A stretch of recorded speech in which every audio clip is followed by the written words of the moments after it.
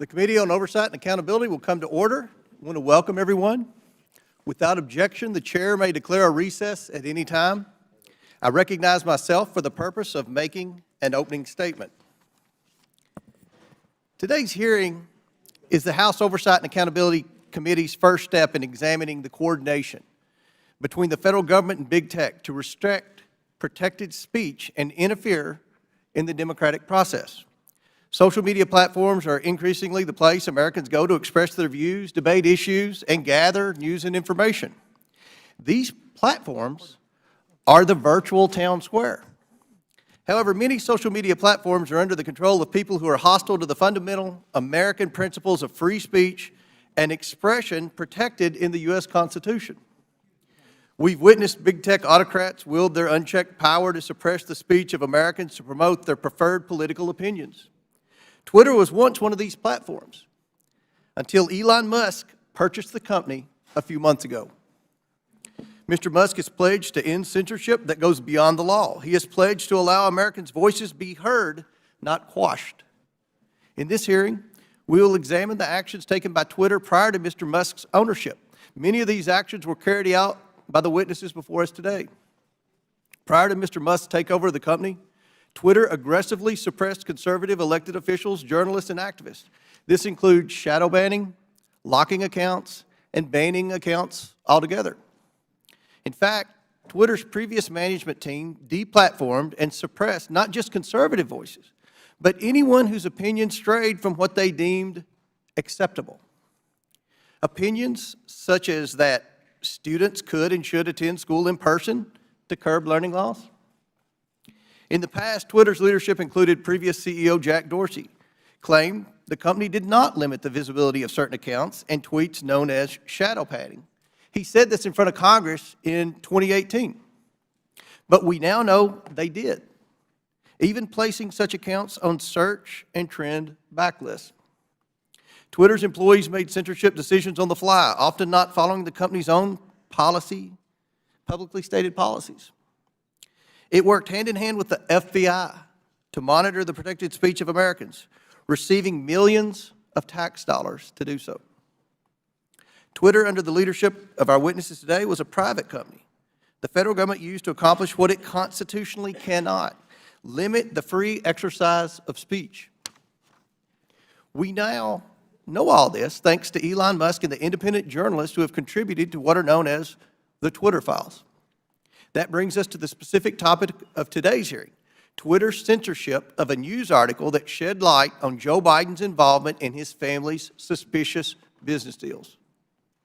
In the months leading up to the laptop story, the FBI advised senior Twitter executives to question the validity of any Hunter Biden story.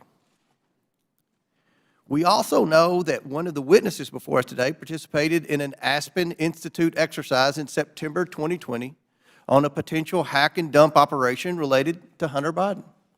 Other big tech companies and reporters attended as well.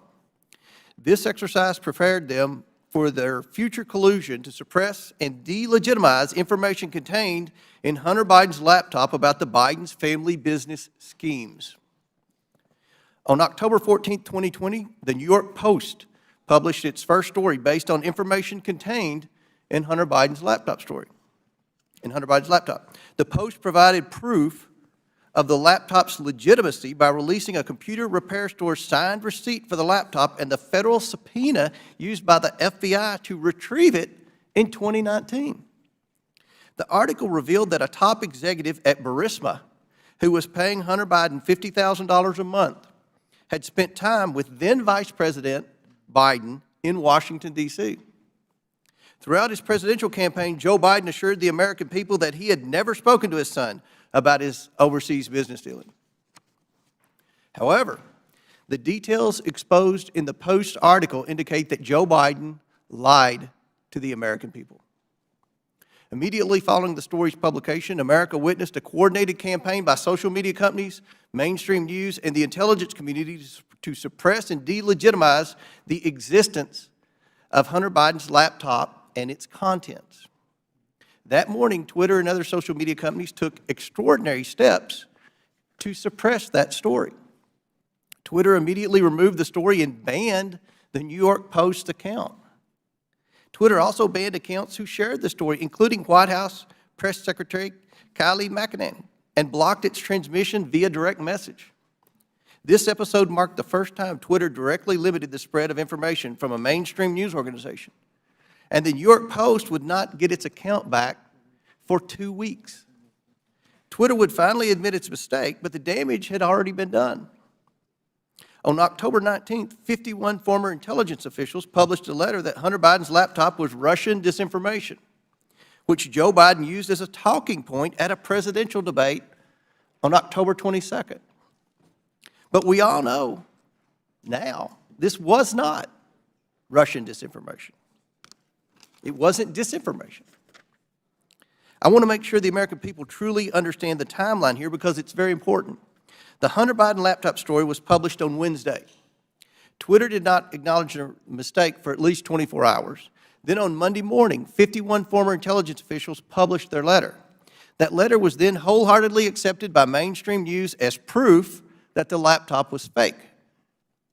Joe Biden used that letter to brush aside the few questions he received about the story. During that time, the mainstream media was more concerned about what flavor of ice cream Joe Biden had ordered on a particular day.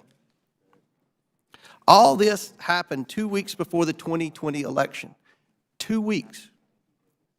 One survey found that 17% of Biden voters would not have voted for the Biden-Harris ticket if they had known about the Biden laptop. But many Americans did not know about it because of a coordinated cover-up by big tech, the swamp, and mainstream news. Now mainstream media outlets have verified the laptop, but the damage has been done. Today we are joined by 3 former high-ranking employees at Twitter. Vijaya Gadde, Twitter's former top lawyer, James Baker, Twitter's former deputy general counsel, and Yoel Roth, Twitter's former head of trust and safety. We are also joined by Annika Collier-Navaroli, Twitter's former head of trust and safety. A former Twitter member of U.S. safety policy team. Let me get that right. I would like to thank you all for your participation in today's hearing.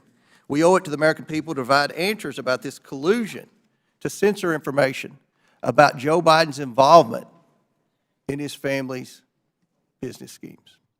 With that, I yield to the ranking member for his opening statement. Thank you kindly, Mr. Chairman. Last night in his State of the Union address, over all the heckling, President Biden reviewed significant achievements his administration and congressional Democrats are delivering for the American people. The lowest unemployment rate in over 50 years, a manufacturing boom in clean energy, semiconductors, and infrastructure, expanding health care for veterans and lowering prescription drug costs for seniors and people with diabetes, beating the opioid epidemic and addressing our national mental health crisis, historic action on climate change. But this morning, we return not to focus on advancing this robust agenda of progress, but instead to take up an authentically trivial pursuit, all based on the obsessive victimology of right-wing politics in America. The majority has called a hearing to revisit a 2-year-old story about a private editorial decision by Twitter not to allow links to a single New York Post article made for a 2-day period that had no discernible influence on anyone or anything. The New York Post published the article on its own pages, and it was carried by lots of other media outlets. It was widely discussed, including on Twitter itself, even during the brief moment in time when links weren't provided, and it was a fixture in right-wing media for the next 3 weeks before the election. I think even the chairman and other members of this committee were out on TV and social media talking about it. But instead of letting this trivial pursuit go, my colleagues have tried to whip up a faux scandal about this 2-day lapse in their ability to spread Hunter Biden propaganda on a private media platform. Silly does not even begin to capture this obsession. What's more, Twitter's editorial decision has been analyzed and debated ad nauseum. Some people think it was the right decision. Some people think it was the wrong decision. But the key point here is that it was Twitter's decision. Twitter is a private media company. In America, private media companies can decide what to publish or how to curate content however they want. If Twitter wants to have nothing but tweets commenting on New York Post articles run all day, it can do that. If it makes such tweets mentioning the New York Post never see the light of day, they can do that too. That's what the First Amendment means. Twitter can ban Donald Trump for inciting violent insurrection against the Union. as he was impeached by the House of Representatives, and as 57 of 100 senators found he did. And it can also try to resurrect his political career. Elon Musk just purchased Twitter and therefore controls its editorial content. And among the first things he did was to fire some people, hire some people, denounce some prior decisions, and reinstate an unrepentant and still clearly lying Donald Trump to the platform. Those decisions, however heroic or imbecilic you think they might be, are protected by the First Amendment in the United States of America. Officially, Twitter happens to think they got it wrong about that day or two period. In hindsight, Twitter's former CEO, Jack Dorsey, called it a mistake. This apology might be a statement of regret about the company being overly cautious about the risks of publishing contents of potentially hacked or stolen materials, or it may reflect craven surrender to a right-wing pressure campaign. But however you interpret it, the apology just makes the premise of this hearing all the more absurd. The professional conspiracy theorists who are heckling and haranguing this private company have already gotten exactly what they want, an apology. What more do they want? And why does the U.S. Congress have to be involved in this nonsense when we have serious work to do for the American people? But what makes this hearing tragic is that if our colleagues really wanted to examine a serious problem involving American democracy and social media, my friends, it is staring us in the face right now. Twitter and other social media companies acted as central organizing and staging grounds for the January 6th violent insurrection against Congress and against Vice President Pence.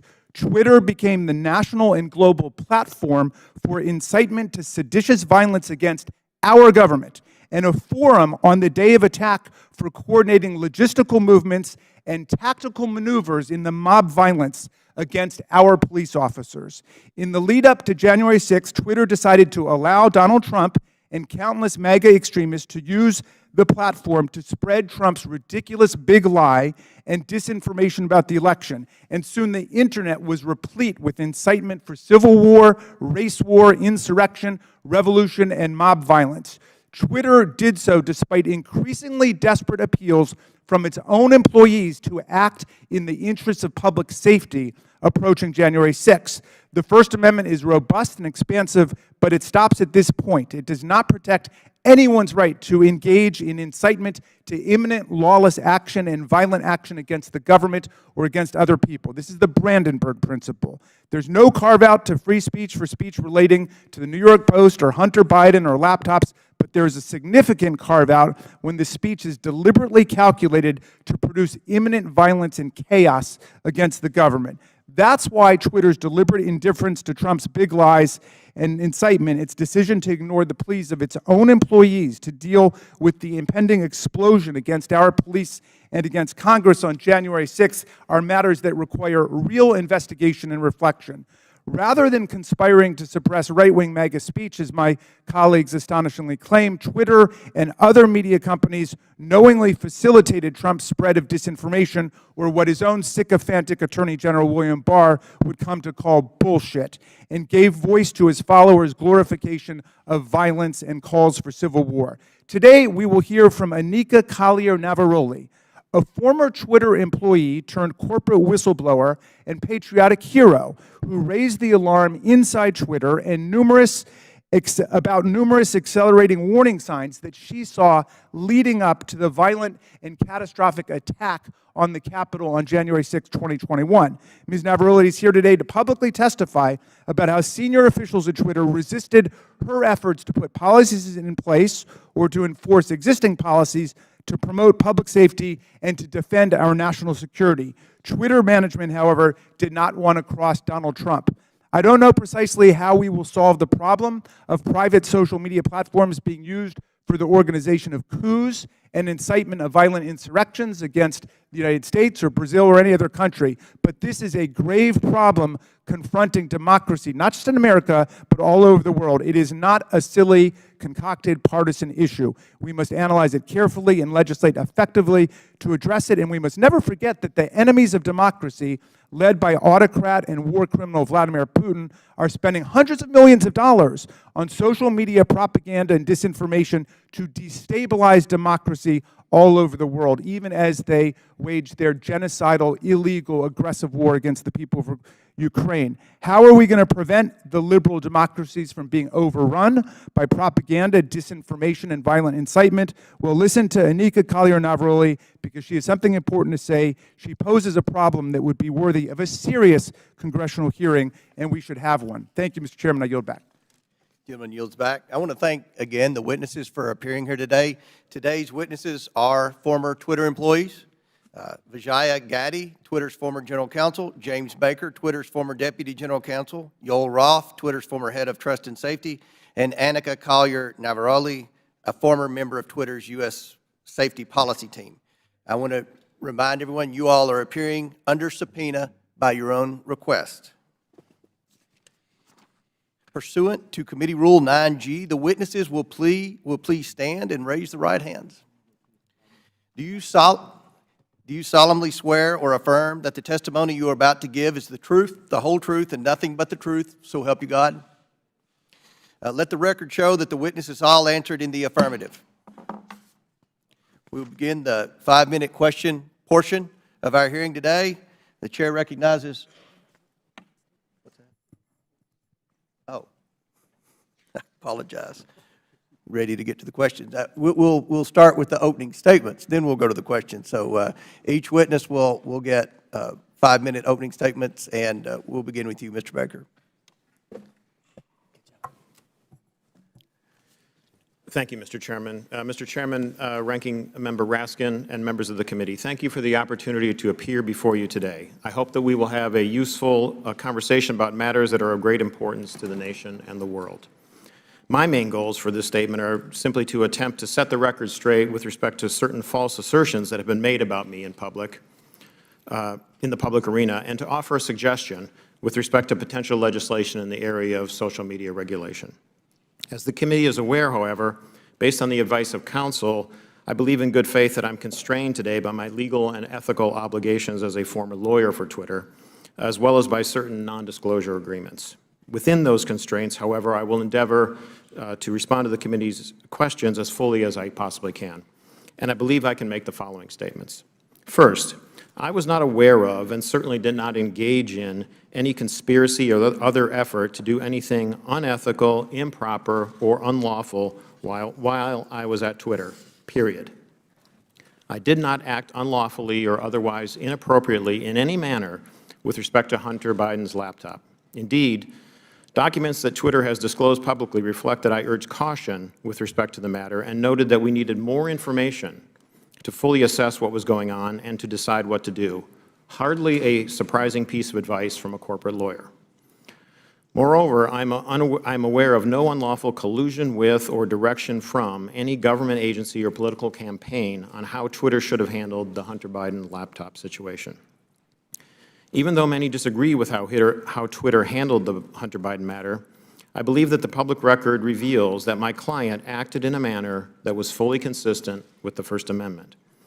I think that the best reading of the law is that as a private entity, the First Amendment protects Twitter and its content moderation decisions.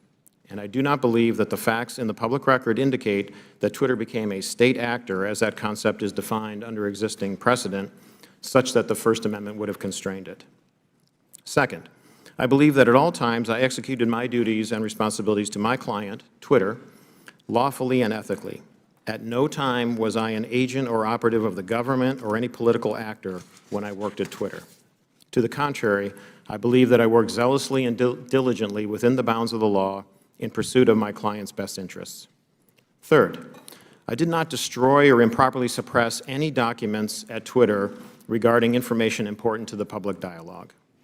At all times, I sought to help my client understand and comply with its legal obligations.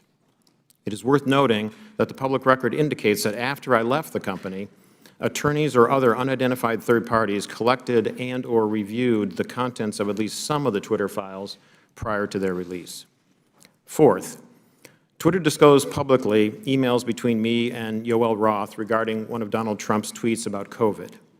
I do not have access to my Twitter emails, so I do not know if or how I responded to Mr. Roth. To the best of my recollection, I do not recall directing or urging him to take action with respect to Mr. Trump's tweet. Instead, what I recall is that I asked him a question so that I could better understand how he and others were implementing Twitter's COVID misinformation policy. Asking questions and learning more about what a client's activities are is what I think good lawyers should do, and again, hardly surprising. Fifth, the Twitter files reference prior investigations of me.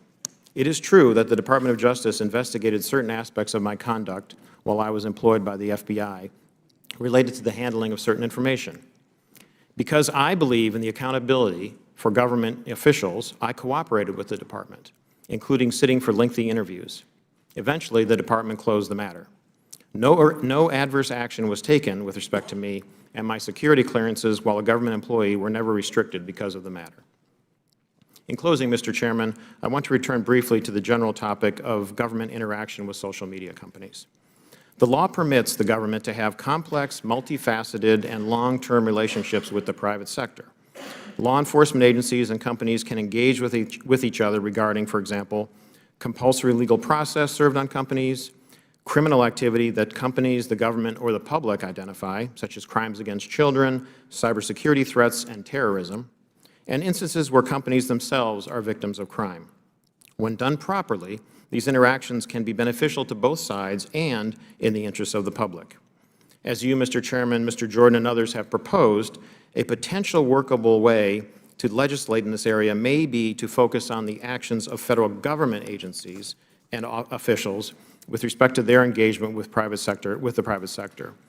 Congress may be able to limit the nature and scope of those interactions in certain ways, require enhanced transparency and reporting by the executive branch about its engagements, and require higher-level approvals within the executive branch prior to such engagements on certain topics, so that you can hold Senate-confirmed officials, for example, accountable for those decisions. In any event, if you want to legislate, my recommendation is to focus first on reasonable and effective limitations on government actors. Thank you, Mr. Chairman. Thank you, Mr. Baker. Ms. Gaddy. Chairman Comer, Ranking Member Raskin, and members of the committee, thank you for this opportunity to provide this opening statement. After a decade as a corporate lawyer, I joined Twitter in 2011 as the first member of the corporate legal team. In 2013, I was promoted to general counsel. In 2018, I became the chief legal officer and continued in that role until October of 2022. During my time at Twitter, I had many distinct teams reporting to me, including legal, trust and safety, public policy, corporate security, and compliance. I was drawn to work at Twitter because I was inspired by how people were able to use the platform and awed by its potential. Twitter enabled anyone to hear directly from any individual instantly. People from around the world were coming together on Twitter for an open and free exchange of ideas. The work was challenging and fulfilling. After Jack Dorsey returned as CEO in 2015, one of his top priorities became what we called the health of the public conversation. This was based on customer research, advertiser feedback, Twitter's declining revenue, user growth, and stock price. Teams across Twitter were focused on making the platform safer, better, and more profitable. As an executive of the company, I also was responsible for helping to achieve the corporate goals set by Mr. Dorsey, and I was accountable to him, the board of directors, and ultimately Twitter's public stockholders. As we prioritized the health of the public conversation, we did not lose sight of what Twitter was for most people, a place to talk about their favorite things. Topics that animated the platform range from K-pop to the World Cup to video games and movies. We needed to ensure that differences of opinion would not cross the line, for example, into sending death threats to soccer players who missed important goals, distributing non-consensual intimate photos, or cyberbullying so vicious that it could compromise a teenager's mental health. Twitter's platform rules covered a wide range of conduct and changed over time based on new behaviors and harms on the platform and feedback from customers, regulators, governments, advertisers, researchers, and others. This feedback led to a principles-based approach, which we applied to an array of difficult yet equally complicated situations around the world. These rules were also benchmarked against industry standards. We all knew how difficult it would be to design, much less apply, one set of global rules for hundreds of millions of accounts that shared billions of tweets a week. While I was at Twitter, the company never lost sight of its deep commitment to promoting and defending free expression around the world. For example, to protect human rights defenders, we fought for the right of people to use pseudonyms on the platform. We litigated in courts around the world to protect the rights of people to express their opinions, often defending them against their own governments who are acting unlawfully or violating international human rights. And we took extra precautions to ensure we scrutinized or challenged and never just acquiesced to government legal demands. Defending free expression and maintaining the health of the platform required difficult judgment calls. Most applications of Twitter's rules were fact-intensive, subject to internal debate, and needed to be made very quickly. We recognized that after applying our rules, we might learn that some of them did not work as we imagined and that we would need to update them. We always remained open to new information from our customers and critics regarding our policies and enforcement. At times, we also reversed course. For example, on October 14, 2020, the New York Post tweeted articles about Hunter Biden's laptop with embedded images that looked like they may have been obtained through hacking. In 2018, we had developed a policy intended to prevent Twitter from becoming a dumping ground for hacked materials. We applied this policy to the New York Post tweets and blocked links to the articles embedding those source materials. At no point did Twitter otherwise prevent tweeting, reporting, discussing, or describing the contents of Mr. Biden's laptop.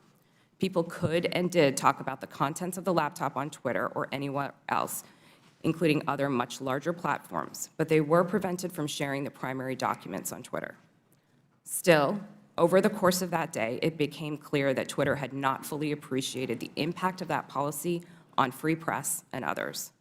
As Mr. Dorsey testified before Congress on multiple occasions, Twitter changed its policy within 24 hours and admitted its initial action was wrong. This policy revision immediately allowed people to tweet the original articles with the embedded source materials. Relying on its long-standing practice not to retroactively apply new policies, Twitter informed the New York Post that it could immediately begin tweeting when it deleted the original tweets, which would have freed them to retweet the same content again. The New York Post chose not to delete its original tweets, so Twitter made an exception after 2 weeks to retroactively apply the new policy to the Post's tweets. In hindsight, Twitter should have reinstated the Post account immediately. There is no easy way to run a global communications platform that satisfies business and revenue goals, individual customer expectations, local laws, and cultural norms, and get it right every time. Still, while I was at Twitter, we worked hard every day to make Twitter a healthy platform and ultimately a healthy business. Thank you for your attention. I look forward to your questions. Thank you very much. Mr. Roth. Thank you, Chairman Comer, Ranking Member Raskin, and members of the committee for the opportunity to speak with you here today. In nearly 8 years at Twitter, I worked in and led a division called Trust and Safety. Trust and Safety's core duty is content moderation, removing tweets that violate Twitter's terms of service and suspending users who repeatedly break the rules. This work is sometimes dismissed merely as censorship, but it represents a key way that Twitter and other companies live up to their responsibility to keep the users of their products safe. Much of this work is uncontroversial. For example, taking down accounts that engage in child sexual exploitation or promote terrorism. The gray area of this work, though, is when trust and safety teams have to make decisions about so-called lawful but awful material, content that may be legal in many jurisdictions, but isn't something most people would want to experience. Think of things like posting someone else's home address without their permission, or bullying somebody for a disability or for how they look. A free speech absolutist might say, yes, that kind of content is unpleasant, but it's not against the law. What right do you have to remove it? The answer is the need to make Twitter an appealing product for millions of people. Consistently, in its own research, Twitter found that users were unhappy with the company's approach to content moderation, and that this dissatisfaction drove people away from the service. This has consequences for what we mean by free speech on social media. Again and again, we saw the speech of a small number of abusive users drive away countless others. Unrestricted free speech, paradoxically, results in less speech, not more. And it was our job in Trust and Safety to try to strike an appropriate balance. But the importance of this work goes far beyond Twitter's business prospects and into the realm of national security. In 2017, I led the team at Twitter that uncovered significant interference in an American election by agents of the Russian government. Their mission was to stoke culture war issues on social media, to try to further divide Americans. My team and I exposed hundreds of thousands of these accounts from Russia, but also from Iran, China, and beyond. It's a concern with these foreign interference campaigns that informed Twitter's approach to the Hunter Biden laptop story. In 2020, Twitter noticed activity related to the laptop that, at first glance, bore a lot of similarities to the 2016 Russian hack and leak operation targeting the DNC, and we had to decide what to do. And in that moment, with limited information, Twitter made a mistake. Under the distribution of hacked material policy, the company decided to prevent links to the New York Post stories about the laptop from being shared across the service. I've been clear that in my judgment at the time, Twitter should not have taken action to block the New York Post's reporting. And just 24 hours after doing so, the company acknowledged its error. But the decisions here aren't straightforward, and hindsight is 2020. It isn't obvious what the right response is to a suspected but not confirmed cyber attack by another government on a presidential election.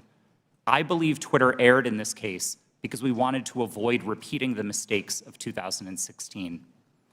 And so the basic job of trust and safety is to try to strike this balance between the harms of restricting too much speech and the dangers of doing too little. I'll be the first to admit that we didn't always get it right. Even rare mistakes add up when you're carrying out content moderation at the scale of hundreds of millions of unique posts per day. While I was head of trust and safety at Twitter, I strove to do this work with impartiality and with a commitment to the fair enforcement of Twitter's written rules. But whether it's me or Elon Musk or someone else in the future, someone will have to make choices about the governance of online spaces. Those decisions should not be made behind closed doors or based on personal whims. I hope that we can work together to find ways to bring greater trust and transparency to social media, and I look forward to answering the committee's questions about any of these topics to the best of my ability. Thank you. Ms. Navaroli. Good morning, Chairman Comer, Ranking Member Raskin, and members of the committee. Thank you so much for the opportunity to speak with you all today. I'm here because there is an urgent need for us to understand the impact that social media companies are having on our democracy. I will be very clear. I was not involved in the decision around Hunter Biden's laptop, but I was involved in decisions that were made leading up to, during, and after the January 6th attack on the Capitol. If we are going to talk about social media in the government, we need to talk about Twitter's failure to act before January 6th. I am here to tell you that doing nothing is not an option. If we continue to do nothing, violence is going to happen again. My background is as a trained lawyer and journalist, and my expertise over the past decade has been in the areas of media, technology, law, and policy, with a particular focus on social media and free expression. I joined Twitter in 2019, and by 2020, I was the most senior expert on Twitter's US safety policy team. My team's mission was to protect free speech and public safety by writing and enforcing content moderation policies around the world. These policies included things like abuse, harassment, hate speech, violence, and privacy. So if no other algorithm or no other human could decide if a tweet violated my team's policies, the safety team policy acted as the final moderators. If a high-profile individual like any member of this committee or President Trump tweeted something controversial, it was sent to my team's desk. Every day, we had to decide whether a particular piece of content equated to yelling fire in a crowded theater. My work at Twitter and subsequently at Twitch put me in the middle of key events in history. What I've learned from them is that social media played and continues to play a role in these events. And 2 years after January 6th, we still need to better understand the role that Twitter played in order to prevent it from happening again. So what do we need to understand? First, Twitter's leadership bent and broke their own rules in order to protect some of the most dangerous speech on the platform. I'm going to talk a little bit about what happened in the months leading up to January 6th. During this time, my team worked to try to minimize the threat of violence that we saw coming. After President Trump instructed the Proud Boys to stand back and stand by in a debate, we considered the danger that that statement would have if it was tweeted. So we crafted what we called a coded incitement to violence policy to address dog whistles like this. Instead of approving it, management bent over backwards to find ways to not approve it. On January 5th, when the policy was still not approved, I led a meeting where one of my colleagues asked management whether someone was going to have to get shot before we were allowed to take down tweets. Another colleague looked up live tweets and read them to management to try to convince them of the seriousness of the issue. Still, no action was taken. On the morning of January 6th, I sent Twitter lawyers a message warning them that our team was hamstrung by leadership. 2 days later, when it looked like it was going to happen all over again, I asked management whether they wanted more blood on their hands. Only then did they act. The second problem is that there is way too much power concentrated in the hands of too few. With January 6th and many other decisions, content moderators like me did the very best that we could. But far too often, there are far too few of us, and we are being asked to do the impossible. For example, in January 2020, after the US assassinated an Iranian general and the US president decided to justify it on Twitter, management literally instructed me and my team to make sure that World War III did not start on the platform. No person, people, or company should have that kind of unchecked power or that kind of responsibility. The modern-day public conversation should not be susceptible to the whims of any one individual or any one company. Fixing the systemic issues that lead to bad decisions is not going to be easy, but people like me who have been in the trenches can help lead the way. But I must say, coming forward and offering this information is risky and it is difficult. Doxing and harassment are real, and people are afraid to tell what they know. So we need to make sure that there are protections for those who speak the truth.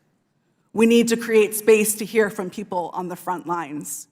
We need to give them protection so they can share their experiences.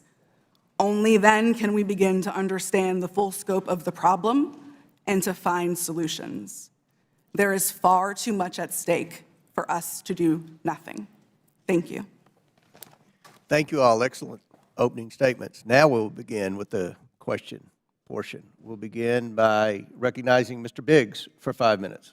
Thank you, Mr. Chairman. Mr. Roth, within just mere minutes or hours after the New York Post published its story on the Hunter Biden laptop, at 8:51 a.m., you sent a message to a team, part of your team, I assume, and you said, "It isn't clearly violative of our hacked materials policy," referring to this story, "nor is it clearly in violation of anything else."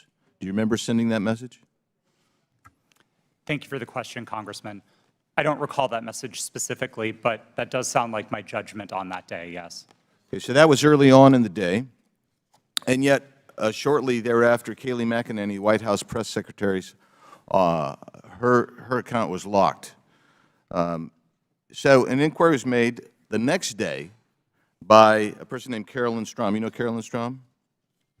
Yes, sir, I do. Yeah, Carolyn Strom asked what's going on here, and somebody named Elaine Ong Soto said the user was bounced by site integrity for violating our hacked materials policy.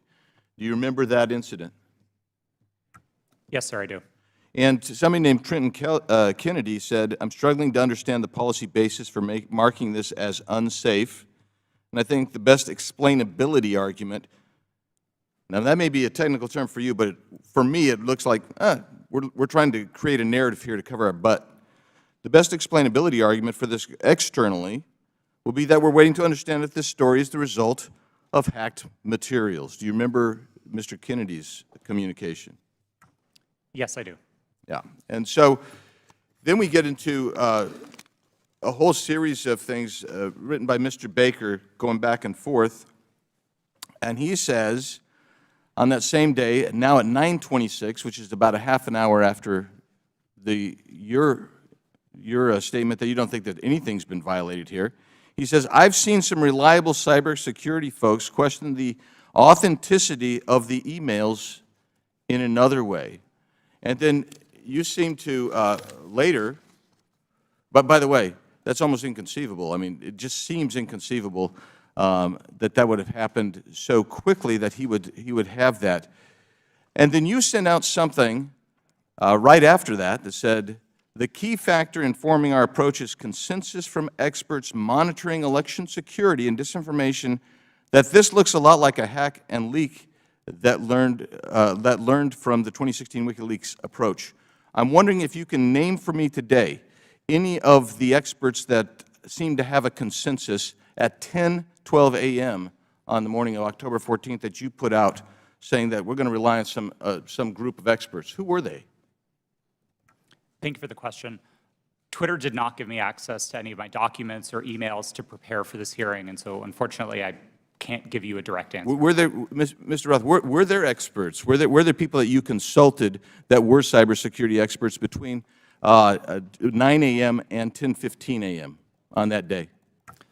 My recollection is that we were following discussions about this incident as they unfolded on Twitter. So cybersecurity experts were tweeting about this incident and sharing their perspectives, and that informed some of Twitter's judgment here. But I want to emphasize, as I said in my statement, I didn't think that the evidence or those perspectives warranted removal, and I advocated against taking that action. I understand. Let's look at one other document.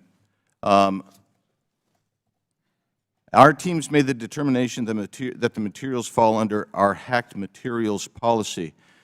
It's my understanding from reports and internal sources that normally a hacked material policy would require a government official or law enforcement determination that there had actually been a hacked account before that hacked policy were to be imposed. Is that accurate? No, sir, it's not. So the policy did not require that there be any kind of official finding by a government source? No, there were a number of different types of evidence that we considered under the policy. Certainly government attribution would be a powerful one, but we also looked So you weren't looking, that wasn't determinative is what we're saying? In that instance, we did not have any specific information from any government source, no. I'm going to read something that applies to this and several other things from the Twitter stack that you guys had. This might be an unpopular opinion, but one-off ad hoc decisions like this that don't appear rooted in policy are, in my humble opinion, a slippery slope and reflect an alternatively equally dictatorial problem. Quite frankly, that's what the essence of all four of your testimony, I realize you're trying to fight against it, but you exercised. You exercised an amazing amount of clout and power over the entire American electorate by even holding them hostage for 24 hours, reversing your policy, and then they're like, well, we want to go back with the originals. That's 24 hours, or 2 weeks, that you imposed your will on the American electorate. I'll yield back, Mr. Chairman. Gentleman's time's expired. He went 30 seconds over. I'll give the ranking member an extra 30 seconds. You're very fair-minded, Mr. Chairman. Mr. Roth, let me start with you. Did I hear you correctly to say that there were thousands or even hundreds of thousands of counterfeit Twitter accounts set up by Russian propaganda and disinformation for Vladimir Putin to pump his poison into the bloodstream of American social media? Is that right? That's right, sir. And that's not just past tense. Those accounts are active on social media today. This is an ongoing campaign. Well, we should be having a hearing about that. I appreciate your alerting to us what's taken place. Ms. Navaroli, so you've testified that in the months leading up to the November 2020 election, and then in the weeks before January 6th, you were growing increasingly anxious about the violent rhetoric and incitement that you saw posted on Twitter. Can you describe specifically what made you so concerned during that period? And did you raise your concerns with people at Twitter? Thank you for that question. As I said in my opening statement, after former President Trump in his debate said the statement, stand back, stand by to the Proud Boys, my team, in discussion with other teams at Twitter, realized that we had a gap in our policies and that that could not be said on the platform because it would have gone too far. What we did see continue to happen was those statements, in addition to other coded incitement to violence or dog whistles began to spring up on the platform. And so what was once fringe ideology or fringe statements that were calling for the overthrow of the government became a loud roar. And so we heard individuals beginning to say that they were locked and loaded, that they were ready for Civil War Part 2, that they were ready for another revolution, that they were ready for the day of the rope in very clear English on Twitter. And on the January 6th committee, we have tens of thousands of statements like that being made on Twitter and other parts of social media. So we got a little taste of what you were experiencing on a daily basis. Now, there was this meeting on January 5th at Twitter. I don't think it was called specifically to look at what was going to happen the next day. That just happened to be a regular meeting. But at that meeting, you and other employees raised urgently the problem of what you saw coming on January 6th. How did Twitter management respond to the concerns that you raised? That's a great question. And yes, that meeting was a regularly scheduled meeting. Within the meeting, I believe I referred to it in my testimony to the January 6th committee as I was at my wit's end. I had argued, I had asked questions, I had asked for clarification.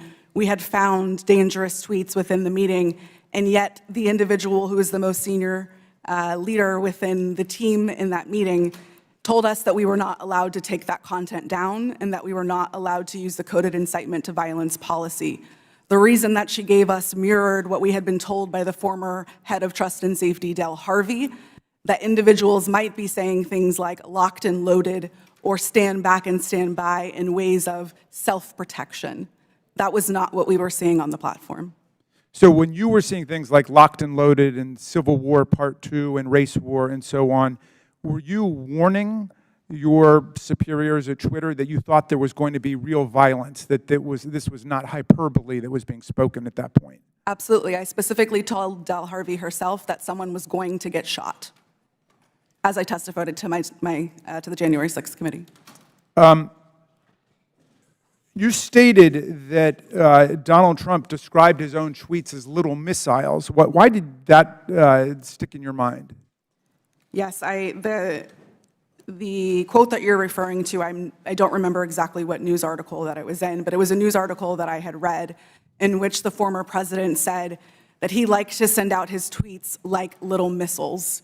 To me, that sounded exactly like weaponization of a platform in his own words, and yet Twitter was not concerned.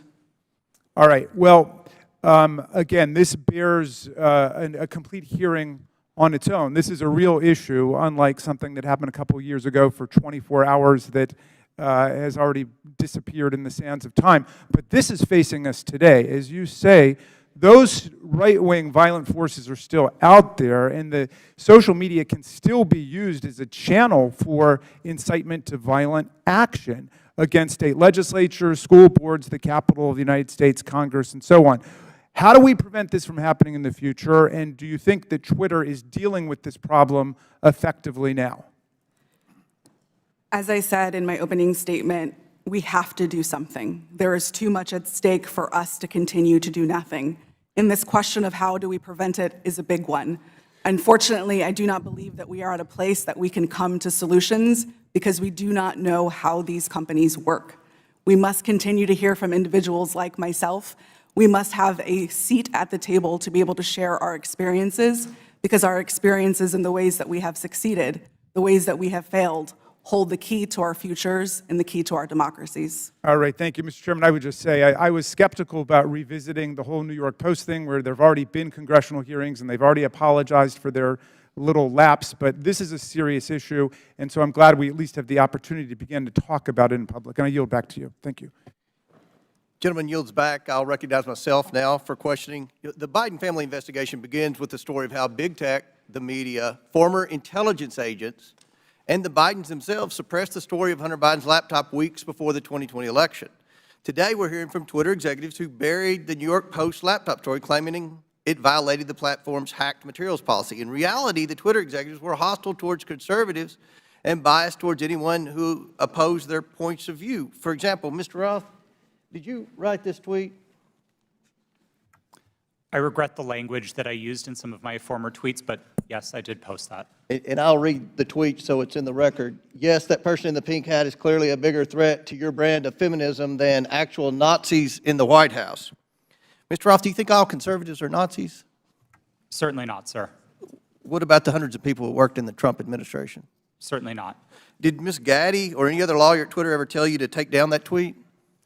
No, Twitter did not have a practice of restricting employees sharing their personal viewpoints on the service. Turning back to the laptop, Ms. Gaddy, are you aware that Hunter Biden's lawyers, as recently as last week, wrote the Department of Justice about Hunter Biden's laptop?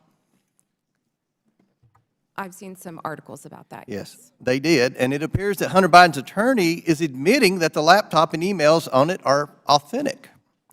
So, Ms. Gaddy, on October 14, 2020, did Hunter Biden report to Twitter that he was the victim of a hack? No, I don't believe he did. Ms. Gaddy, when the New York Post initially broke the story about the laptop, did you call Hunter Biden's lawyer to ask if it was authentic? No, I did not. Isn't it correct that the Biden campaign had contact with Twitter in the run-up to the 2020 election? Not to my knowledge. And you're telling this committee that you didn't ask any Biden representative if the laptop was real or for Hunter Biden's attorney's phone number to confirm its authenticity? We did not speak to anybody related to that. Mr. Baker, are you aware that the FBI had Hunter Biden's laptop since December of 2019? I'm sorry, am I aware of that now? Well, were you aware then? Then, no, I don't believe, sir, that, to the best of my recollection, I don't think I knew But that. you're aware now? I've heard that now, yes. Mr. Baker, did you call any of your contacts at the FBI to ask whether or not they knew if the material had been hacked? I don't recall contacting them about that on that day. Mr. Roth, Ms. Gaddy, and Mr. Baker, it appears to me that you failed at your jobs. You were entrusted with the highest level of power at Twitter, but when you were faced with the New York Post story, instead of allowing people to judge the information for themselves, you rushed to find a reason why the American people shouldn't see it. In a matter of hours, you were deciding on the truth of a story that spans years and dozens of complex international transactions. You did this because you were terrified of Joe Biden not winning the election in 2020. That's what it appeared. I can assure you this committee will succeed in holding the Bidens accountable. So much of the evidence of wrongdoing from this family is located in that hard drive that you all led the American people to believe was Russian disinformation, when in fact it was not. Now, I agree with Mr. Baker's opening statement.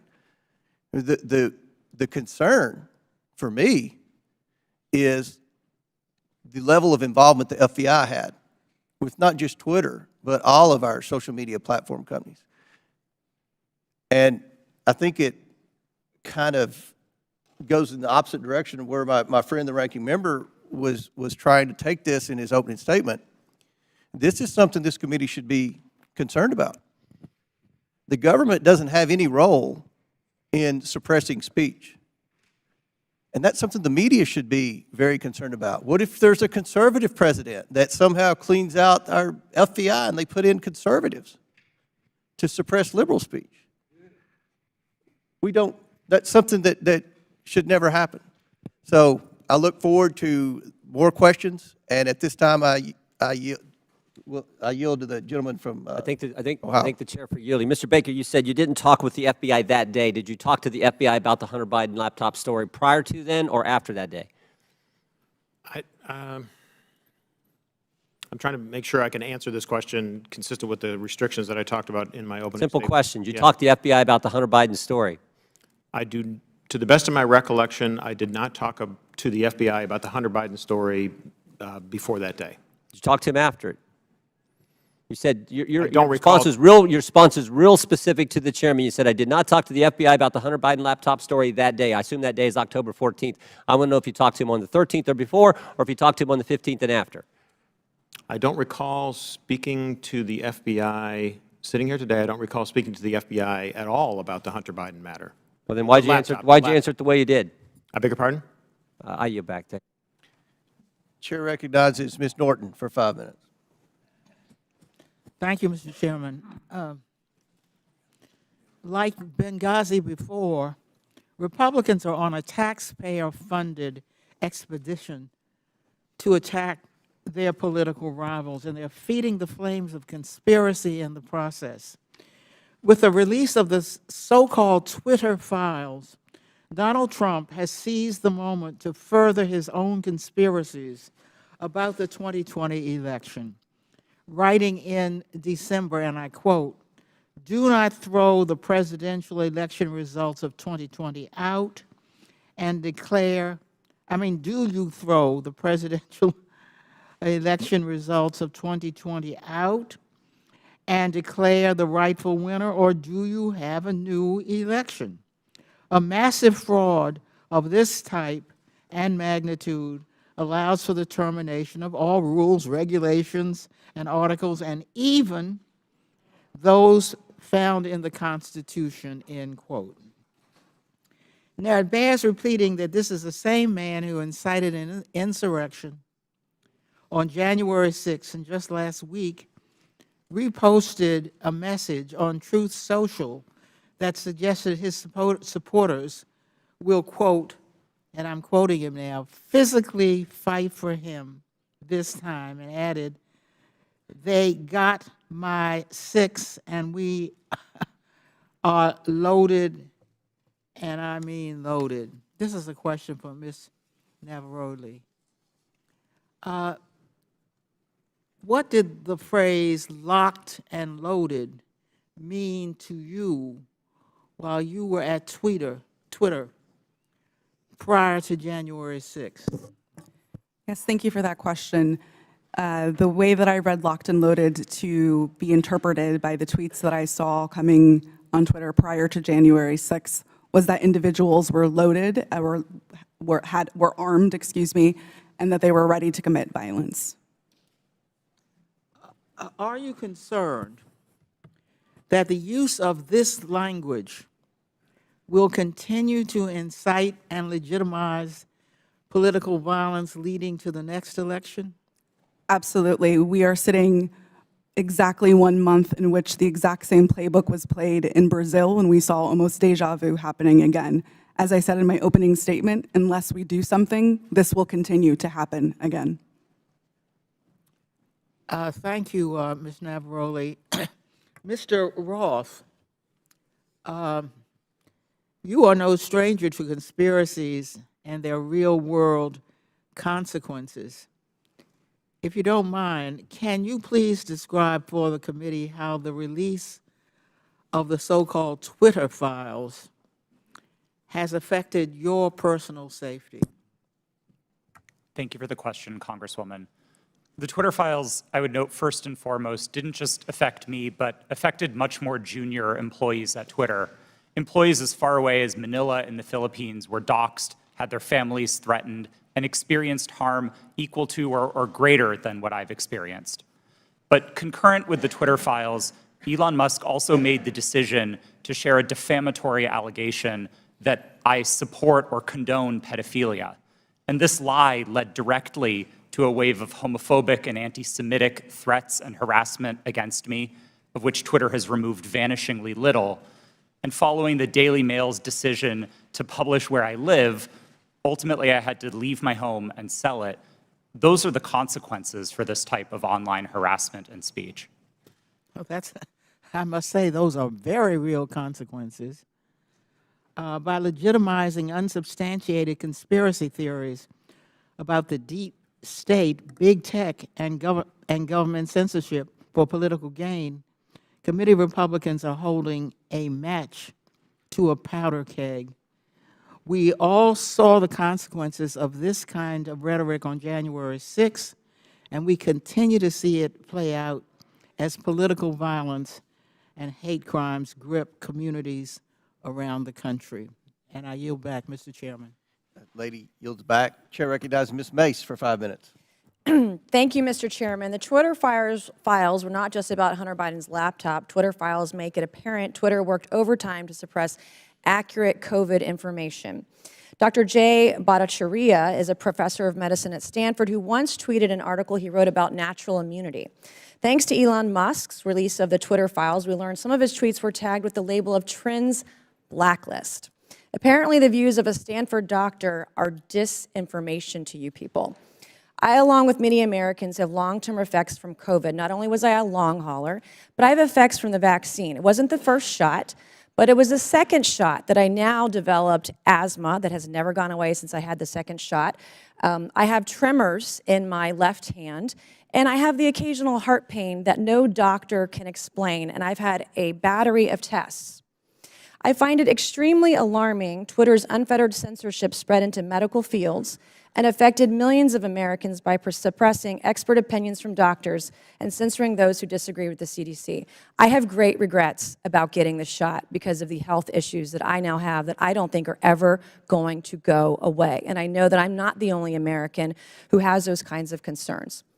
Another example of what Twitter has done to censor folks is from Dr. Martin Kulldorff, a Harvard-educated epidemiologist, who once tweeted, "COVID vaccines are important for high-risk people and their caretakers.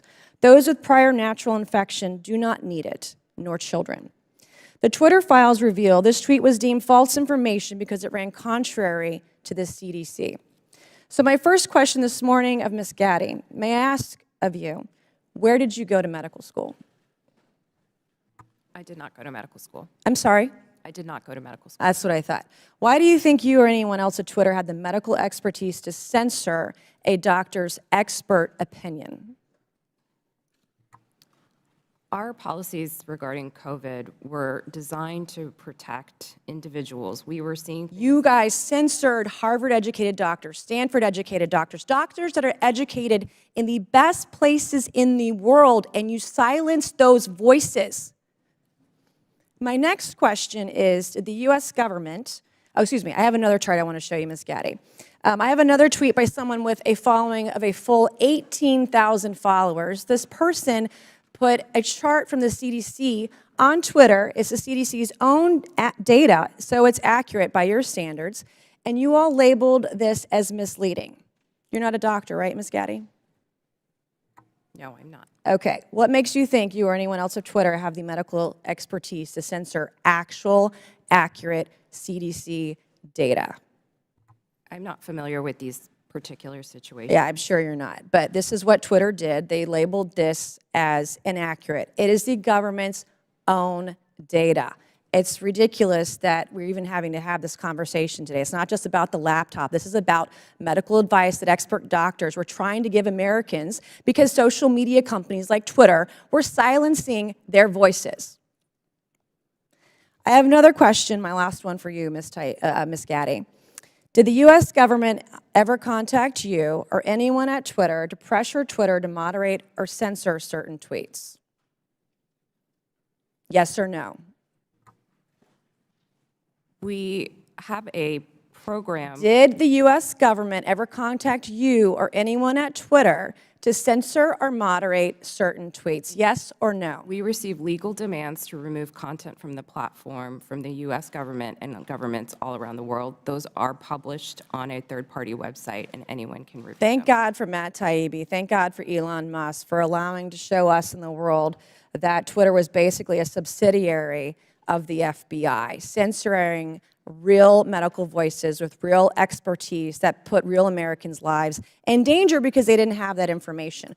I also want to thank one of my colleagues, Ro Khanna, because as it turns out, censorship isn't just an important issue to conservatives.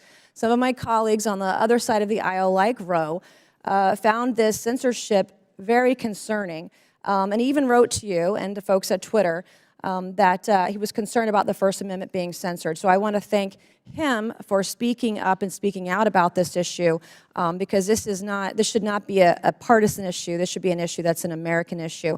Mr. Chairman, I would like to enter into the record, I ask unanimous consent, to enter into the record a Wall Street Journal article from December 9th, 2022 by Justin Hart entitled, "The Twitter Blacklisting of Jay Bhattacharya."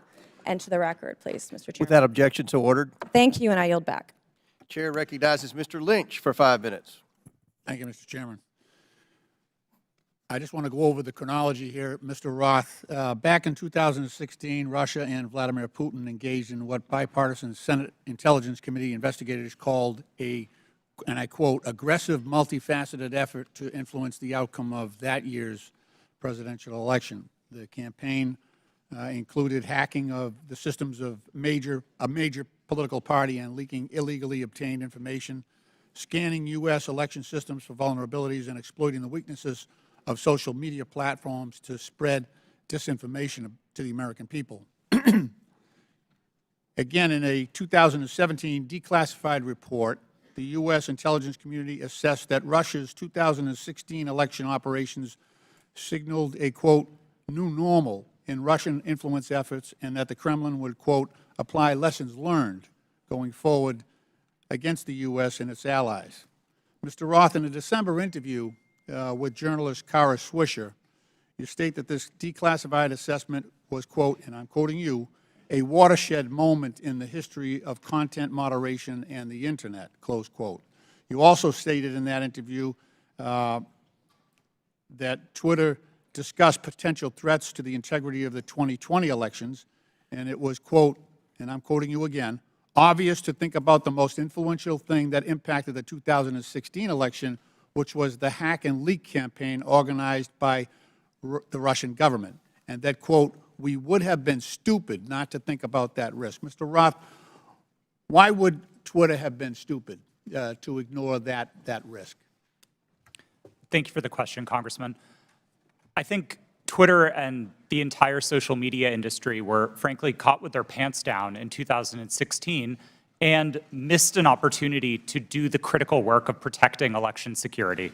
This isn't my judgment. This is the judgment of academics and researchers who have spent years studying Russian active measures. And most of their conclusions suggest that the #1 most influential part of the Russian active measures campaign in 2016 was the hack and leak targeting John Podesta. It would have been foolish not to consider the possibility that they would run that play again. Right. And so let me ask, was that top of mind for Twitter? You're trying to measure the credibility of incoming intelligence. Was that top of mind in regard to your decision, the company's decision to temporarily limit the distribution of the October 14th New York Post story that was delivered by Mayor Giuliani? Yes, that was one of the animating concerns for us.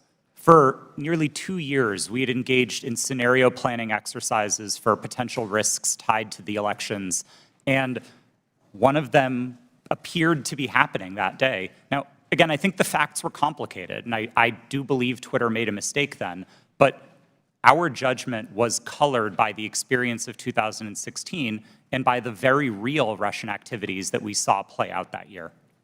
Mr. Roth, in a December 2020 sworn declaration to the FEC, you said that starting in 2018, you had, quote, regular meetings with the Office of the Director of National Intelligence, the Department of Homeland Security, the FBI, and industry peers regarding election security. Is that correct? Yes, sir, it is. Okay. You stated that during these meetings, quote, federal law enforcement agencies communicated that they expected hack and leak operations by state actors that might occur in the period shortly before the 2020 presidential election, likely in October, and that there were, quote, rumors that a hack and leak operation would involve Hunter Biden, close quote. Is that your recollection today? It is, but I want to clarify that sentence slightly. I think it actually should have been 2 separate sentences. It is true that in meetings between industry and law enforcement discussed the possibility of a hack and leak campaign in the lead up to the election. And in one of those meetings, it was discussed, I believe by another company, that there was a possibility that that hack and leak could relate to Hunter Biden and Burisma. I don't believe that perspective was shared by law enforcement. They didn't endorse it. They didn't provide that information in that meeting. Okay. Just to fast forward here, and in fact, in March 2021, 4 months after the election, the U.S. intelligence community assessed that Russian President Putin authorized a range of government organizations conducted influence operations aimed at denigrating President Biden's candidacy and the Democratic Party, supporting former President Trump, and undermining public confidence in the electoral process and exacerbating socio-political divisions in the U.S. that obviously reared their head on January 6th. Mr. Chairman, my time has expired, and I yield back. Gentleman yields back. Chair recognizes Mr. Jordan for 5 minutes. Thank you, Mr. Chairman. Mr. Roth, did the government tell you that the Biden laptop story was fake? No, sir, they did not. Did they tell you it was hacked? No, sir, they did not. On October 14, 2020, Twitter blocks the New York Post story on the Hunter Biden, the New York Post story on Hunter Biden, and suspends their account. The night before, FBI Special Agent Elvis Chan sends you an email. The email says this: heads up, I will be sending a teleporter link for you to download 10 documents. It's not spam. Please confirm receipt when you get it. 2 minutes later, 6:24 p.m., you respond back, received and downloaded, thanks. What were those 10 documents? Twitter didn't give me access to my laptop, but Special Agent Chan has said publicly, and the FBI has confirmed that those documents did not relate to Hunter Biden, and that's my recollection of them. What did they relate to? My interactions with Agent Chan and with the FBI almost entirely focused on what the FBI called malign foreign interference, things like Russian troll farms and Iranian involvement in the elections, not on any type of domestic Any of the activity. information on there classified? No, sir, I do not hold a security clearance, and so I would not have received any classified information. Who does hold a security clearance? I'll just go to the second email here. I'm just curious about this. What I propose is that 30 days out from the election, this is another email to you from Mr. Chan. 30 days, we get temporary clearances. You pick who they are. Who were the people at Twitter who had a security clearance? To be honest, sir, I'm not sure, and we never ultimately followed through on this plan to get temporary clearances. Did anyone at Twitter have a security clearance? It's my understanding that at least some current or former employees did hold clearances, but I wasn't certain about that. Ms. Gaddy, do you know if anyone took up Mr. Chan's offer to hand out security clearances 30 days before the 2020 election? Not that I'm aware. So we don't know how many people had security clearances. Twitter, do we know? Mr. Baker, Mr. Gaddy, Ms. Gaddy, anyone know how many people at Twitter had a security clearance in the 30 days prior to the election? I don't know the answer to that question, Ms. sir. Gaddy? I do not know. Mr. Roth, you don't know? No, sir. Well, how about the last one? Ms. Navaroli, do you know? No. I mean, it seemed like the offer was to sort of just hand them out like candy. I just wondered who had them. No one knows? Okay. So the FBI didn't tell you that it was fake, didn't tell you that it was hacked. And Mr. Roth, did the story violate your policies? In my judgment at the time, no, it did not. Yeah, that's what you said. Said what I would propose, is you said it isn't clearly a violation of our hack materials policy, nor is it clearly a violation of anything else. So I think what a lot of people are wondering is if it didn't violate your policies and they didn't tell you it was fake, didn't tell you it was hacked, why'd you take it down? The company made a decision that found that it did violate the policy. It wasn't my personal judgment at the time that it did, but the decision was communicated to me by my direct supervisor, and ultimately, I didn't disagree with it enough to object to You know what I think happened, Mr. Roth? I think you guys got played. I think you guys wanted to take it deep down. We saw what the chairman put up where you said, everyone in the White House is a fascist. I think you guys wanted it to be taken down. I think you meet with these guys every week. We know that's been established in the Twitter files. You had weekly meetings with Mr. Chan in the run-up to the election. They send you all kinds of emails. They send you documents on the super secret James Bond teleporter. You get information on that. I think you guys wanted to take it down. I think you guys got played by the FBI. And that's the scary part. Because we had 50, this to me is the real takeaway. 51 former intelligence officials 5 days after you guys take down the Hunter Biden story and block the New York Post account. 5 days later, 51 former intel officials send a letter and they say, the Hunter Biden story has all the classic earmarks of a Russian information operation. The information operation was run on you guys, and then by extension run on the American people. And that's the concern. And to Mr. Raskin's point that you guys aren't bound by the First Amendment because you're a private company, okay, maybe so. But your terms of service don't have to comply with the First Amendment. Would that be right, Mr. Roth? They don't have to. You've said that as much in your testimony. My understanding of the First Amendment is that it protects people and businesses from government, not Understand informs how the... in your terms of service. So here's what I want to know. Here's what I want to know. Is this a violation of the First Amendment when the government Mr. Chan again sending you an email saying, we think these accounts need to be looked at because they violate your terms of service. That's a different standard. So you got the government saying your terms of service, which don't have to comply with the First Amendment, but the government saying we don't think these accounts comply with your terms of service, please take them down. You see a problem there, Mr. Roth? Mr. Chairman, I'm seeing a flashing red light. I'm happy to answer the question. Do I think that that's a valuable use of the FBI's time? No, but I don't see in a request for review a problem under the First Amendment, no. I sure do. I thank the gentleman. I yield back. Chair recognizes Mr. Conley for 5 minutes. Thank you, Mr. Chairman. My, what happens when you hold a hearing and you can't prove your point? We heard from the chairman in his opening statement that it's wrong for government to call Twitter and say, take down a tweet. Did I hear that correct, Mr. Roth? That was my understanding, yes. Yeah. So on May 27th, 2020, President Donald J. Trump tweeted, and I quote, Republicans feel that social media platforms totally silence conservatives. By the way, something that would come as news to you, apparently, Mr. Roth, because you're still the subject of conservative harassment. We will strongly regulate, he went on to say, or close them down before we ever allow this to happen, unquote.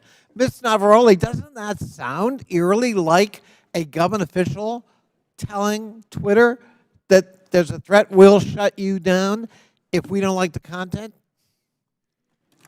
I am not familiar with the tweet that you have referenced. Well, but if I just told you that quote without telling you who said it, might it have some ominous overtones from your point of view if you're still at Twitter? We'll shut you down. We'll regulate you. We will never allow this to happen. Those are pretty strong words. They are. Yeah. Okay. On September 8th, 2019, at 11:11 p.m., Donald Trump heckled two celebrities on Twitter, John Legend and his wife, Chrissy Teigen, and referred to them as the musician John Legend and his filthy-mouthed wife, unquote. Ms. Teigen responded to that email at 12:17 a.m., and according to notes from a conversation with you, Ms. Navaroli's counsel, your counsel, the White House almost immediately thereafter contacted Twitter to demand the tweet be taken down. Is that accurate? Thank you for the question. In my role, I was not responsible for receiving any sort of request from the government. However, what I was privy to was my supervisors letting us know that we had received something along those lines or something of a request. In that particular instance, I do remember hearing that we had received a request from the White House to make sure that we evaluated this tweet and that they wanted it to come down because it was a derogatory statement directed towards the president. They wanted it to come down. They made that request. To my recollection, yes. I thought that was an inappropriate action by a government official, let alone the White House. But it wasn't Joe Biden about his son's laptop. It was Donald Trump because he didn't like what Chrissy Teigen had to say about him. Is that correct? Yes, that is correct. My. You ever think it's appropriate for the President of the United States to direct or otherwise influence a social media company to take down its content? I think it's a very slippery slope. Mr. Roth, Ms. Gaddy, Mr. Baker, any evidence that Joe Biden's ever done that? Certainly none that I'm aware of, no. I don't recall anything like that. I'm sorry, that President Biden did what, sir? Has Joe Biden ever called Twitter, to your knowledge, or his White House at his behest, to take down content or urge you to take down content? I don't know the answer to that question, sir. Well, I'm going to have to conclude at least from 3 of the 4, you don't know. There's no evidence he's ever done that, but there's plenty of evidence Donald J. Trump tried to do that. And if we're going to have a hearing about the misuse of social media and the intrusion of government in the content on social media, we've got an environment-rich target, but it's not Joe Biden. it's Donald J. Trump. And of course, we don't want to talk about that. We don't want to talk about Russian bots and Russian fabrications using fake accounts on Twitter to a political purpose, and it's not to help elect Democrats. And we don't want to talk about 4 years of Donald Trump manipulating the truth and trying to manipulate social media and threaten it, or directly to try to shape it by taking down content because it was critical of him personally. And that's what we ought to be talking about as we move forward, not the subject of today's hearing. I yield back. Gentleman yields back. Chair recognizes Mr. Donalds for 5 minutes. Thank you, Mr. Chairman. Real quick, Mr. Roth, you've stated already that what happened with the New York Post story was similar to the hack and leak scenarios from 2016. You also said that you actually were opposed to deleting the New York Post story. Who advocated for the removal of the New York Post story? The company's decision to treat it as a violation. Mr. Roth, who at the company actually went over your recommendation? Because you're pretty high up. Who overrode you? The decision was communicated to me by my direct supervisor. Who was that person? Her name was Del Harvey. She was Okay. the vice president of trust and safety at the time. All right, thank you so much. Ms. Gaddy, real quick, you said to the chairman earlier, and I want to paraphrase what I heard earlier, is that Twitter had no contact with anybody from the Biden team. Is that correct to your knowledge? Not to my knowledge. Put that up for me. Okay, over my right shoulder, we have an email. Reference, this is Saturday, October 24th, 5:39 p.m., referencing 5 different tweets. This is with a Twitter email chain. Under the line, it's more to review from the Biden team. Does anybody have a comment on how much interaction was happening with the Biden team at Twitter with respect to tweets that they wanted Twitter to review? Ms. Gaddy, Mr. Roth? I'm not familiar with this email. So you're not familiar with this email, Mr. Roth? Are you familiar with this email? Only from what's been reported in the Twitter files. Did you ever have contact with anybody from the Biden team? No, sir, I did not. We explicitly separated the teams that would interact with campaigns from teams like mine that were responsible for content moderation. How big was the organization in Twitter that was actually working with campaigns? I couldn't say for sure.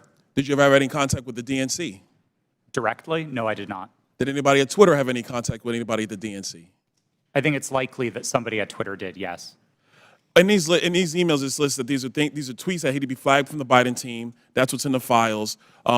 You have no idea how many people actually engaged with the Twitter team or how frequently that engagement happened. No, and again, that was by design. We kept those functions separate from content moderation so that we could impartially assess reports like this. Do you know how many tweets were actually flagged and taken down at the behest of the Biden team? I wouldn't agree with the characterization of it as being at the behest of them. These tweets were reported, and Twitter independently evaluated them under its rules. But the email is very clear. More to review from Biden team. The response 3 hours later at the bottom, hold this up real quick so we can see. The request at the bottom, it says, handled these. What does handled these mean? My understanding is that these tweets contained non-consensual nude photos of Hunter Biden, and they were removed by the company under— Hold on, real quick, Mr. Roth. How could you know so much about the content of these tweets? I mean, as far as I'm concerned, these are just web addresses. I don't know what's in these tweets. You have these things committed to memory that you know the content, but you don't know who you talk to at the Biden team? Sir, I didn't meet with the Biden team, but there was extensive public reporting about these tweets specifically that uncovered what they were. You know the contents of the tweets. It was obviously at Twitter, but you have no idea how often people who worked in your organization had with the Biden team during the end of the 2020 presidential elections. I would emphasize that the people who interfaced with the campaigns were not part of my team or organization. I would know what the interactions were if they were on my team. It was a different part of the organization, not mine. Let me ask you a separate question, and I'll ask it of you too, Mr. Baker. Have you guys been able to quantify the amount of in-kind contributions associated with taking down the New York Post story? Because the New York Post story was down for 2 weeks, give or take. Do you have any understanding of how much that story was limited by Twitter and also by other social media companies? What the impact of an in-kind contribution that would be to the Joe Biden presidential election in 2020? I don't know the answer to that question, sir. Do you think it's big? I don't know the answer. Do you think it's more than a maximum contribution to a campaign? I wouldn't want to speculate. Would you call it 25,000? I don't know the answer to that question. 100,000? Sir, I don't know the answer to the A question. million? I don't know the answer to the question.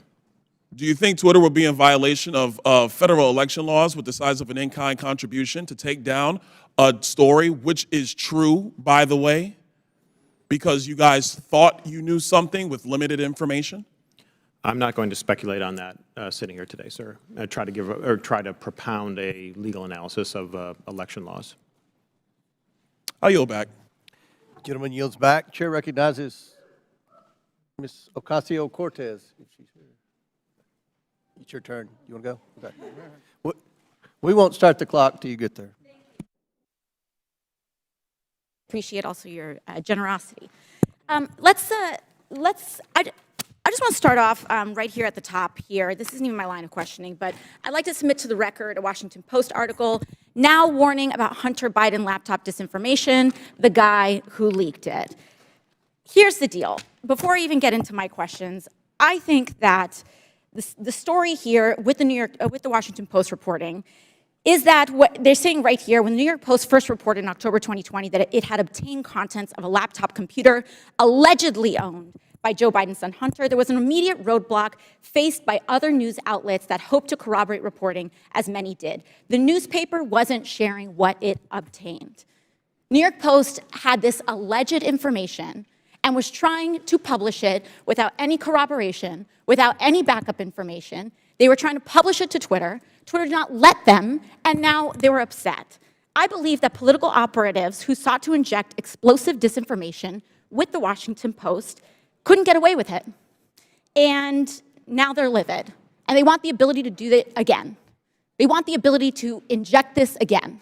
So they've dragged a social media platform here in Congress. They're weaponizing the use of this committee so that they can do it again.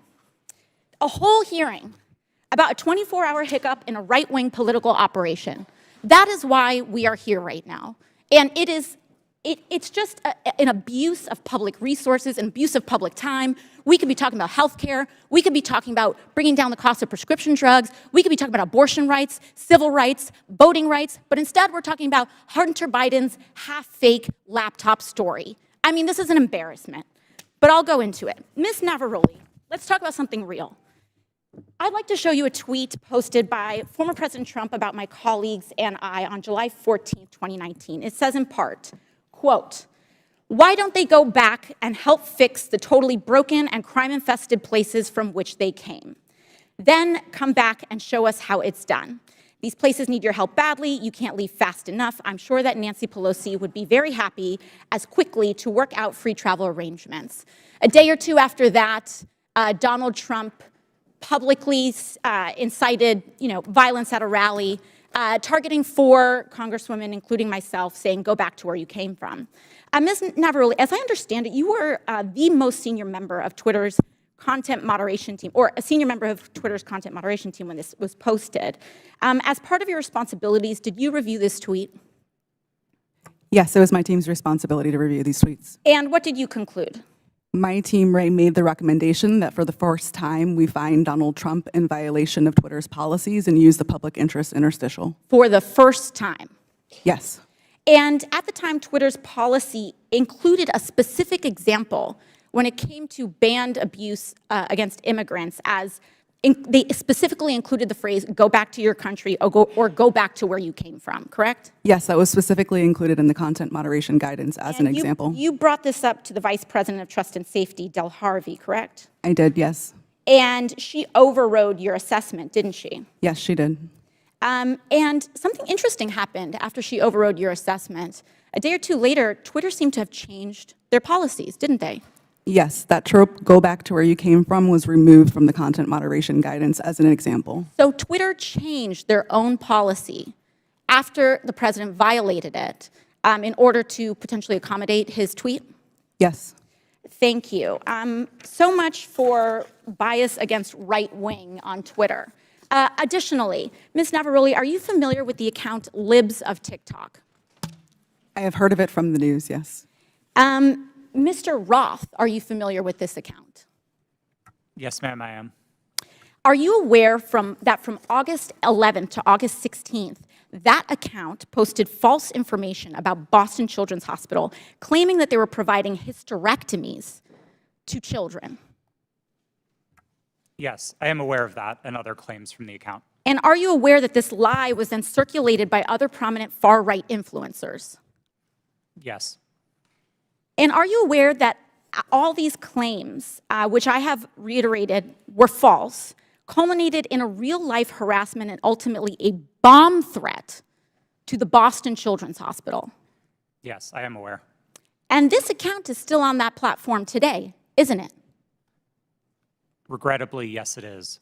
Despite inspiring a bomb threat due to the right-wing incitement of violence against trans Americans in this country, because they cannot let go of this obsession with fixating violence and inciting violence against trans and LGBT people, in addition to immigrants, in addition to women of color. This is a party that cannot pick on anyone their own size. And they are trying to co-opt an entire social media platform and use the power of this committee and of Congress in order to pursue a political agenda. I yield back. Lady yields back. Chair recognizes Mr. Fry for 5 minutes. Thank you, Mr. Chairman. This hearing shows who really has been in control of what is said to be one of the world's most widely used websites, Twitter. The American people probably didn't know who these witnesses were today, but these witnesses were powerful enough to silence an American president with just a few clicks from their California office. We're also learning that some of those in Washington, D.C. have forgotten their role and exercised their power to achieve ends antithetical to American principles of free speech and expression. The FBI is the lead federal agency responsible for investigating foreign influence operations. However, in recent years, the FBI has devoted countless amounts of time, taxpayer money, and manpower to combating Russian foreign influence on social media. The FBI, as one reporter noted, acted as a, quote, doorman to the vast program of social media surveillance and censorship encompassing agencies across the federal government, from the State Department to the Pentagon to the CIA. End quote. Reports suggest that thousands of reports from the FBI and the Foreign Influence Task Force were sent to Twitter.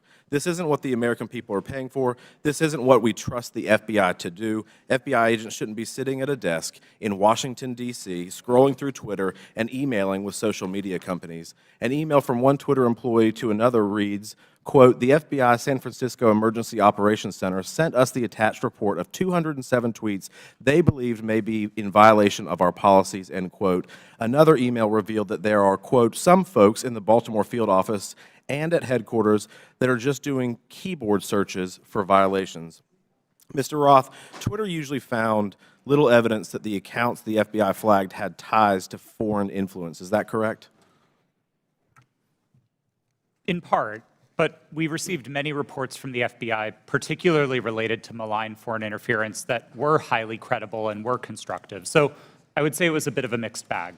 And you pushed back to the FBI when they would send you a list of American-based accounts. Is that correct? Politely, but yes. Mr. Roth, it appears that Twitter employees were under pressure by the FBI and other government agencies to validate these theories of foreign influence. Would you agree with that? No, I wouldn't agree with the word pressure. The FBI was quite careful and quite consistent to request review of the accounts, but not to cross the line into advocating for Twitter to take any particular action. So flagging American accounts, in your view, is not foreign or theories of foreign influence. There's not pressure there just by flagging it to you. Again, domestic accounts. I don't think it's a great use of the Bureau's time, but I wouldn't characterize how they communicated with us as pressure. Mr. Roth, you enjoyed these meetings with the FBI, it seems, based on the tweets behind me or the communications behind me. In internal communications at Twitter, you said, definitely not meeting with the FBI, I swear. Is that correct? I believe I was joking with a colleague at the time, but yes. But I can assume that you were meeting with the FBI when you were communicating with your colleague. Is that correct? Yes, one of my job responsibilities was meeting with law enforcement about election security.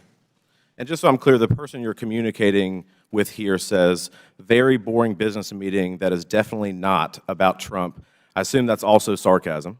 Yes, that's my assumption. And we can assume that Twitter was having these meetings with the FBI about President Trump, correct? No, sir. The meetings that I was a part of with the FBI were almost entirely and exclusively focused on malign foreign interference, so accounts being operated outside of the United States by other governments, not on the accounts of Americans. So what is the basis of this communication, then, where you talk about not meeting with Trump or not meeting about Trump? Again, I think those comments are sarcasm, but the context for this interaction was the need to mark my calendar private after another Twitter employee joined one of those meetings with the FBI unexpectedly. And so I had to implement additional security measures around my calendar. This was a fairly banal interaction with a colleague. Mr. Chairman, I yield the rest of my time to Mr. Jordan. Can I ask Mr. Jordan? I thank the gentleman for yielding. Mr. Roth, was there ever any visibility filtering that was hard-coded by Twitter employees into accounts of specific users?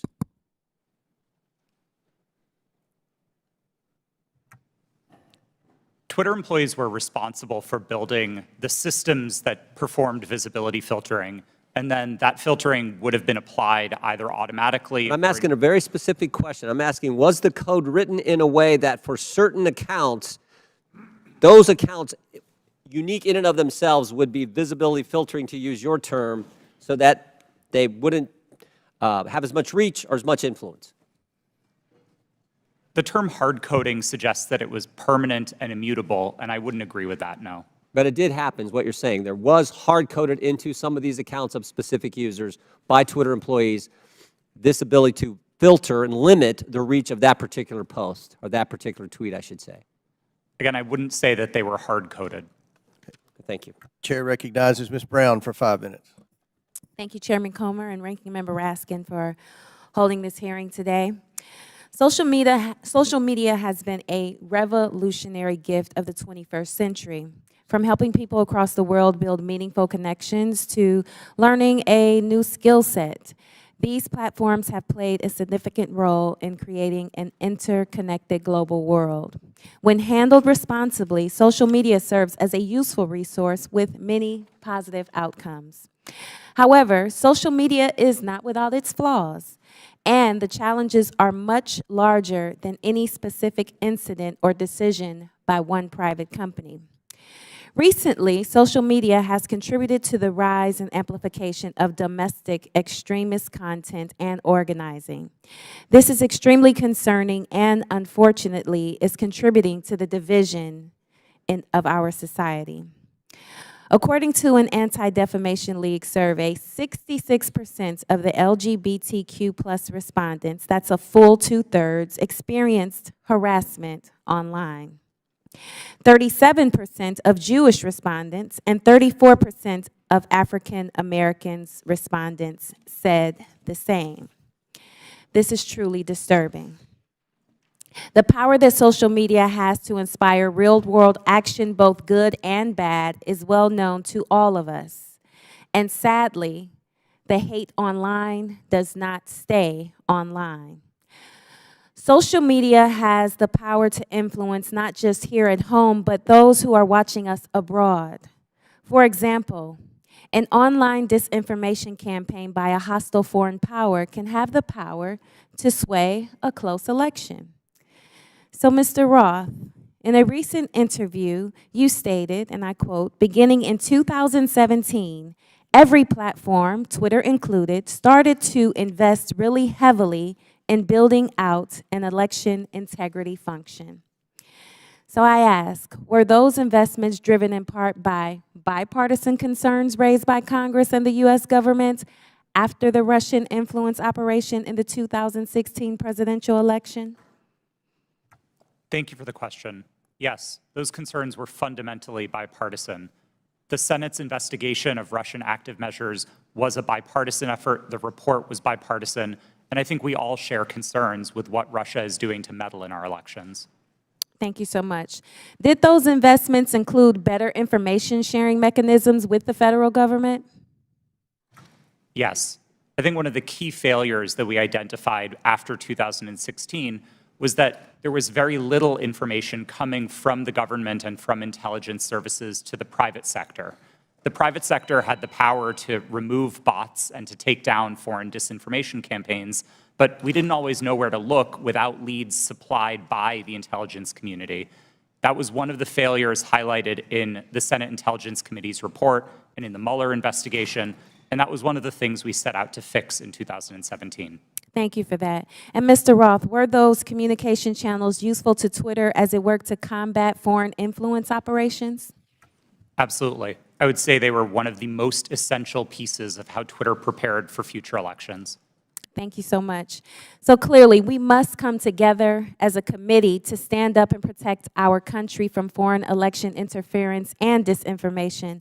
I sincerely look forward to spending more time with this committee, working to understand how to fight back against our adversaries and strengthen our democracy.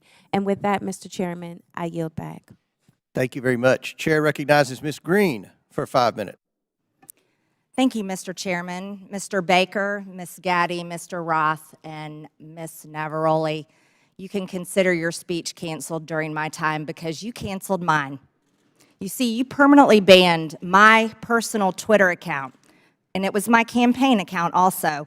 So let's talk about election interference, shall we? January 2nd, 2002, you permanently banned my Twitter account.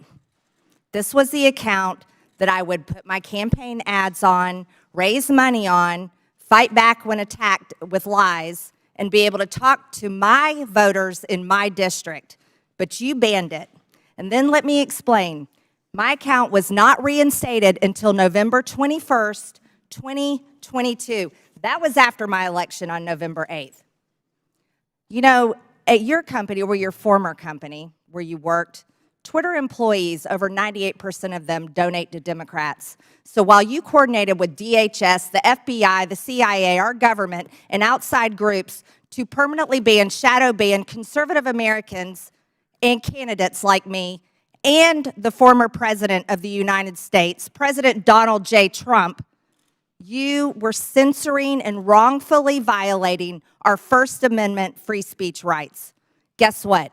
None of you hold security clearances. None of you are elected, and none of you represent 750,000 people like I do.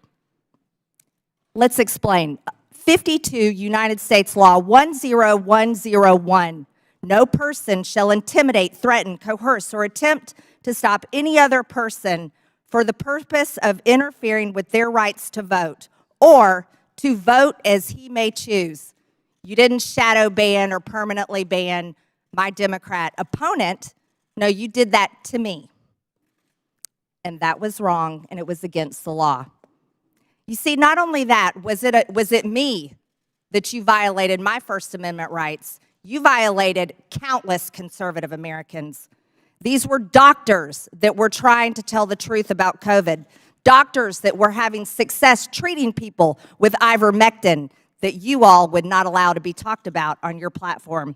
These were parents complaining about their school boards, teaching gender lies in their schools, biological males entering their daughters' bathrooms and sports.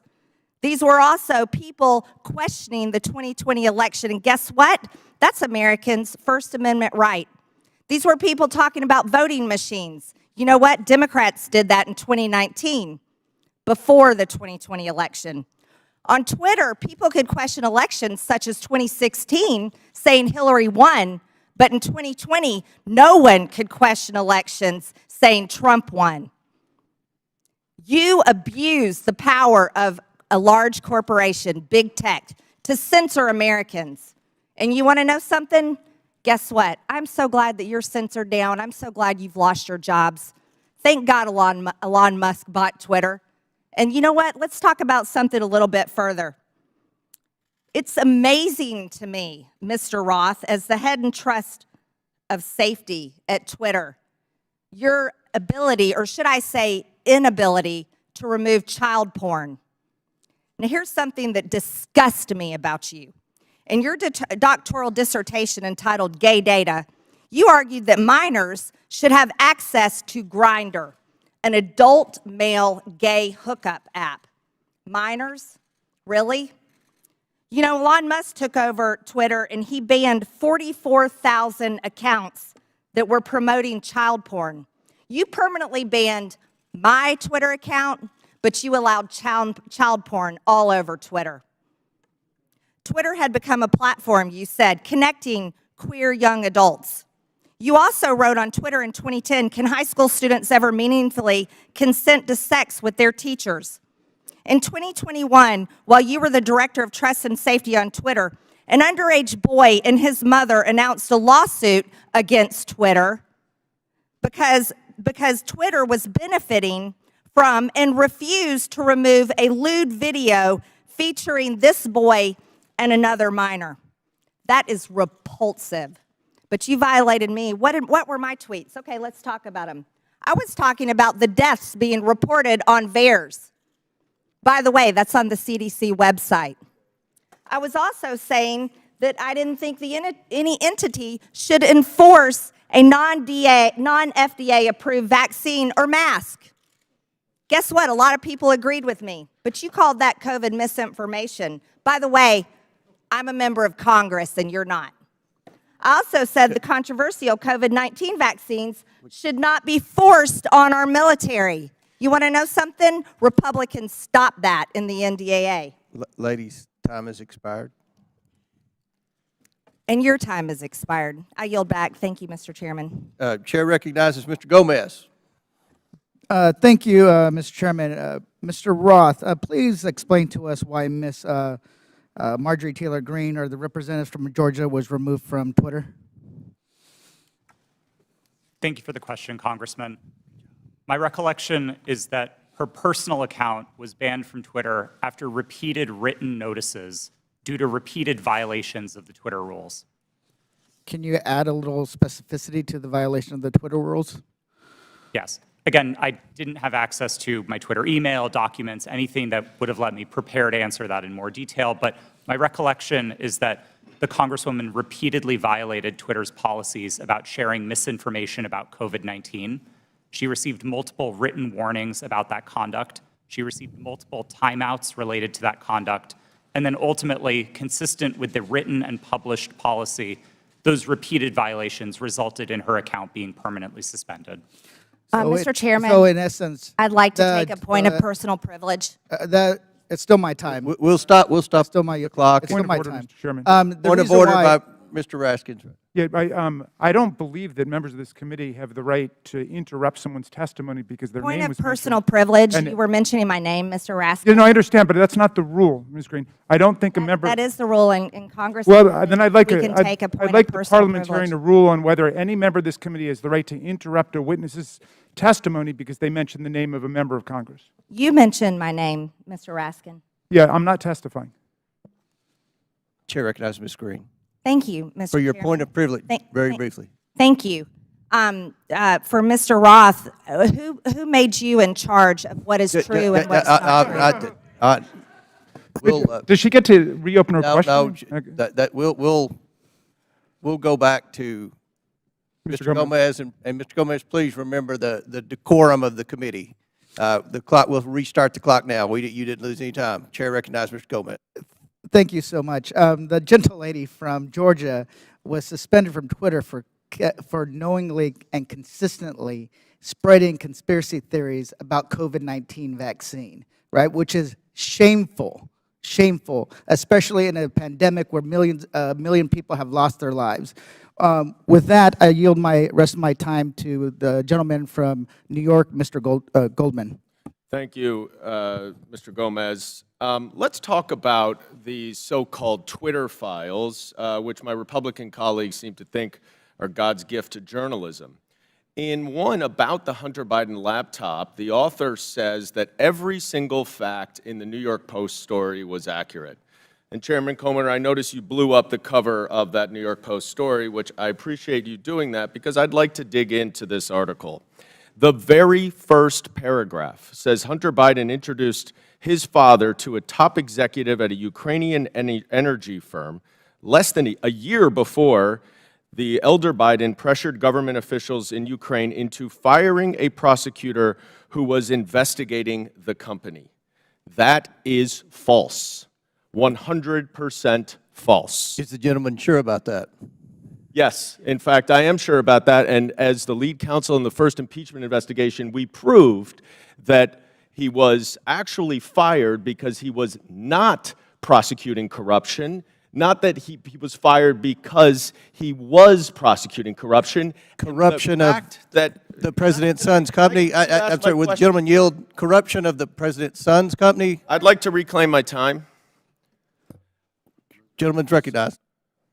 The fact that Joe Biden fired, consistent with U.S. policy and every single European country, the prosecutor general in Ukraine because he did not prosecute corruption, including at companies like Burisma, has been proven over and over and over.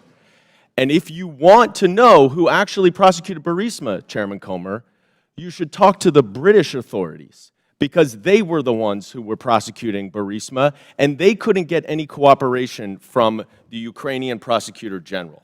So that's why he was fired. So right off the top, the very first paragraph of this so-called bombshell story is completely false. Now, what is the allegation that we are hearing from our Republican colleagues about the connection to Joe Biden and Burisma? It is an email from a Burisma employee thanking Hunter Biden for organizing a meeting with the Vice President Biden. We know nothing about the substance of that meeting. We know nothing about how long they met. It was not on Vice President Biden's schedule. And in fact, I would ask my Republican colleagues, do you meet with foreign businessmen? Do you meet with foreign diplomats? If we were to say to you every single time you met with somebody that you discussed something that you're voting on, how would you react? It's preposterous. And Chairman Comer, you have said in your opening statement that Joe Biden lied to the American people. That is a bold, bold accusation. And so far, we've seen no actual evidence of any lies or any support for Joe Biden being involved in anything having to do with Ukraine other than promoting U.S. foreign policy. And I hope that you are not abusing the power as chairman of this committee, and that you are not wasting taxpayer dollars on a fishing expedition into a civilian child of a president for political purposes. I yield back. The gentleman yield to a quick question. You don't have to. It's your choice. You yield. Yeah, please. So, I would love to discuss this. are you admitting that Joe Biden did get the prosecutor in Ukraine fired?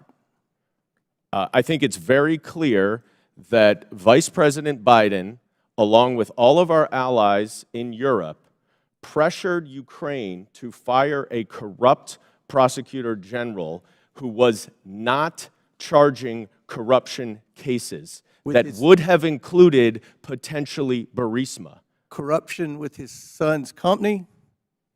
Yes. In fact, if what he wanted was the prosecutor general to prosecute corruption, and the allegations that you are making and that the Russians are making, because this is all part of Russian propaganda, is that Burisma was corrupt and Joe Biden was trying to stop an investigation into Burisma. That is categorically false, and there is no evidence of it. Mr. Chairman, we're going to recognize one more speaker. We've been requested by the presenters for a brief bathroom break. If you'll allow us, we have one more questioner, and then we'll take that break. Chair recognizes Mr. Timmons for 5 minutes, and then we'll have a 5 to 10 minute break. Mr. Timmons. Thank you, Mr. Chairman. We have a big picture problem right now, and we're talking about Twitter specifically and Hunter Biden's laptop, but it's not just that. It's the general trend of the media, social media, the FBI, DOJ, doing one side's bidding. That's the issue. There's mistakes that have been made, and we keep looking back at these mistakes and say, oh, that shouldn't have happened that way. we are going to have a new policy to avoid that from happening again. But every mistake benefits one side. Every mistake benefits one side. Let's go back to 2016.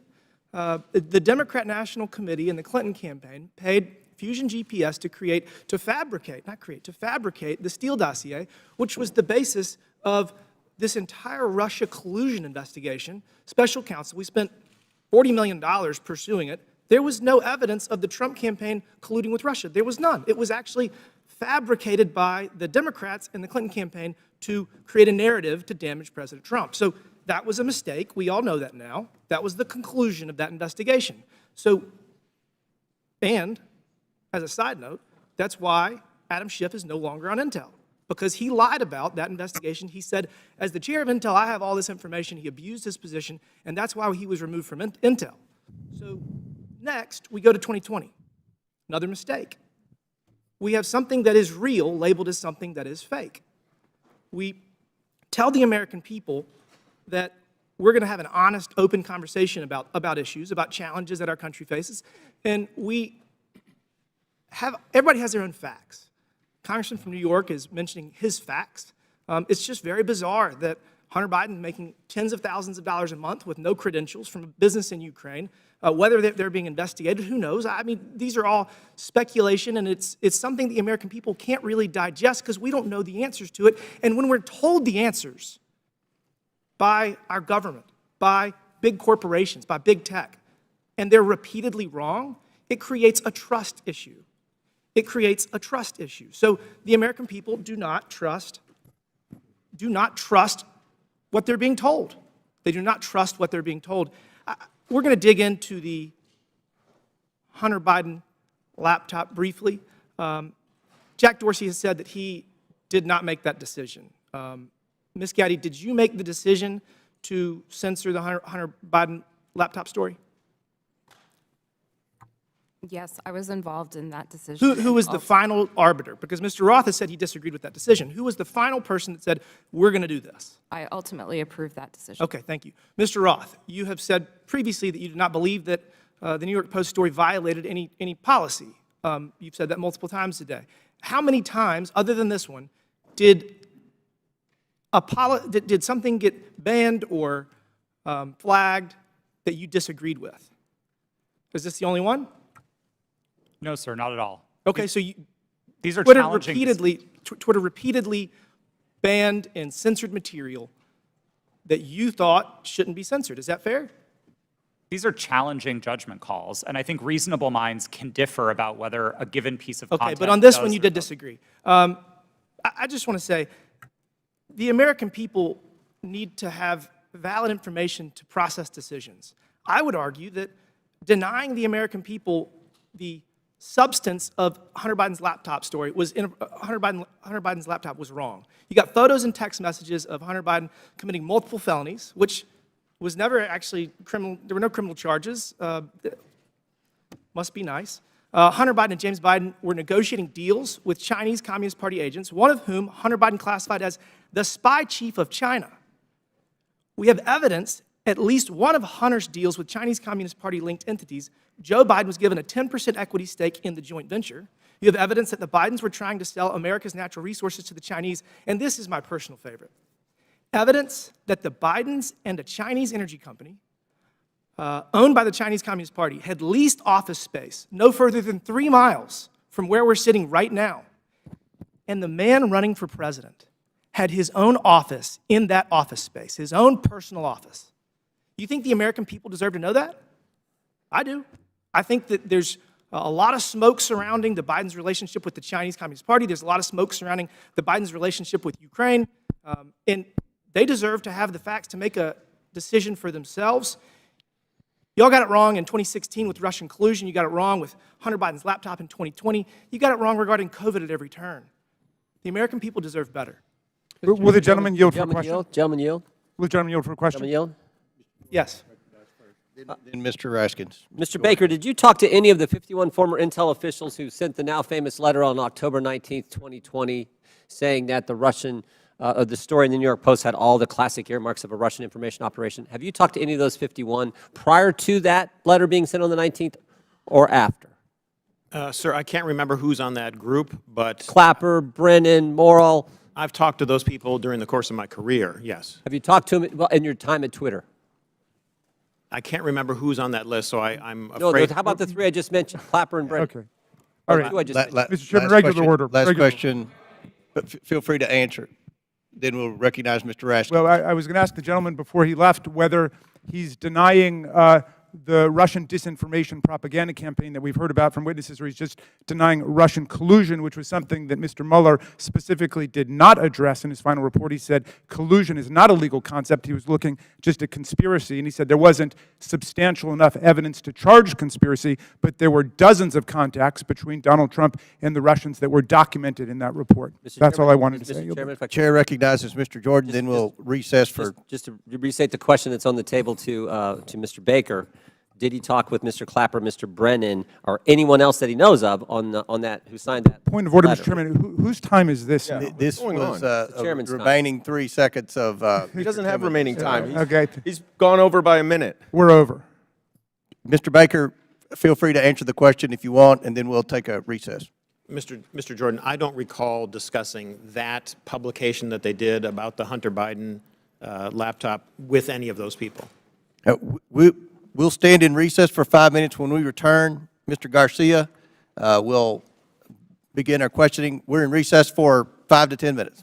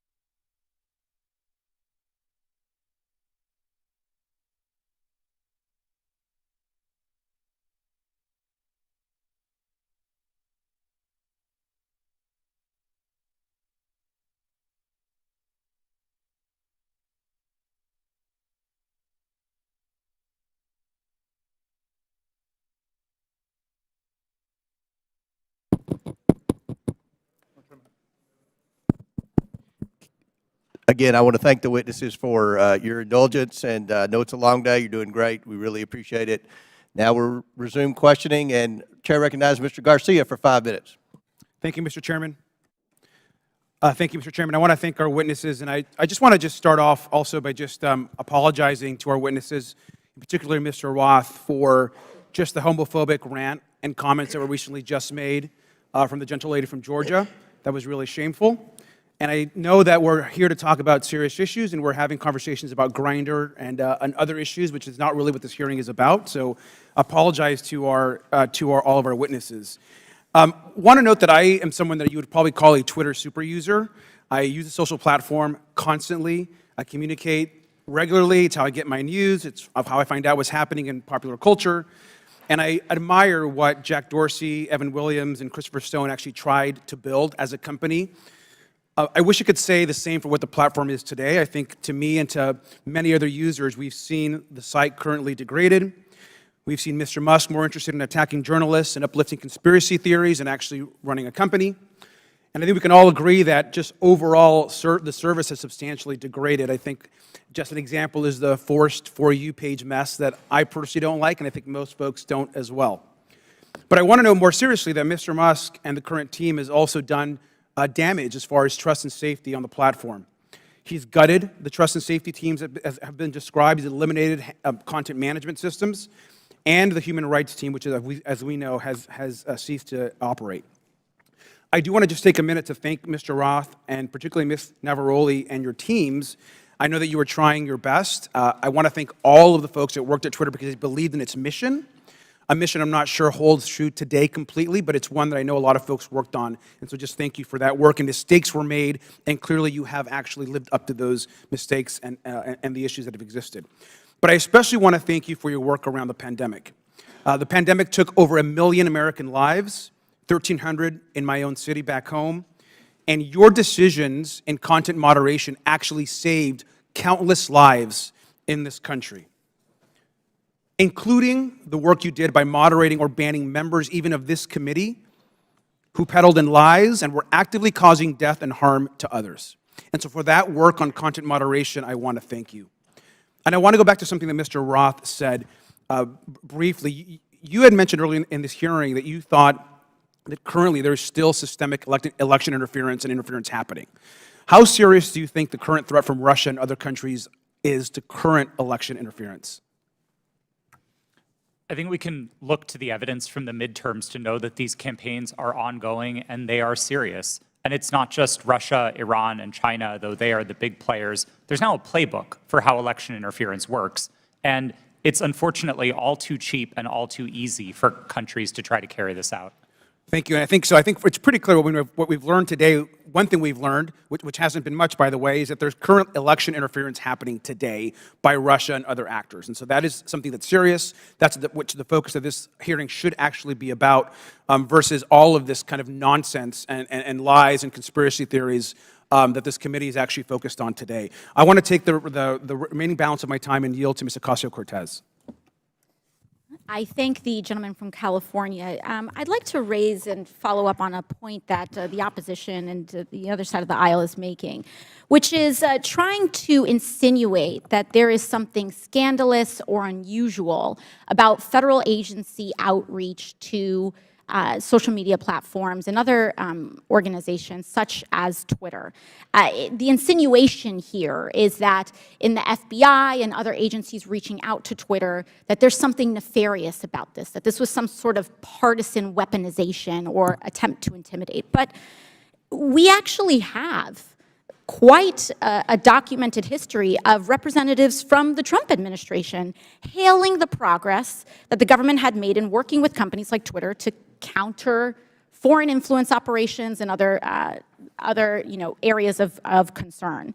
In early March 2020, right before the Super Tuesday primary election, several Trump administration officials, including Mike Pompeo, Bill Barr, Chad Wolf, and acting director of national intelligence Richard Grenell issued a statement praising the government's cooperation with the private sector to fend off foreign interference and said that relationship was, quote, stronger than it's ever been. This was around this whole time where there's this grievance around this. And listen to what DHS Secretary Chad Wolf had to say just weeks before the 2020 presidential election. We now have direct lines of communication with tech and social media companies and election officials so that both parties can seamlessly take action against false information spreading online. I would argue that this information from the Trump administration would say that they would support your decision in temporarily suspending this disinformation that seemed to be coming out from the New York Post. So with that, I yield back to the chair. Gentlelady yields back. Chair recognizes Mr. Burchett for 5 minutes. Thank you, thank you, Mr. Chairman. Ms. Gaddy, Charlie Kirk and Dan Bongino are conservative commentators. Is that a fair characteristic? Just yes or no would be fine. I believe so, but I'm not familiar with them. Okay.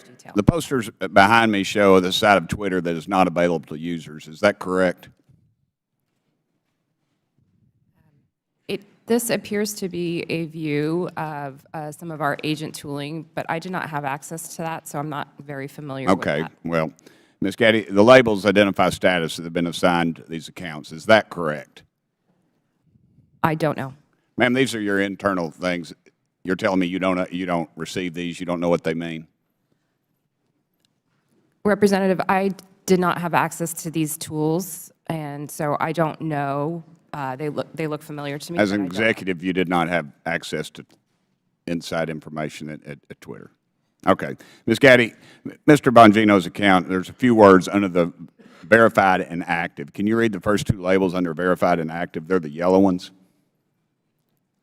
Notification spikes, search blacklist. All right, thank you. Ms. Bongino, ma'am, Mr. Bongino has more than 3.5 million Twitter followers. Is that correct, would you say? I'm sorry, I don't know the answer to that question. Okay, well, that is correct. Let's look at Mr. Kirk's account. Ms. Gaddy, can I get you to read the yellow labels on Mr. Kirk's account? Can you see those? I'm sorry, I can't see them from right here. All right. Do you know that Mr. Kirk has almost 2 million followers? I was not aware of that. Okay. Let me ask you, what is a search blacklist? I do not know specifically what that is, but I could make a guess if that would be helpful. Why don't you make a guess for me, please? We do, when I was at Twitter, there was an ability to prevent something from appearing in one of the tabs of search results. Okay, thank you. What does do not amplify mean? To the best of my recollection, when I was at Twitter, it would mean that we would not recommend or amplify that content in the parts of Twitter where Twitter was making recommendations. Thank you, ma'am. In 2018, you said that Twitter does not shadow ban. Twitter did, however, engage in what is called visibility filtering. One Twitter employee described visibility filtering as a way for us to suppress what people see to different levels. Do you agree with that characterization? I'm sorry, can you please repeat the question? I said Twitter, okay, they engaged in what is called visibility filtering. One Twitter employee described visibility filtering as a way for us to suppress what people see to different levels. Do you agree with that characterization? I agree that visibility filtering does give an ability to change. Okay. Shadow banning, ma'am, is understood that the practice is limiting the visibility of a user's post without their knowledge. How is visibility filtering any different? Representative, I believe there are different definitions of shadow banning. Okay. But you said that Twitter in 2018 does not shadow ban. Was that a truthful statement, ma'am? Was that a lie? At that time, I'd specifically defined shadow banning to mean something different than visibility filtering. You also said that Twitter does not shadow ban based on political viewpoints or ideology. Do you stand by those comments? While I was at Twitter, to the best of my knowledge, we did not do that. Okay. Mr. Roth, on January 22nd, 2017, you tweeted that there were actual Nazis living in the White House. Do you still stand by that comment? Yes or no? Sir, I regret the language I used. No, I do not. Okay. Mr. Roth, earlier in your testimony, you said you regretted tweeting that, quote, actual Nazis are living in the White House. However, Iran's Ayatollah sent anti-Semitic tweets, one stating, quote, Israel is a malignant, cancerous tumor that has to be removed and eradicated. Yes or no, did Twitter ever ban the Ayatollah or remove this hateful anti-Semitic tweet? Yes or no? To the best of my knowledge, Twitter did not remove that tweet. The answer is no. Mr. Chairman, it's clear that conservative voices are being silenced on social media in the mainstream. I appreciate this hearing. I might also suggest we look into holding one on DirecTV, Newsmax, and OAN. I give the rest of my time to Mr. Jordan. I thank the gentleman for yielding and for his good questions. So the user knows when their account's been suspended or blocked, but they don't know when they have some of these gold terms that were under Mr. Bongino and Mr. Kirk. Is that right, Mr. Roth? As of the time that I worked at Twitter, yes, that's correct. So they don't know if they're on the search blacklist. They don't know if they're on the do not amplify. They don't know that. That's correct. Twitter did not disclose that. So you did that to these two accounts. What I want to know did you know, Mr. Roth, if that was at the prompting of anyone from the government? Gentleman's time's expired, but please answer the question. No, sir, I'm not aware of any requests or orders or demands or anything from the government requesting that visibility filtering be applied to those accounts or any others. Chair recognizes Mr. Frost for 5 minutes. Thank you, Mr. Chairman. Look, I mean, I've been sitting here for over 2 hours, and I'm still not really seeing the point of this hearing. Is it to solve the problems of the American people, what people are struggling with? No. We get it. My Republican colleagues wish that the Hunter Biden story would have helped them win the 2020 election, and that didn't happen. And so they're angry about it, and that's the point of this hearing. You know, it was actually the foundation of the chairman's opening statement. It's why he brought up that poll on the 2020 election. That's what this is all about. And so I want to say to my colleagues, don't worry. There's still many platforms you can spread disinformation on, Parler, Truth Social, that have questionable editorial policies but aren't here today. There was no collusion, as the witnesses have said, under oath. There was no pressuring from the United States government, as we heard under oath. We're wasting our time here bullying former Twitter employees. So that way, it's calling the ref. So that way, in the future, when they want disinformation to be put on the internet, social platforms will be scared to call them out down the road. It's called calling the ref. But let's talk about the root of this hearing. My Republican colleagues would have folks believe that Democrats are preparing for some sort of major culture war. And there's a difference between a culture war and how culture naturally changes, culture change. Some on this committee are very resistant to culture change. I mean, just yesterday we heard a member equate immigration negatively to changing our culture, black and brown folks coming to our country. The reality is that culture changes, it adopts, it welcomes more people, it becomes more understanding, and it also decides to reassess what's acceptable behavior and rhetoric. It could be different now than it was in, say, the 1950s. In this supposed culture war, they often conflate the right to free speech with the non-existent right to not be criticized or held accountable for what you say on the internet or even in real life. And just because it's legal to say something and the government won't throw you in jail for it, doesn't mean the rest of the world, and sometimes even your own family, have to associate themselves with you or your comments. Mr. Roth, you helped set up content moderation policy at Twitter. What type of user tweets were more likely to get limited? Did it have to do with racism, sexism, homophobia, violence, or were y'all looking for people who were supporting Donald Trump, President Trump, and limiting those? Our policies were built fundamentally to be viewpoint neutral. They were focused on harm reduction, looking to things like the Universal Declaration of Human Rights with a focus on protecting people's safety, people's right to free and fair elections, people's rights to free speech. And we built concern with those rights into our policies. So being a decent human being. That's certainly what we tried to do, gotcha. Yes. Ms. Naravoli, earlier you testified about a 2019 tweet that was about President Trump, and I think it was from Ms. Teagan. What was the tweet about? Would you like me to give the direct quote? Yeah. Please excuse my language, this is a direct quote, but Chrissy Teigen referred to Donald Trump as a pussy-ass bitch. Okay. Free speech. And what happened after Ms. Teagan posted her tweet? What did the White House do? What did the Trump White House do? From my understanding, the White House reached out to ask that this tweet be removed. It was my team's job.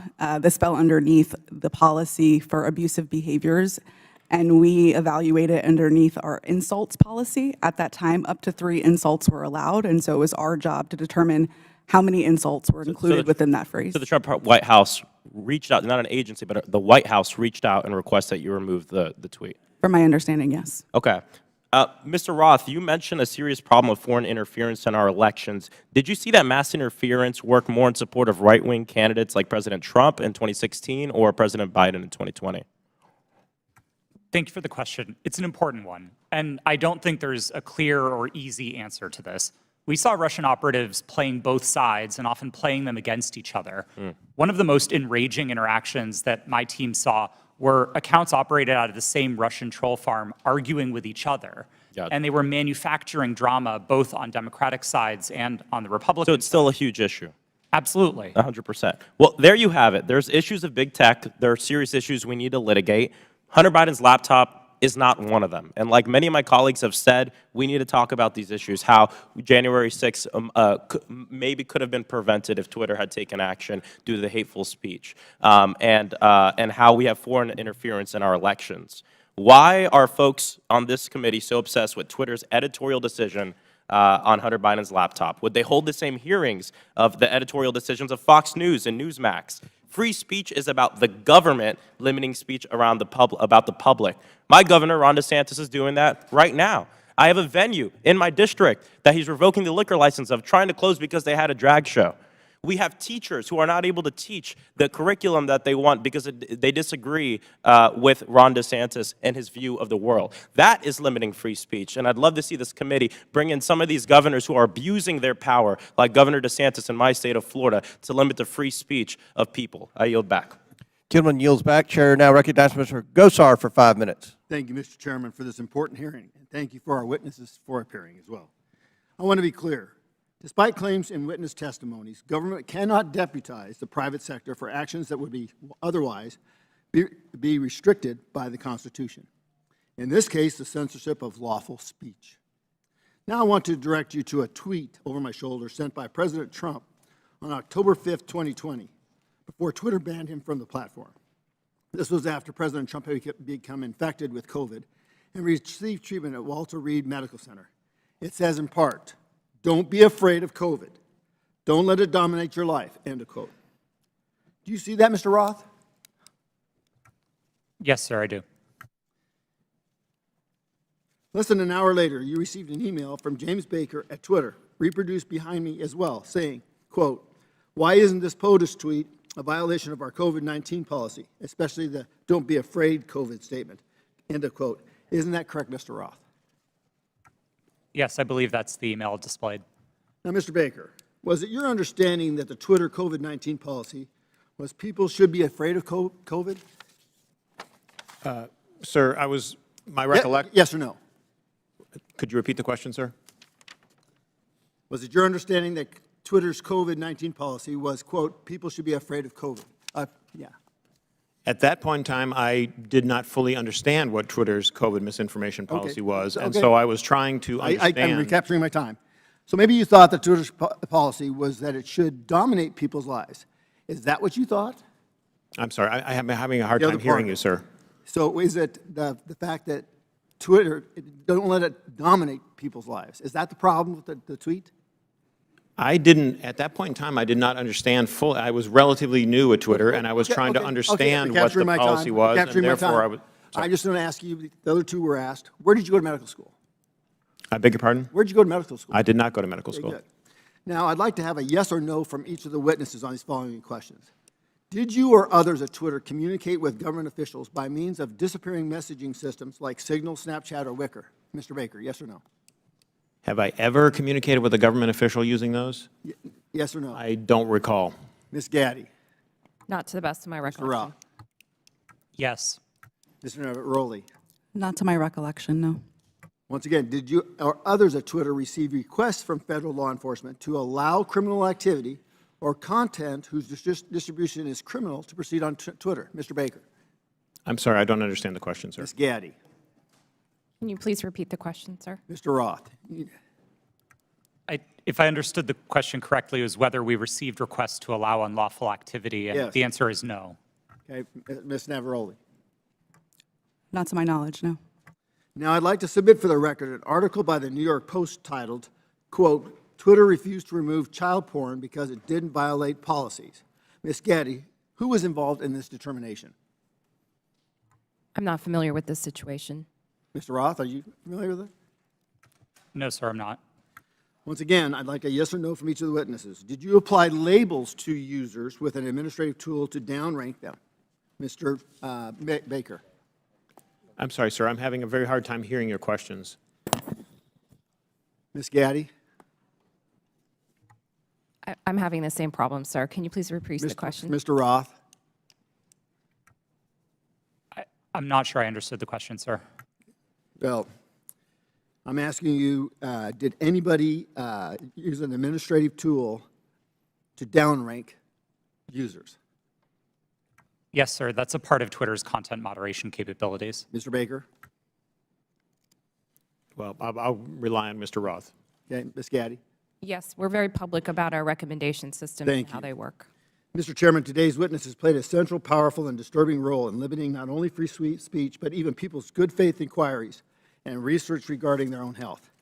The internet is increasingly where my constituents go to engage in civic discourse. Our liberties as Americans will be diminished if we do not recognize our speech is increasingly virtual and right now subject to hostility and threatened through bans and deplatforming. The suggestions by witnesses that all of the removal of, quote, lawful but awful speech, quote, was done in favor of users is bunk. You could just as easily provide content filter options to allow lawful speech, letting users decide what lawful materials they do or don't want to engage with. But you didn't. You censored and manipulated millions of people. Do not allow people like this sitting in front of us today to be the arbiters of truth. I urge my colleagues to support my Section 230 reform, Stop the Censorship Act, which empowers users with the editorial contract. Our private businesses, you always have a contract with your customers. Allow them to pick. I yield back my time. Gentleman yields back. Chair recognizes Ms. Bailett. Thank you, Mr. Chairman. And I want to say, as a former history teacher, I care a lot about the facts and the details, so let's dive in. On December 4th, then-ranking member Comer appeared on Fox News and alleged that what Elon Musk's Twitter files showed was, quote, evidence that the Biden campaign colluded with big tech to suppress a story that we now know is 100% true, unquote. That is simply not true. It is not true based on what we knew then. It is not true based on what we know now. Mr. Roth, in a declaration to the FEC in December 2020, you stated, quote, I did not receive any communications from or have had any communications with representatives of Biden for President, the Democratic National Committee, or any of their agents regarding the New York Post articles before Twitter implemented the enforcement actions on October 14th, 2020, unquote. Mr. Roth, do you stand by that statement? Yes, absolutely. It's also worth noting that your colleague, I believe, Lauren Culbertson, told the FEC the same thing. Ms. Gaddy, did anyone from the Biden campaign or the Democratic National Committee direct Twitter to remove or take action against the New York Post story? No. Mr. Baker, same question to you, please. Not to my knowledge, no. So, the evidence is clear. Neither the Biden campaign nor the DNC had anything to do with Twitter's decision-making about the New York Post story. My Republican colleagues are using what are otherwise innocuous emails to suggest that there was somehow collusion between Twitter and the Biden campaign. For example, in one email, and this is the same one mentioned in Mr. Donald's questioning earlier, in one email selectively used by Elon Musk, one Twitter executive sends another a series of hyperlinks on October 24th, 2020, with the comment, quote, more to review from the Biden team. For the record, this is tweet number 8 in the first installment of the so-called Twitter files. So, Ms. Gaddy, are you familiar with this email? No, I'm not. Okay. So just to be clear, this email has nothing to do with the New York Post story. It is dated October 24th, 2020, after Twitter had both made and reversed its decisions about the New York Post story. Mr. Baker, do I have that right? Based on, I think, the exhibit that was shown earlier, that sounds correct, yes. So, Ms. Gaddy, can you clarify for the record, if you're able to, what's happening here? Can you please be more specific about? With this email? I don't believe I was a recipient of that email or reviewed it during my time at Twitter, so I'm sorry, I don't have familiarity with that situation. That's okay. Mr. Baker? To the best of my understanding, these were tweets that the campaign had concerns about. I don't know the details of those, and they were referred to Twitter as, well, I'm not sure exactly why, but I can't get inside their heads, but they were referred to Twitter, and Twitter reviewed them, and someone, again, going off the exhibit from earlier, said they were handled. I don't know what that means in terms of whether they took any action or didn't take any action, but at least they addressed the matter. So I believe that's what I construe from that email. Appreciate that. So, from my understanding of everything that we've heard today, it's really not uncommon for outside entities, including, as we've heard, Mr. Trump's campaign, to request that Twitter remove content that violates the company's terms of service. Is that correct, Ms. Gaddy? That is very common globally. Thank you. So, to the best of your ability to answer, Ms. Gaddy, were any decisions approved or acted upon based on the political party making the request? No, our teams were trained to enforce our rules consistently and fairly without regard to any sort of political ideology. Thank you. So I believe that what's happening here is my Republican colleagues know that the premise of this whole hearing is misleading. There is no evidence that the Biden campaign had anything to do with the Hunter Biden New York Post story. And the evidence we do have simply shows that the Biden campaign did what the Trump campaign and millions of Twitter users do routinely: flag content and ask Twitter to conduct its own review to determine whether it violates Twitter's own rules and policies. I yield back. Lady yield. Chair recognizes Mr. Palmer for 5 minutes. Thank you, Mr. Chairman. I'd like to submit a June 22 study conducted by Princeton University called "Powered by Twitter: The Taliban's Takeover of Afghanistan." Without objection, so ordered. This study covers the time frame of April to September of 2021, which is 4 to 5 month period between President Biden's official announcement of America's intentions to withdraw and the chaotic end of the American troop presence in Afghanistan. The study found that the Taliban weaponized Twitter and that Twitter's moderation policies failed. There were more than 126,000 accounts in the Taliban support network, and 83% of these Taliban-associated accounts were created before 2021, well before Twitter could claim that these accounts represented a government. These accounts shared graphic images and videos depicting dead and decomposing bodies and rampantly spread disinformation about the facts on the ground in direct violation of Twitter's public policies. Taliban tweets were shared millions of times in the summer of 2020. The study also found that 3/4 of Taliban content was produced by only 20 accounts, which is suggestively straightforward. By the way, the U.S. government classifies the Taliban as an insurgent group, in case some of my colleagues don't understand what real insurgencies are. Mr. Roth, why wasn't Twitter more effective at curtailing the clear-cut content violations by Taliban Twitter accounts? Thank you for the question, sir. At the time that you referenced, I wasn't responsible for Twitter's work on counterterrorism. Do you have any idea why Twitter would allow clear-cut violations by an insurgent group? And by the way, they carried out multiple suicide attacks during the time frame they were sending out these tweets, killing dozens and injuring hundreds. It's my understanding that Twitter's policies at the time distinguished between some of the more violent portions of the Taliban and some of the more political portions of it. I'm not rendering judgment on it. That stuff's still up on Twitter, and I just wonder how many content moderators were assigned, if any, to check on these accounts. Additionally, it appears that Twitter was profiting from Taliban's presence on the platform in the lead-up to the overthrow of the Afghan government.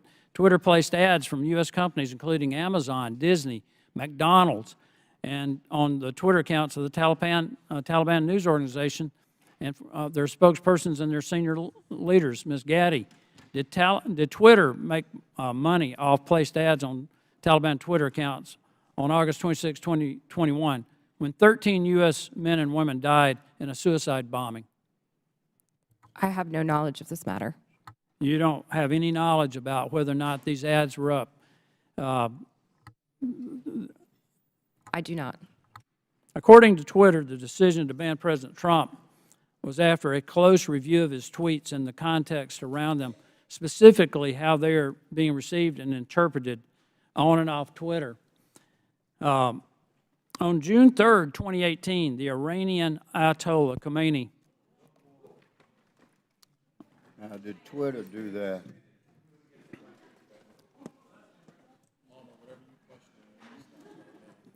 Sounds like the Green New Deal to me.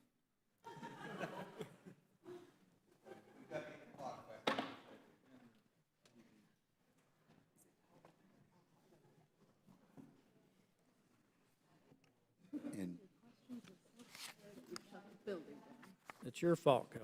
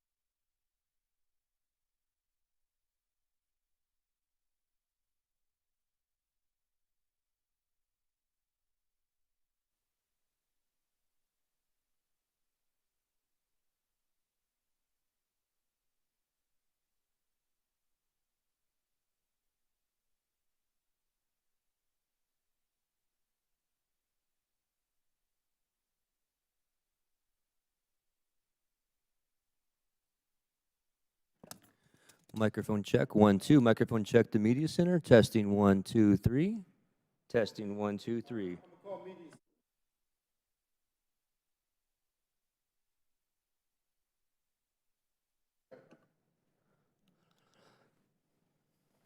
Testing 1, 2, 3.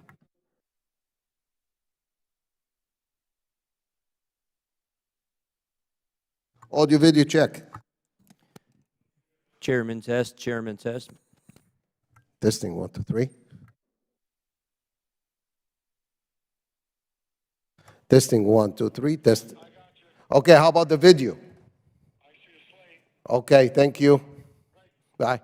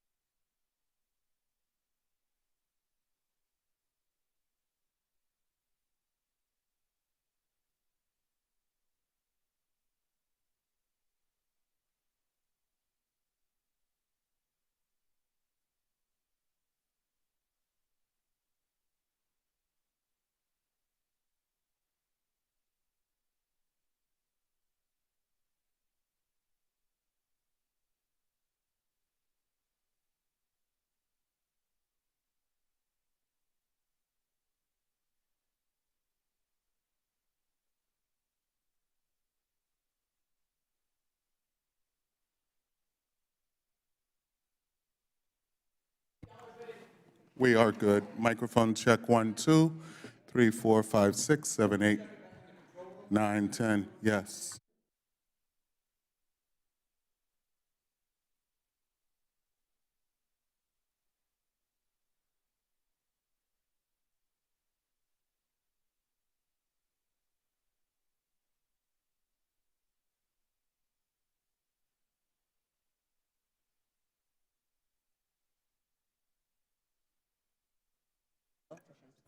Ten nine eight seven six five four three two one 2154 Rayburn, the Oversight Committee, 1, 2, 3, 4.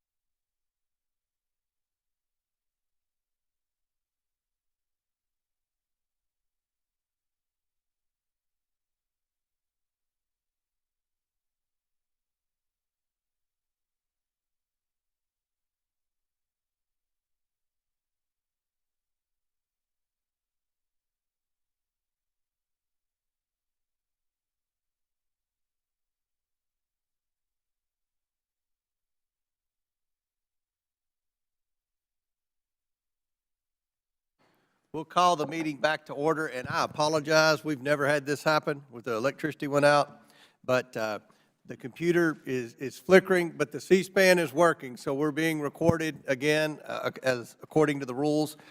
Where we left off, Mr. Palmer had 3 minutes remaining, so I now yield 3 minutes to Mr. Palmer. Thank you, Mr. Chairman. Let's try this again.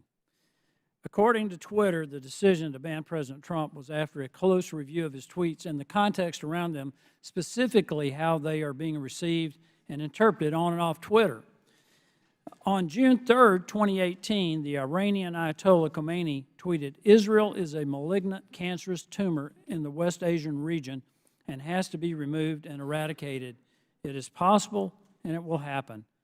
This tweet remains on Twitter to this day. Mr. Roth, how do you believe this tweet from the leader of Iran calling for the eradication of Israel was received and interpreted on and off Twitter? I couldn't say for sure how that tweet was interpreted. You would have a pretty good idea, though, of how many retweets and the amount of traffic it got. Only from what I can see in that illustration. Why does the Iranian leader who has explicitly pledged to eradicate the Jewish state of Israel get to remain on Twitter? Mr. Roth. Like all of Twitter's users, the Ayatollah is subject to the same set of rules. And while I can't speak for Twitter's decisions today, I can say that Twitter took a number of enforcement actions against the Ayatollah's account, the same way that we would against That's anybody still else's. up. You understand how hypocritical this is, right? You banned a sitting U.S. president and a sitting member of Congress, Marjorie Taylor Greene, while a man who has pledged death to America and can openly call for the death of millions of Jewish people and yet not be removed from Twitter. Do you understand how that looks? How hypocritical that is? I'm asking Mr. Baker, Ms. Gaddy, Mr. Roth, Ms. Navarro. That's amazing. But it shows the hypocrisy at Twitter. I want to pivot here, Mr. Chairman. Mr. Goldman made a very troubling statement claiming that as Vice President Joe Biden fired the Attorney General of Ukraine, since he had knowledge of this prior to becoming a member of Congress, Mr. Goldman should provide to the committee documentation about this action. We should know who authorized Vice President Biden to take this action against the Ukrainian Attorney General. We need to know, was there an investigation to justify the firing of the Ukrainian Attorney General, and if yes, who conducted it? He needs to provide all details involving this action, including Vice President Biden's threat to withhold $1 billion of U.S. funding if the Ukrainian AG was not fired, and who authorized Vice President Biden to make that threat. I would request that the committee look into this, and I yield back. Gentleman yields back. Chair now recognizes Ms. Lee for 5 minutes. Thank you, Mr. Chair. This has been an incredibly electric hearing. It'd be funny if it weren't real life. I understand my colleagues on the other side of the aisle want to be victims so very badly. But Ms. Navarro, if I understand you correctly, public criticism and allegations of anti-conservative bias are actually making Twitter and other social media companies less willing to enforce their own policies against political conservatives, correct? Yes, that was my understanding based on research that was done at Twitter. Meaning the same Republicans insisting on making themselves a victim is working? Could you repeat the question? The same Republicans, folks on this panel who are insisting on making themselves victims in this conversation about Twitter censorship and other accusations they've made, is this working because of the conservative bias and the implications of it? Or the allegations of conservative bias? In other words, are the allegations of conservative bias making it harder for those in Twitter or those who are working there to enforce these policies against folks who incite hate speech or make... Thank you for rephrasing that question, and thank you for asking it. Yes, these allegations are very much having an impact on the leadership within every social media company as they hope to not receive allegations of being biased or in any way being politically leaning. Thank you. I'm not the only lawyer in the room, so you all know that while the Constitution does provide us the right to free speech, there are, of course, limitations. As Ms. Navaroli pointed out, we cannot yell fire in a crowded theater. Compromising freedom of speech may seem dangerous until we weigh that compromise against the men and women massacred in Buffalo, for instance, or the many other places where radicalized violent extremists found their motivation to kill on social media. This isn't about oppression. It's about public safety. This isn't about censorship. It's about protecting our democracy from misinformation. Ms. Navaroli, it was your job to decide whether someone was yelling fire in the theater. Could you describe the coded incitement to violence policy Twitter did not implement? Yes, thank you for that question. The coded incitement to violence policy was an incredibly nuanced policy that was created in order to fill the gaps that were existing in the already existing policies around violence. The policies around violence were explicit. So these were calls that said, I'm going to, I want to, I plan to, I wish to. Those sorts of incitements would have come down.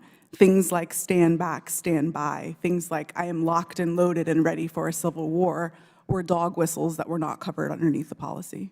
Thank you. Could it have saved lives if it were implemented on January 5th, 2021, or possibly in November of 2020? I can't speculate as to what might have happened, and I do wish we would have acted. Thank you. Ms. Gaddy, the very same words that were plastered across Twitter were shouted at the January 6th insurrection. What threats do Americans face now that Elon Musk has removed all guardrails and welcomed back Donald Trump to the platform? Thank you for the question. I'm actually not really familiar with what the content moderation policies of Twitter are today. Okay, thank you. Social media platforms like Twitter must own up to their responsibility in spreading violence and chaos. I'd argue so too do members of this panel and institution. Thank you. I yield the balance of my time to Mr. Raskin. Thank you very much. Mr. Roth, I want to go back to the whole question of your finding hundreds of thousands of fake accounts set up by Vladimir Putin and the Russian Internet Research Agency, I think they called it, which was the propaganda arm in 2016, and I suppose to this day. Some have been suggesting on the other side of the aisle that it's illegitimate for the FBI or any representative of the federal government, presumably even Donald Trump, who did a lot of this, to contact private media entities in order to apprise them of anything, whether it might be the penetration of organized crime or child pornography or foreign malign influence. And I'm just wondering if you would give us a sense of how much work is actually being done, and I was going to check with you and Mr. Baker about that. How much work does Twitter and other social media entities do that relies on the FBI and other national security agencies? Thank you for the question. There is a considerable amount of work to address foreign disinformation at Twitter and also at other companies. And this work was reliant in part on intelligence shared with companies by law enforcement and by the intelligence community. I would regard that work as essential. At Twitter, we had dozens of people working just on these questions of election interference. Those teams no longer exist under Mr. Musk. And Mr. Baker, if you could. Thank you, sir. Just generally, I mean, it's a matter of public record that the FBI has worked with the public, including private entities, for decades. Indeed, they've had for some number of years now an office of, I think it's called Office of Public Sector Engagement. This is part of what they do in order to fulfill their responsibilities and to do their jobs to protect the country. Thank you. Yield back. Chair recognizes Mr. Armstrong for 5 minutes. Thank you, Mr. Roth. I'm going to continue down that line of questioning. So when you testified, you were just talking about working very hard to keep foreign troll farms from using Twitter and to engage in malign foreign interference. This sounds like a fairly robust undertaking. You said between 2016 and 2020, you had different teams stood up to do this. Constant vigilance?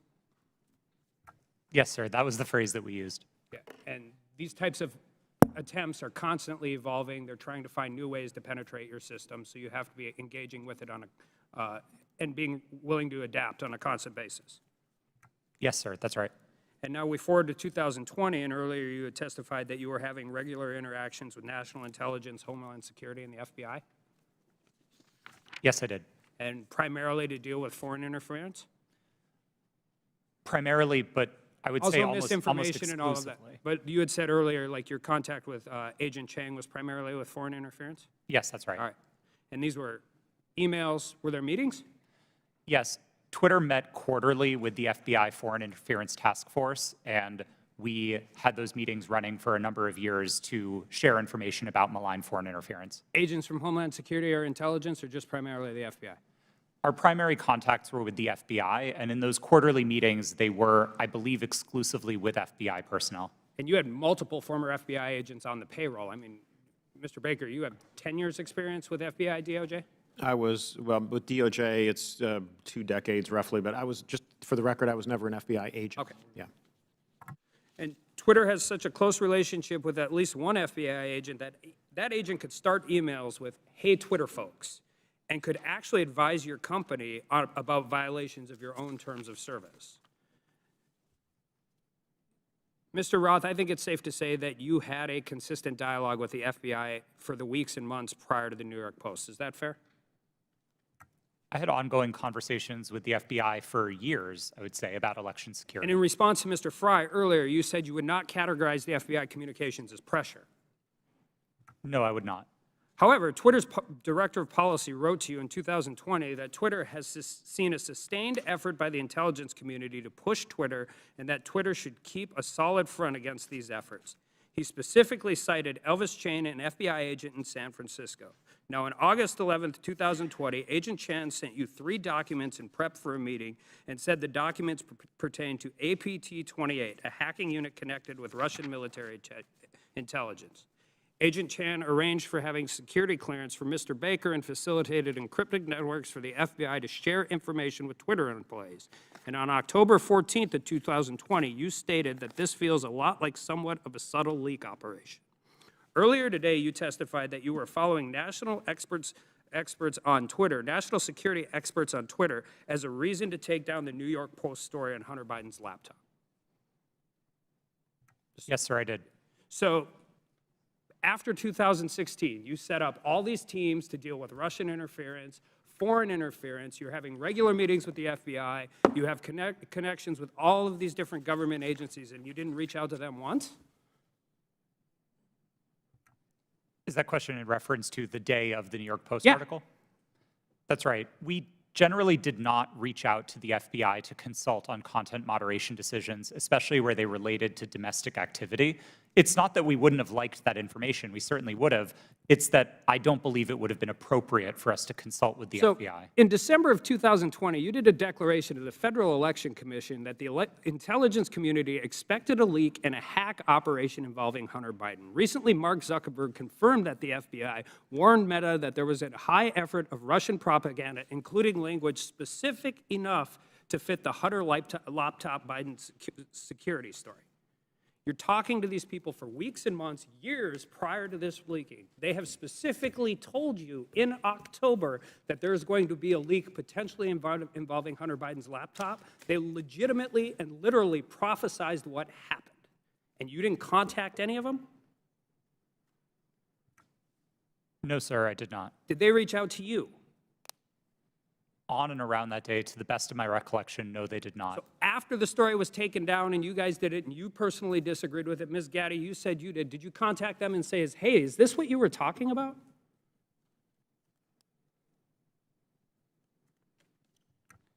If that question was directed to me, no, I did Ms. not Gaddy, discuss did you that. talk to anybody from the FBI? Not to the best of my recollection. So I guess my question is, what is the point of this program?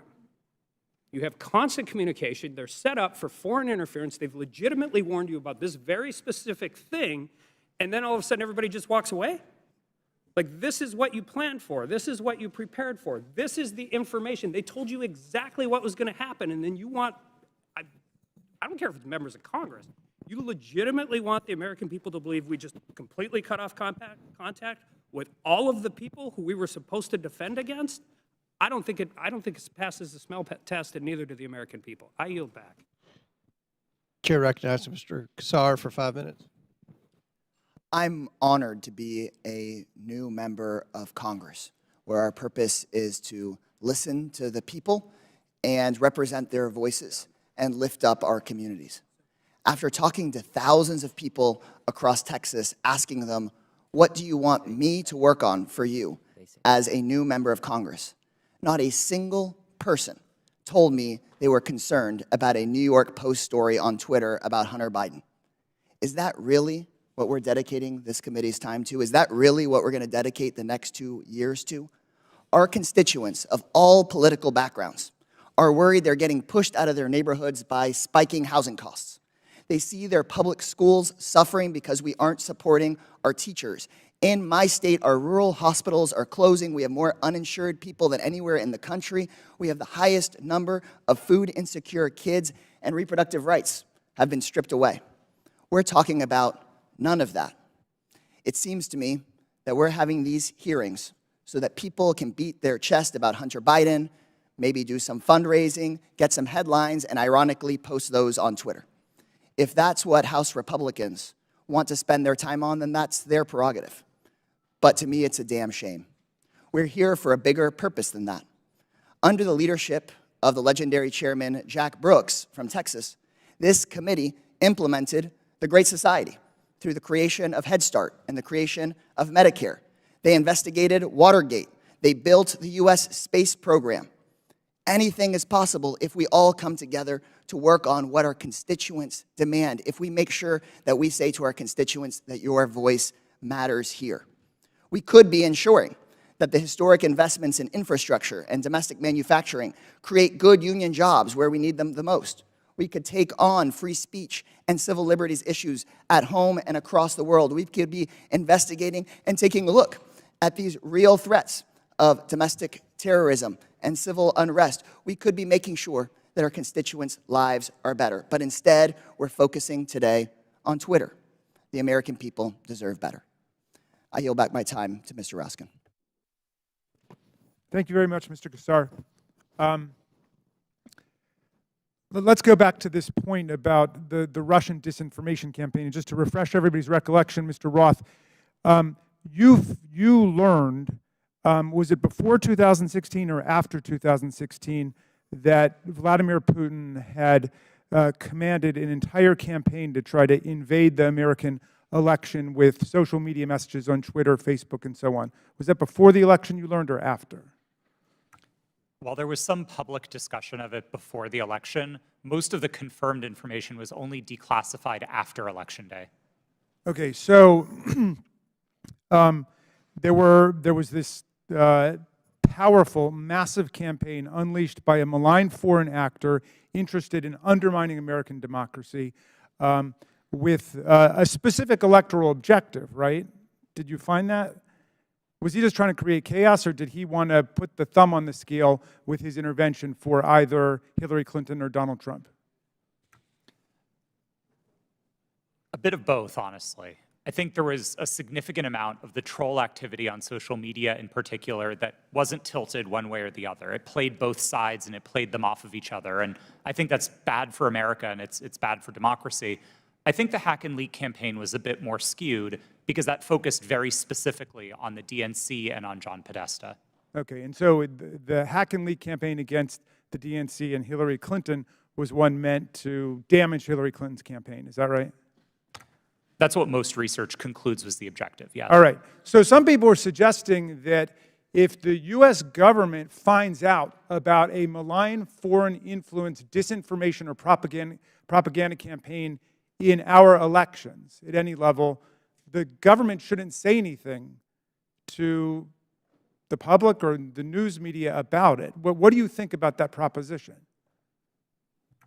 I believe that would be a profound failure. I think there's a collective responsibility across the private sector and the public sector to address our shared threats, and Russian interference in American democracy is one of those shared threats. Okay. Ms. Gaddy, do you agree with that?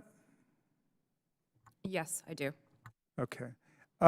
And just back to you, Ms. Navaroli, for a moment.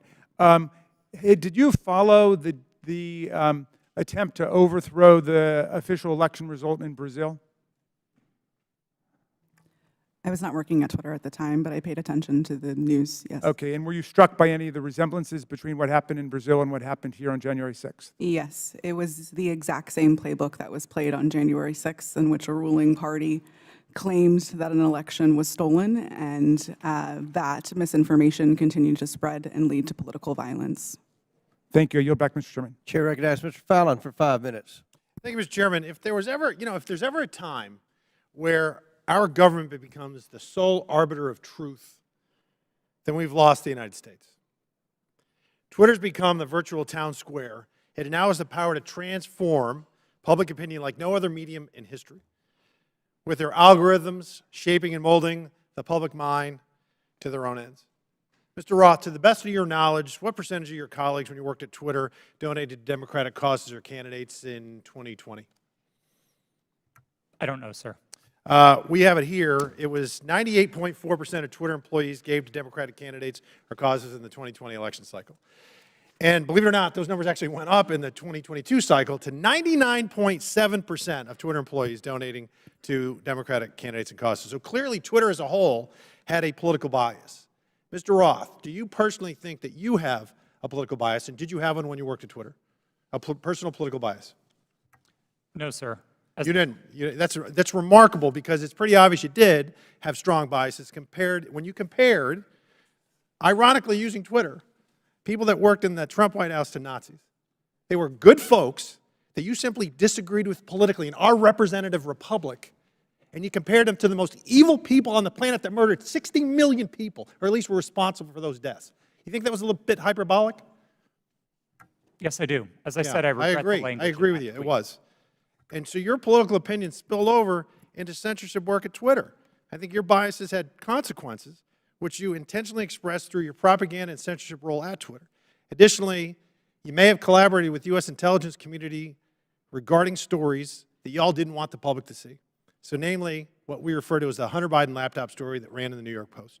So I'll ask you, Mr. Roth, did you receive 10 confidential documents from Special Agent of the FBI, Elvis Chan, the night before the Hunter Biden laptop story ran? Yes. You did.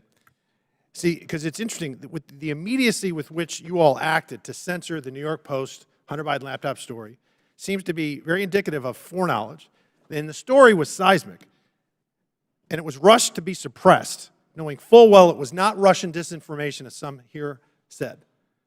It was truth that was denied the American voter. And the Media Research Center polled Democratic voters in 2020 swing states and found that 17% would have changed their vote if they had known the contents and evidence of the New York Post story.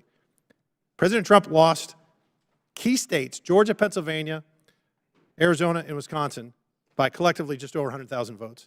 And if this is accurate, this poll, 3.2 million votes could have swung. And he only needed a teeny fraction of those 3.2 million. That decision almost certainly changed the result of the 2020 presidential election. Did you have any idea the contents of the New York Post story, Mr. Roth? Only what I read in the New York Post that day. And then it was killed by Twitter, and the mainstream media followed. So I found this interesting. In 2019, candidate for President Joe Biden said, and I quote, "I have never spoken to my son about his overseas business dealings." And yet, the evidence in that story and on that laptop revealed that two of Hunter's Mexican business associates, Miguel Magnotti and Miguel Velasco, visited the White House in February 2014, and he was later photographed. Joe Biden was photographed with him in the White House. Also in October 2015, Hunter arranged a video conference with his dad, Joe Biden, the sitting vice president, and Carlos Slim, the Mexican billionaire. And then unbelievably in 2015, Hunter introduced his father, then vice president, to Vadim Pozharsky, an executive at the now infamous Burisma Holdings Company, where Hunter would later magically make millions as a board member despite having no experience whatsoever in the energy sector. Joe Biden lied. He created the firewall, and then he was exposed because of this story and other information. He lied to the American people, and Mr. Roth, you withheld information on the eve of a presidential election, and you protected that lie. And I hope for the sake of the country that men like you that do those things, men and women, never get to put in such power, in positions of power again. And Mr. Chairman, I'd also like to see if, I'd like to ask unanimous consent to enter into the record a tweet from Ranking Member Raskin. The tweet reads, "It's horrifying to see images of Border Patrol agents whipping Haitian refugees at the Texas border." Not exactly the feeling I get from Without objection, it's ordered. Thank you. The gentleman in the back. The gentleman, Yep. Oh, well, I just think that's misinformation, or at least it was a mistake, and Twitter left it up for a week, or not a week, a year, a full year. Gentleman yields. I yield. Mr. Baker, in top of page 2 in your written testimony, you said, I did not destroy or improperly suppress Whose time is this? any documents at Twitter regarding information important to the public dialogue. The way you worded that, it sounds like there is some Chairman, kind how of... much extra time is he going to get during this hearing? You finish He the had, question, he and had then you time, kick it let to him Mr. repeat the Jordan. question, and then his time will be expired, and It please expired answer. before he started. Clearly, it's up to the chairman, so why don't you let him answer? Mr. Baker, on top of page 2 of your written testimony, you said, I did not destroy or improperly suppress any documents at Twitter regarding information important to the public dialogue. The use of the term improperly suppressed suggests there was some kind of suppression done in a proper way. I just want to know what that was, and is this referring to your work at Twitter when the Twitter files were first released just a few months ago? Unfortunately, sir, I think I'm constrained from answering that question any more fully than in my testimony because of attorney-client privilege. So unfortunately, I'm just going to have to leave it at that. I thought that's been waived. Not the privilege, not the privilege. The non-disclosure agreement, my understanding, has been waived, but not the attorney-client privilege. Gentlemen, time's expired. I do not have anything in writing to indicate that the Twitter has waived privilege with respect to that matter. Chair recognizes Ms. Crockett. Thank you, Mr. Chair. MAGA Republicans can't let go. That should be the name of this hearing. I'm glad that seemingly we have now accepted that President Joe Biden won the election, even though now we are blaming President Trump's loss on Twitter. Can we finally let it go? This is why Democrats are reinforcing that in this hearing, we should be talking about the threats to our democracy. That's the real threat, not an old article that seemingly couldn't reach the viewership it sought through its own platform to disparage and attempt to skew the election in favor of a twice impeached former president who lost a secure and fair election.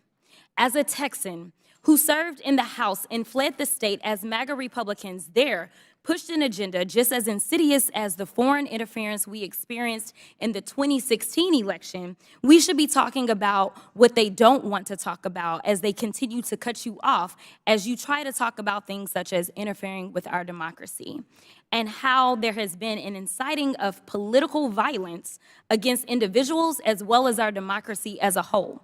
We are supposed to live in the land of the free, and when some people are afraid of losing power, they engage in conspiracy theories and distractions, such as the Joe Biden, a candidate at the time, not government actor at the time, colluded with social media to win.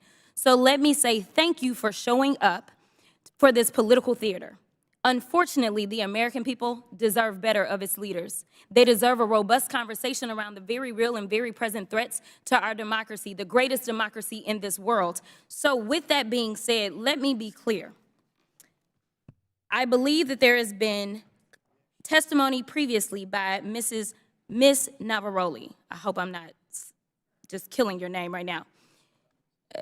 At some point, you stated if January 6th and anything like it, that language, if we would have seen that happen in any other country with any other leader, Twitter would have acted completely differently. It is my understanding from this statement, and correct me if I'm wrong, that you almost felt as if Trump was treated differently. In fact, that you may have been of the impression that he was treated with more deference than other world leaders. Is that true? Yes. As I testified earlier today, Twitter bent and broke its own rules in order to protect dangerous speech, like the tweets that were directed towards Representative Ocasio-Cortez.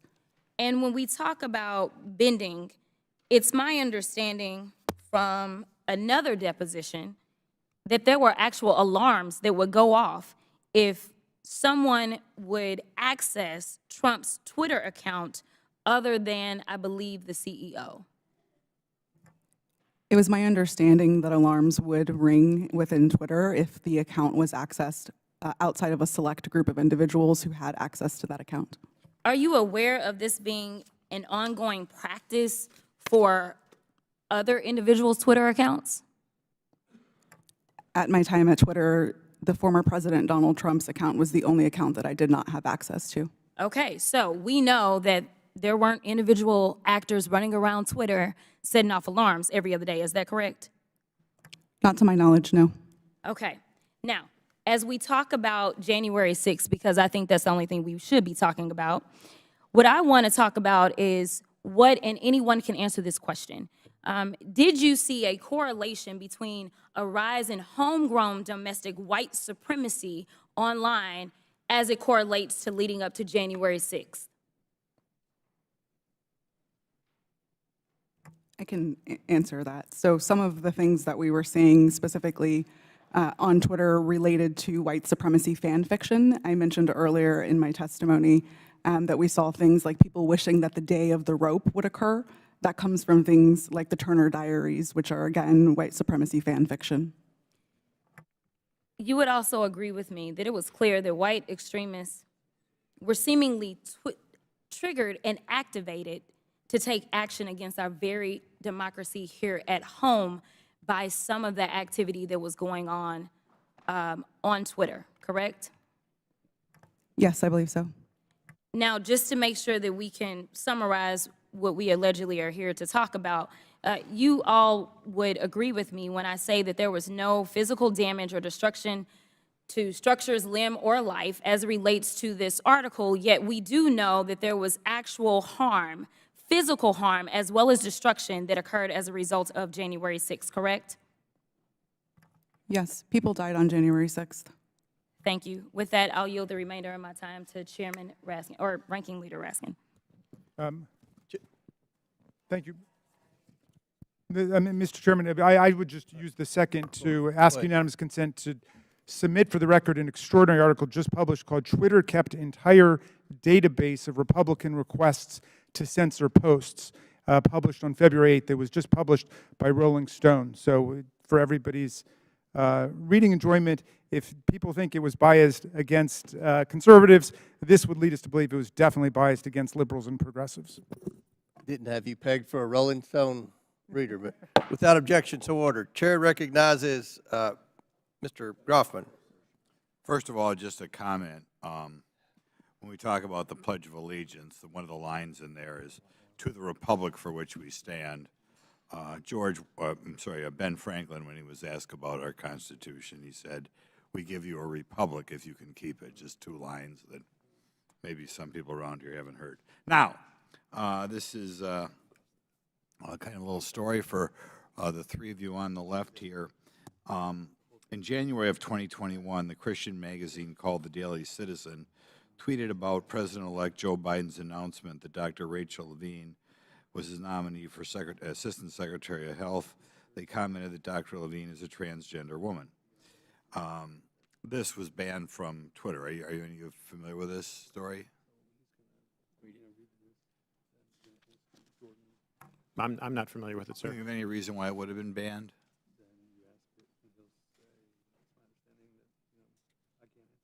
Okay. There are local talk radio hosts in my area, well-known media hosts out of the Madison, Milwaukee, Green Bay media market, widely listened to. They were shadow banned on Twitter. There's some very prominent doctors in the area that didn't agree, perhaps, with everything CDC or NIH said, that were banned on Twitter. I'd like you to comment on that because, normally I think when people make a major health decision, they always like to get two separate opinions. And some of these doctors who were wildly well-respected, probably two of the most prominent doctors in Wisconsin, thought outside the mainstream. And I think if we're thinking outside the mainstream, they were taken off your platform. Could you comment on why you would take somebody off a platform, or why a distinguished doctor would be considered something that the public as a whole couldn't hear their version of events?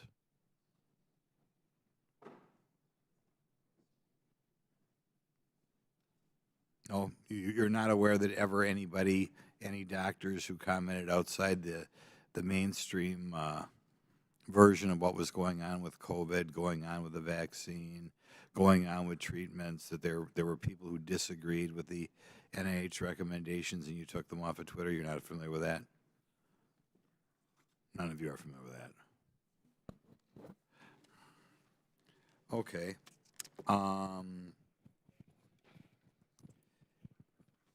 I'll yield some time to Jim Jordan then. I thank the gentleman for yielding. Mr. Baker, Mr. Roth earlier said he thought it was a waste of time for the FBI to be sending you accounts that they thought violated Twitter's terms of services and Twitter's policy.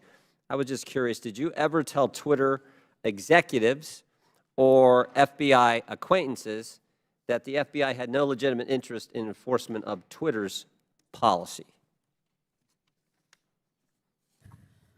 Sir, I'm going to give you the same answer I gave before. I think the advice that I was giving internally to folks would be covered by the attorney-client privilege, and as Let me Yes, stop.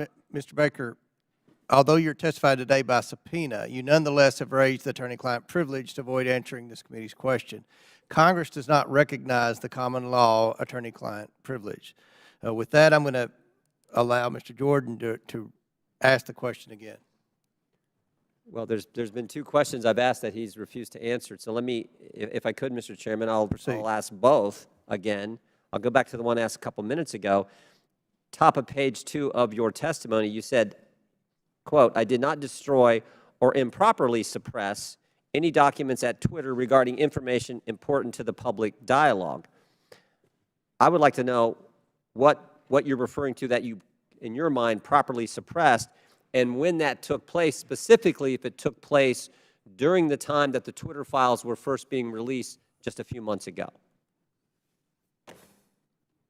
Well, again, sir, as I think we've notified the committee and we've had these conversations with Twitter as well to try to resolve this issue prior to coming up here today, I don't have anything in writing that clears me in my ethical responsibilities to my former client with respect to answering questions that I think fall squarely within the attorney-client privilege. So unfortunately, I don't think I can go beyond what I've said there already, sir.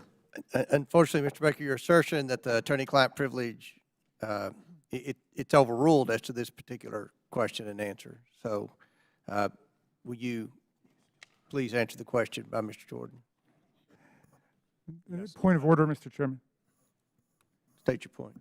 Well, as I understand it, because we just went through this in the January 6th committee where multiple witnesses asserted attorney-client privilege, including people who weren't covered by it at all. Ultimately, that's for a court to decide. So I don't think there's anything we can do within the committee at this point, unless I'm missing something. We'll give you one more chance to answer the question. If you don't answer it, then we'll have to deal with it after the committee hearing. Mr. Baker, could you answer the question, I please? apologize, but I believe I have ethical responsibilities to my former client, and I don't think I can go beyond what I've said already, unfortunately. Yeah, I just said that. I just said that. I'm going to. Mr. Baker, you did suppress documents then that, in your language, was important to the public dialogue? I'm going to give you an extra minute, Mr. Goldman. Oh, You're thank next. you very much. I'm sorry, sir. Could you repeat the question? Again, going on what your written testimony. So you did suppress documents at Twitter regarding information that was important to the public dialogue. That's a yes or no.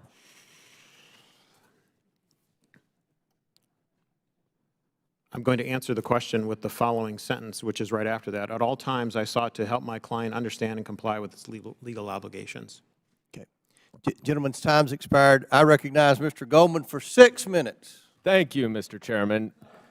I understand that Mr. Palmer was asking some questions about some of my assertions about the removal of the Ukrainian Prosecutor General.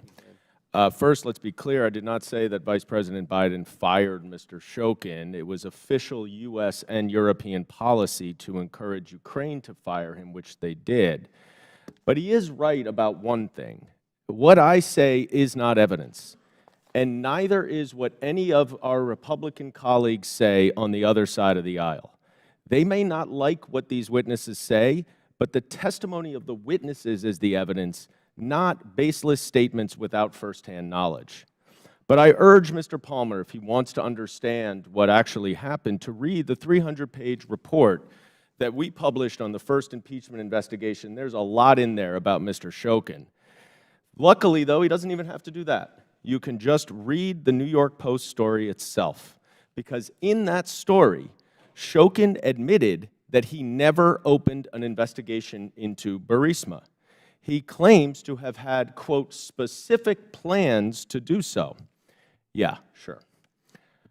For 2 years, Rudy Giuliani had been peddling Victor Shokin's bogus story, including with agents of Russian intelligence. And Chairman Comer, if you question that, I urge you to look up Andrei Derkach.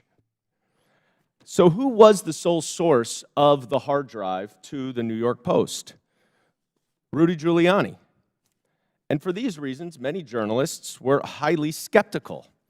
One reporter at the New York Post itself refused to put his name on the story. Fox News' Brett Baer said, quote, "The whole thing is sketchy," unquote. And both Giuliani and the Post refused to give the laptop to other journalists to verify and analyze it. In fact, Giuliani told the New York Times that he hoped that it would be published before it could be verified. So what is the so-called authentication for this laptop? Well, Chairman Comer said in his opening statement that it's a subpoena to the computer repair shop owner, which happened over about a year before the New York Post story. But that is not the same hard drive that Rudy Giuliani received months later from that repair shop owner and passed along to the New York Post after he was in possession of it for several months. Now, Mr. Baker, based on your understanding of Russian malign influence campaigns, does Russian intelligence have the capacity to manipulate a hard drive? Yes. So it is possible that some of the materials on a hard drive could be authentic, and some could be altered, manipulated, or even added to the hard drive. Is that right? I believe so, yes. Mr. Roth, you have testified today that Twitter was keenly aware of the hacking efforts by Russia in connection with the 2016 election. Is that right? Yes, sir. And those efforts, I believe you said, and correct me if I'm wrong, by Russian intelligence to interfere in our electoral process continued up and through and including the 2020 election. Is that right? Russian efforts certainly continued through the 2020 election and even through the midterms. I couldn't say specifically if it was military intelligence, as was the case in 2016, but certainly the Russian government was involved. So let's run down what Twitter knew about this hard drive and this story when it was published. First, the sole source of the hard drive was Rudy Giuliani, who had been working closely with Russian intelligence agents throughout 2020. Second, Russian intelligence interfered in the 2016 election and was actively trying to do it again.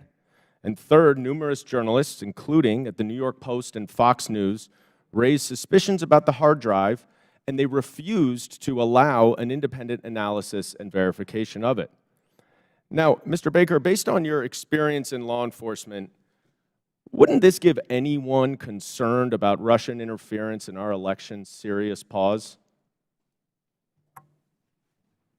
Well, I think as reflected in the public record, at the time, I thought there were great concerns on that side of the equation, because in part with respect to all the things that had happened since 2016 with respect to the hack and leak or hack and dump issues, there were facts that indicated that the computer might have been abandoned and so on, but which made it a very difficult case, which is why we're sitting here today talking about it. Right, and there was a 24-hour delay in continuing to spread the publication of it, isn't that right? Yes. Okay. You know, that is exactly what 51 former intelligence officials, many from Republican administrations, even the Trump administration, said in that letter that is being distorted by Mr. Jordan and others at this hearing. Let me quote one paragraph of what they say. "We want to emphasize that we do not know if the emails provided to the New York Post by President Trump's personal attorney, Rudy Giuliani, are genuine or not, and that we do not have evidence of Russian involvement, just that our experience makes us deeply suspicious that the Russian government played a significant role in this case. And unless Twitter, like Special Counsel Mueller concluded about the Trump campaign in 2016, wanted to welcome Russian interference in an election, all of you sitting here today were entirely correct to be highly concerned about the legitimacy of this story. I yield back. Chair recognizes Mr. Higgins for 5. Thank you, Mr. Chairman. I'm going to be yielding some time to my colleague, Mr. Jordan, here momentarily. But for the record, Mr. Baker, Ms. Gotti, Mr. Roth, Mr. Navaroli, are you here under the advice of counsel, and do you have counsel present? Yes, sir. That was a yes? Yes, sir. Yes, sir. Yes, I do. Yes, I was subpoenaed That's to good to appear. know. I'm glad you all have counsel present. Mr. Chairman, for the for submission for the record, I'd like consent to submit the Twitter files dated December the 8th, posted by the New York Post regarding the suppression of conservative commentators. Like that submitted. Without objection, so ordered. Mr. Chairman, thank you. I'd like to also submit for the record a timeline of events with cited sources outlining strong evidence of the Biden family organized criminal actions would certainly indicate that we've crossed the threshold of reasonable suspicion. I'd like this timeline submitted for the record. Excuse me, Mr. Chairman, where is that from, that timeline? Timeline in my hand, boss. I'll get it to you shortly. Bottom line is that the FBI had the Biden crime family laptop for a year. They knew it was leaking. They knew it would hurt the Biden campaign. So the FBI used its relationship with Twitter to suppress criminal evidence being revealed about Joe Biden 1 month before the 2020 elections. You, ladies and gentlemen, interfered with the United States of America 2020 presidential election, knowingly and willingly. That's the bad news. It's going to get worse, because this is the investigation part. Later comes the arrest part. Your attorneys are familiar with that. Mr. Chairman, I'd like to spend 5 hours with these ladies and gentlemen during depositions surely yet to come. But for right now, I'll yield the balance of my time to my colleague, Mr. Jordan. I thank the gentleman for yielding. I think he made the right point. And I would just respond to to our colleague from New York. You know who knew the laptop was real was the FBI. They had it for, or maybe they had it for a year and just said, you know what, we're going to put it on the shelf, we're not going to look at it. But if anyone knew it was real, it's them. That's why I asked the question, again, back to my colleague from New York, what he was talking about. That's why I asked the question earlier. I said, did anyone at the FBI or Mr. Baker know, did Mr. Baker talk to any of those 51 former intel officials who sent the letters saying this has all the classic earmarks of a Russian misinformation operation?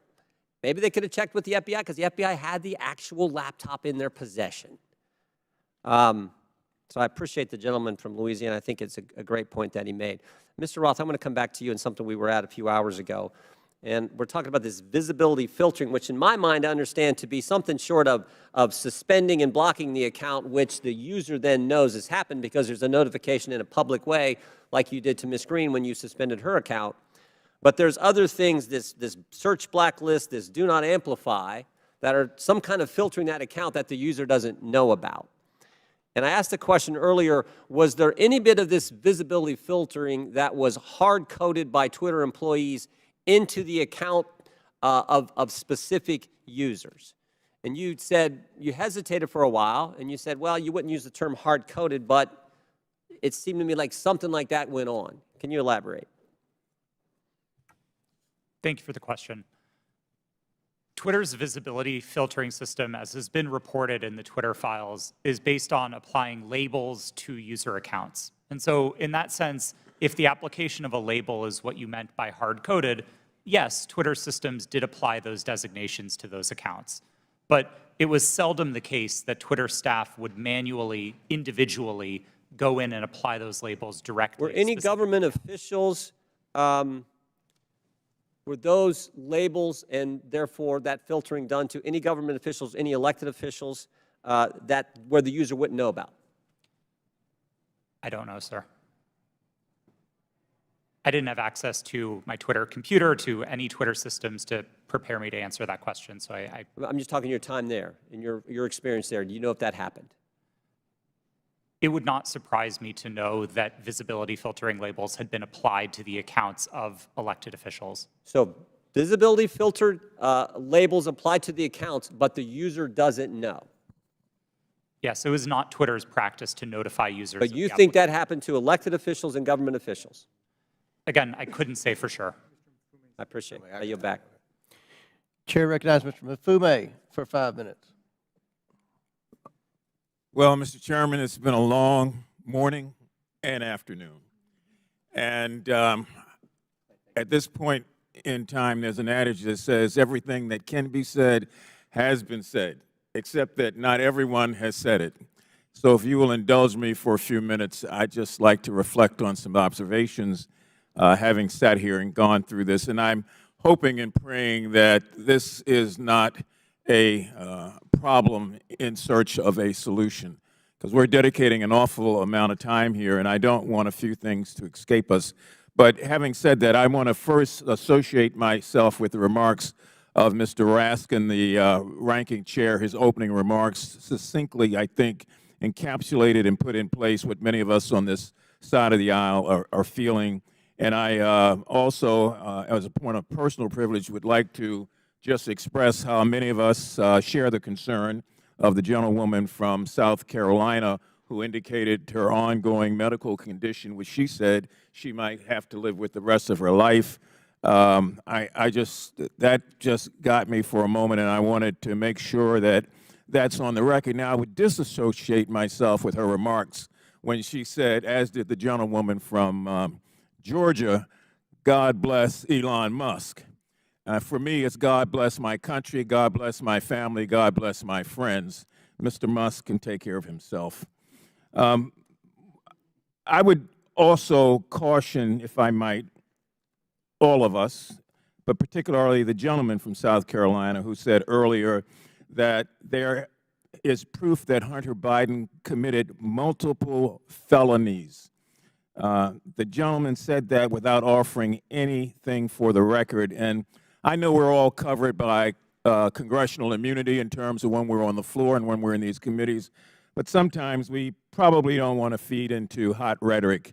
I mean, we campaign in that kind of poetry, but we are elected to govern in prose. And when you do that, there's a different sense of responsibility that goes with all of us.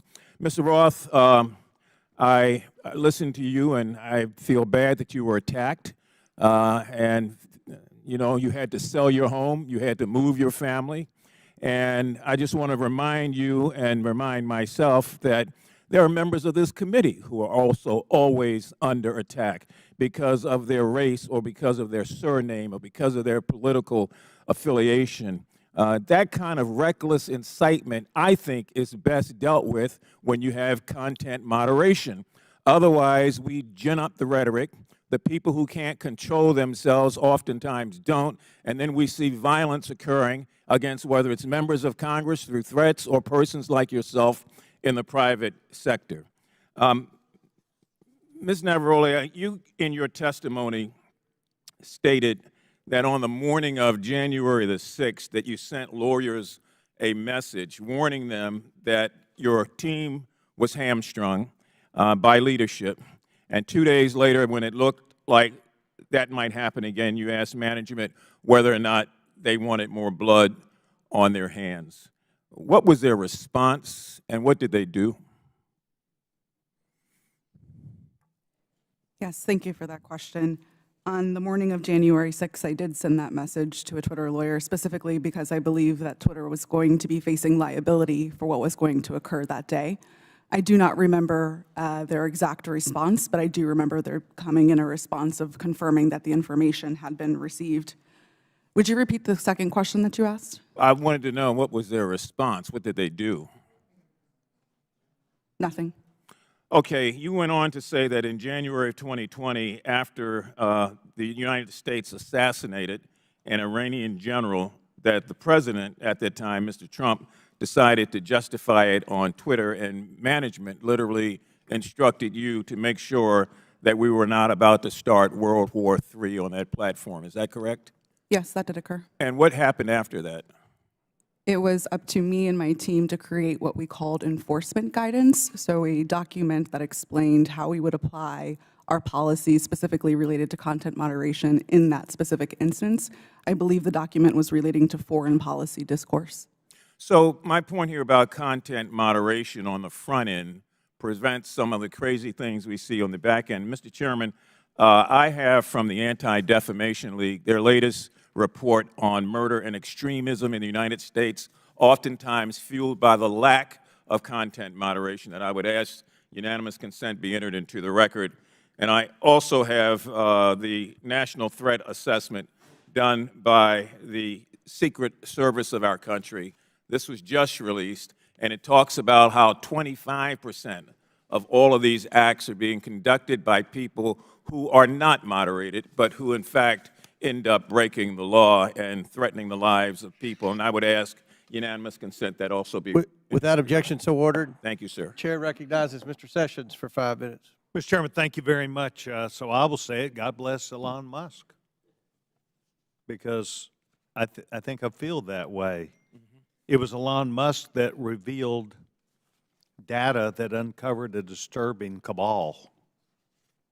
Let's be clear, we're here today because Twitter got caught, not because people wanted to admit mistakes got made, or perhaps because they got bought. If not for the Twitter files released by Mr. Elon Musk, this activity we're discussing today would still be going on. It's no secret that the political bias of Twitter and their previous leadership bled into politics and merged that with practices of the company. And that is a big concern. But a bigger concern is where our government, on a political basis by law enforcement, becomes engaged in things that a timeline would show were not truthful. That's the concern.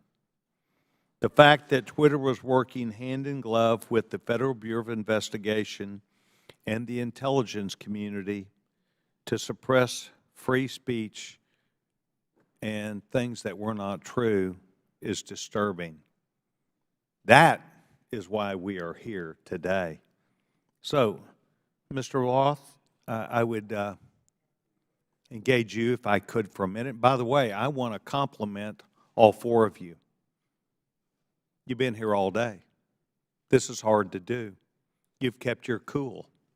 To the best of your ability, you're expressing honesty. I admire that. Mr. Roth, can you please tell me about the meetings with the FBI? How many? Where did they take place? How do they accomplish what they wanted? Thank you for the question. Yes, sir. Twitter met with the FBI, I would estimate, several dozen times over the course of multiple years. These meetings happened in person, in the Twitter office, in the offices of other technology companies, and at times they happened virtually. We issued press releases about these meetings. They were not happening in secret. They were not anything that the public sector or the private sector strove to hide from anybody. But in these meetings, we used it as an opportunity to discuss the shared threats of foreign malign interference, to discuss the preparations that the public and private sector were implementing, and to use that as an opportunity to make sure that we were having open channels of communication about those malign interference threats. Ms. Roth, did you at any time believe that the Bureau might not be honest about the things they knew and the information that they shared and passed to you? I would say I have a personal healthy skepticism about any type of law enforcement, but no, it was never my experience that representatives of the FBI were anything but forthright in those discussions. Do you believe that they, today, in looking back, misled you? I don't believe so, no. So you believe that the things which they told you, in looking back, are truthful even today? To the best of my recollection, yes. So the chance for FBI numerous times, dozens of times, to meet with you, did you put out information of the substance when you said you provided the public with information? Did you discuss what those meetings were about? I believe the public statements were fairly high level and talked about preparations for upcoming elections in the United States. Any internal records or meeting minutes would be on my Twitter computer, which I don't have access to. And does that reside, to the best of your knowledge, currently at Twitter? Yes, sir. I returned all Twitter property to the company when I chose to leave. Yes, and that would be a requirement, generally speaking. Yes. So you believe that the Bureau met with you, they did not mislead you, that you were as forthright as you could be to the public, and that you were playing the role that you felt like was responsible. Is that your testimony today? Yes, sir, it is. Thank you very much, Mr. Chairman. I yield back. Gentleman yields back, and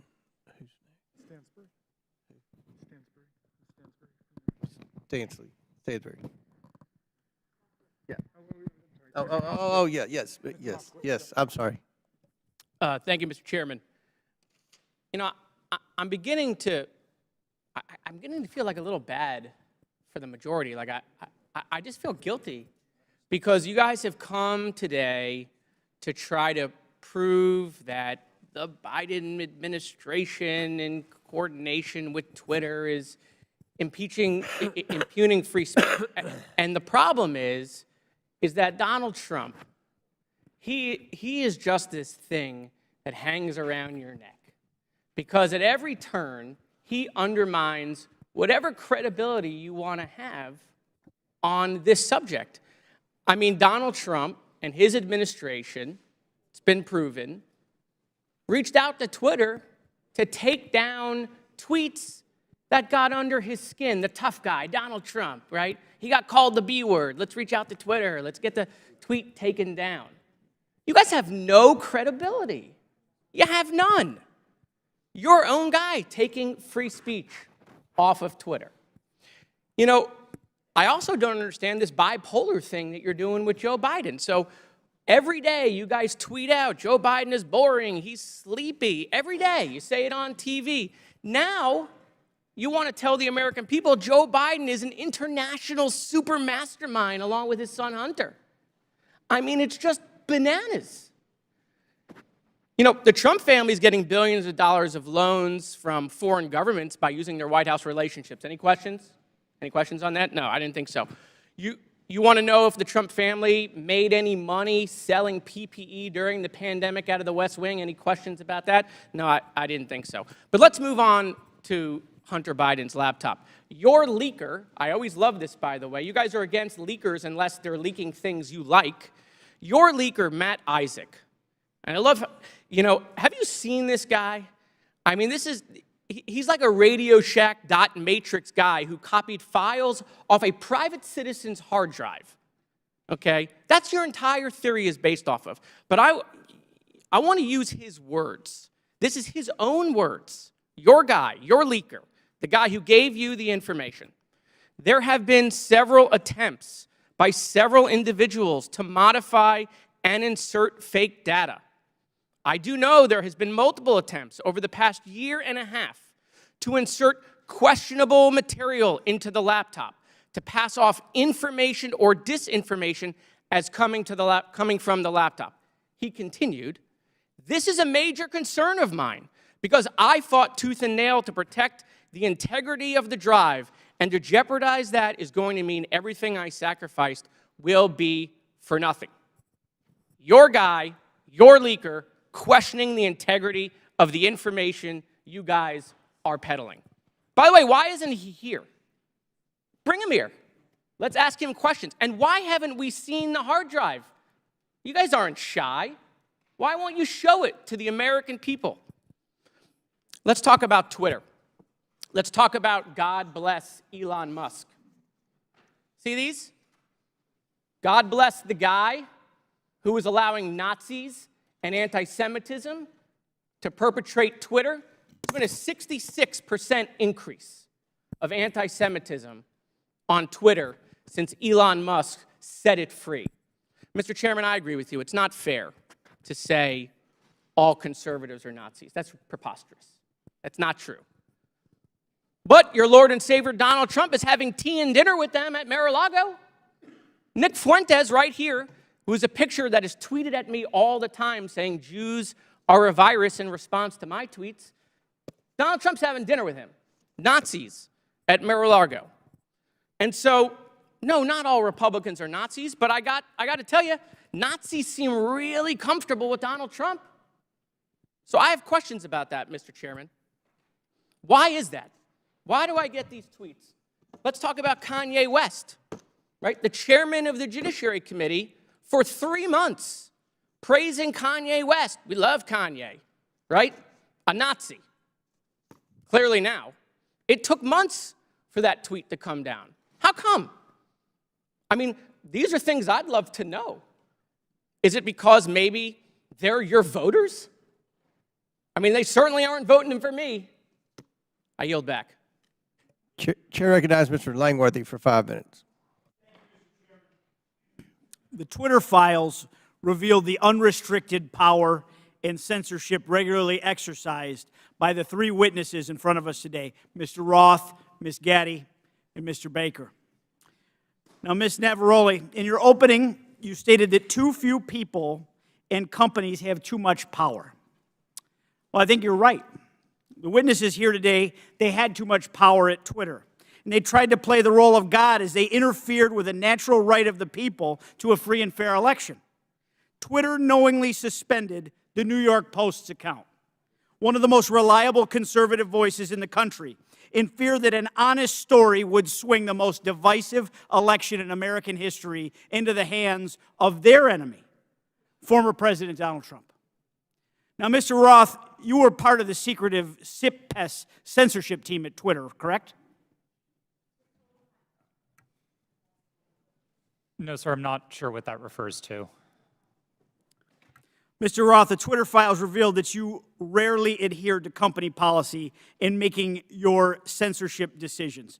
One reporter from the Twitter files called your group a, quote, high-speed Supreme Court of moderation, issuing content rulings on the fly, often in minutes, based on guesses, gut calls, and even Google searches in cases even involving the president.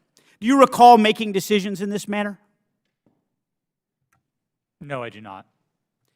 Can you explain the process for these quick decisions? Thank you for the question. I think the core of content moderation, whether it's fast or slow, begins with a written set of rules and policies, and that was the primary responsibility of my group at Twitter. It wasn't about making a one-off decision in the moment. It was about having a written and codified set of, well, laws for the platform that we followed in each instance. In the vast majority of cases, content moderation decisions were not made by me or by another executive or even by a member of my direct team. They were made by hundreds of content moderators enforcing those rules again and again and again. The situations in which decisions would be escalated to senior executives were few and far between and largely related to the really hard gray area calls. So, Mr. Roth, as part of the, quote, Supreme Court of Moderation at Twitter, did you have the final call over political censorship decisions? No, sir, I did not. Then who had the final call on these decisions?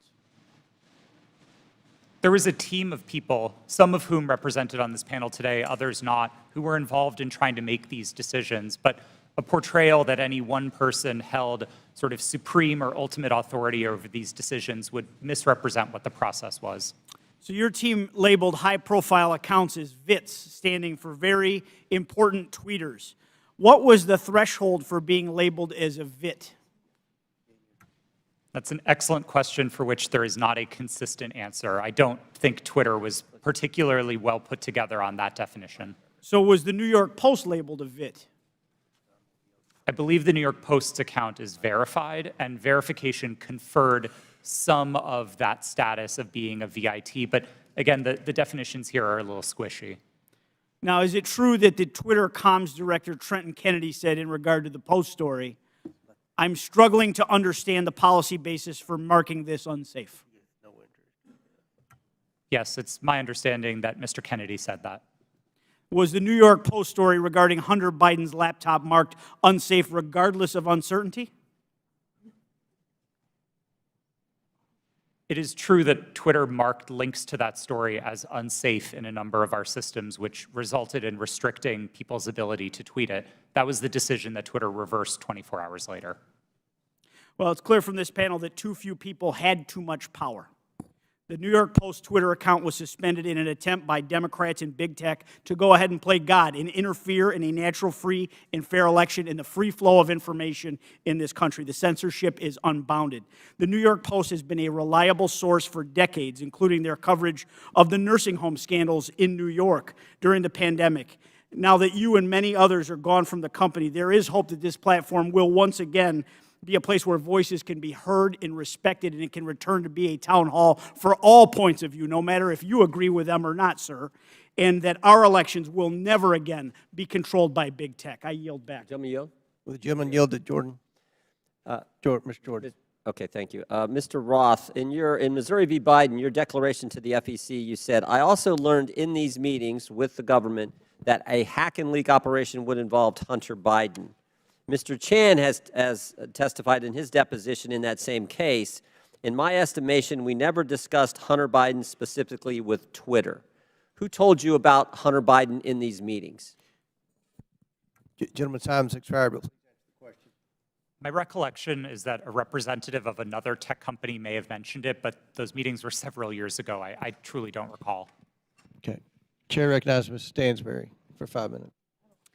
Thank you, Mr. Chairman. And I want to just start this afternoon by thanking our panelists who have been sitting here all afternoon, and many of the members of the public who are with us. I see a lot of tired faces out there, and I want to thank you all for spending your day with us.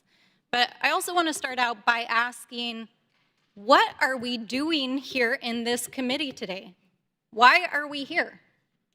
Why is this committee devoting a day-long hearing to a political conspiracy theory that was planted in the media by Rudy Giuliani to support Donald Trump's re-election campaign?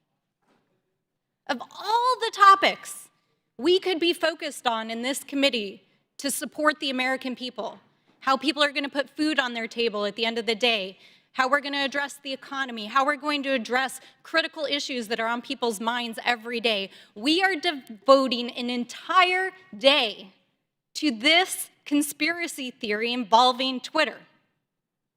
Now, the mission of this committee is to root out waste, fraud, and abuse, and to conduct oversight on behalf of the American people. And if you need any evidence of waste, fraud, and abuse, how about the use of this committee's precious time, space, and resources to commit to this hearing?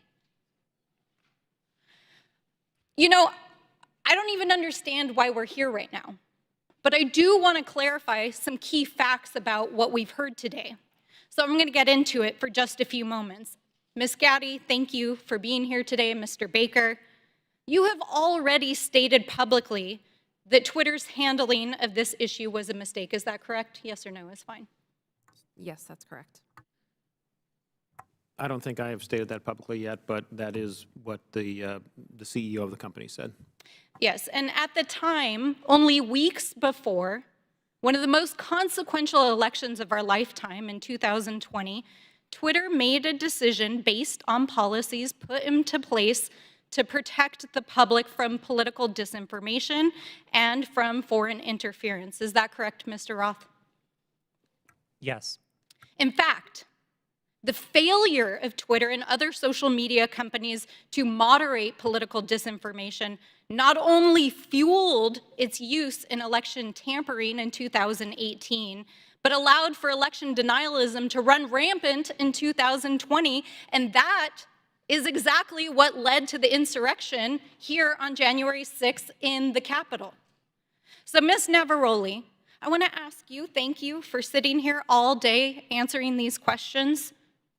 Do you believe that Twitter has put into place policies that would adequately protect free speech, but also protect the American people from another violent insurrection and the kind of hate speech that we are seeing run rampant right now on the platform?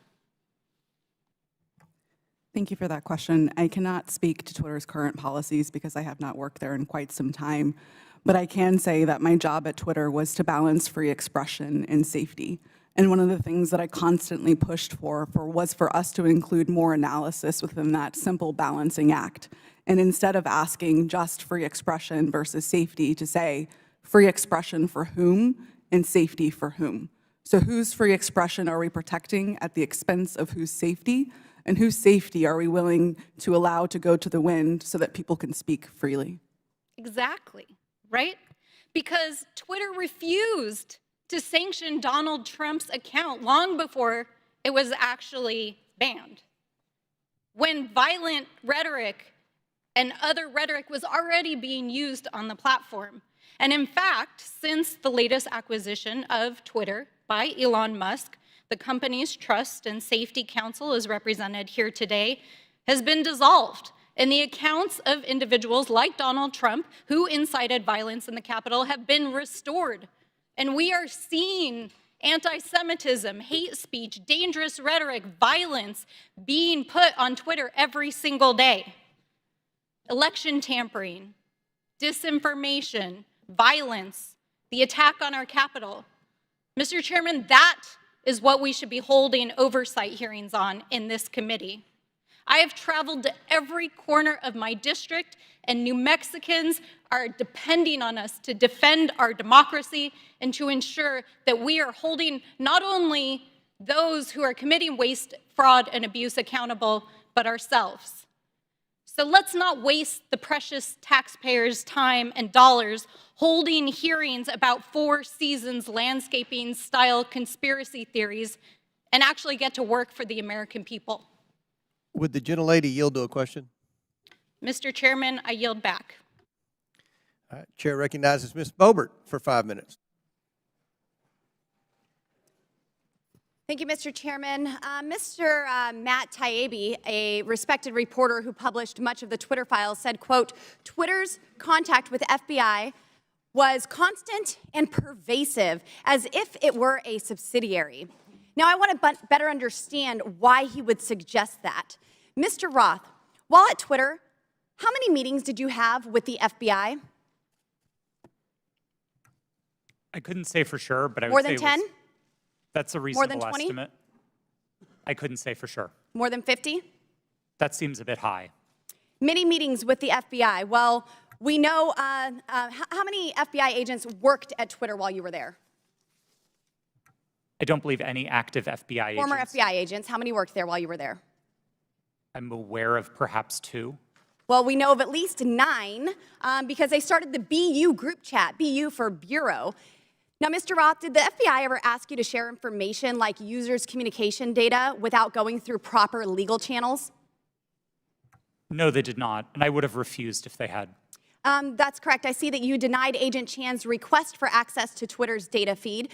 What's sick isn't that you would deny it, it's that the FBI would even ask you for the private data of American citizens without going through legal channels of the law.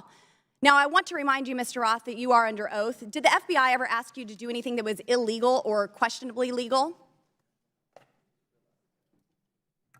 I'm not a lawyer, but certainly not to the best of my recollection or knowledge. Now, from the hearing that I've been a part of today, it's almost impossible to tell where the FBI ends and where Twitter begins. We have Mr. Baker here, a former FBI agent, and there seems to be a revolving door between the FBI and Twitter itself.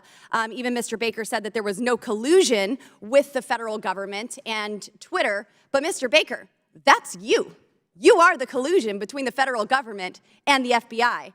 And now this is such a problem because we're seeing censorship all over. Mr. Roth, Ms. Gaddy, Did either of you approve the shadow banning of my account at Lauren Boebert? Yes or no? No, I did not. Not to the best of my recollection. Well, let me refresh your memory, because on March 12th, 2021, and Mr. Roth, I know you looked at it because Fascist Twitter 1.0 had a public interest exceptions policy, which means for members of Congress to be shadow banned, it had to go before you, Mr. Roth. So I'll ask again, did you shadow ban my account? Yes or no? Again, not to the best of my recollection. So the answer is, Mr. Roth, yes, you did. I found out last night from Twitter staff that you suppressed my account for this tweet.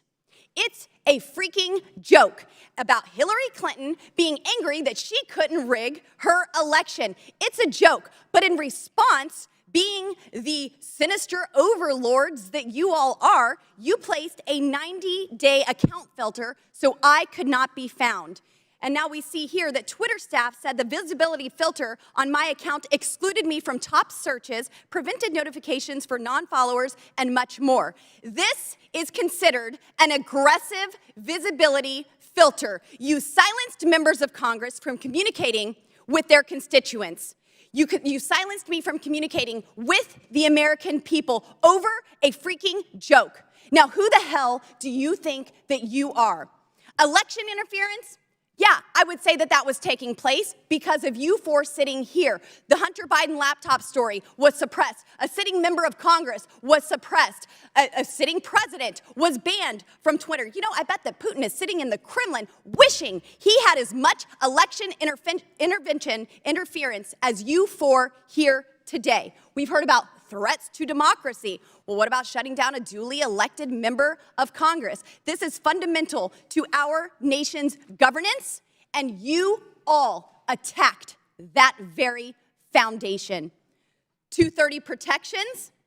Well, those are for publishers, not for editors. And it's clear you were not acting as publishers, you were acting as editors. And Mr. Chairman, I think it's far past time that we remove 230 protections for big tech platforms who are abusing this protection.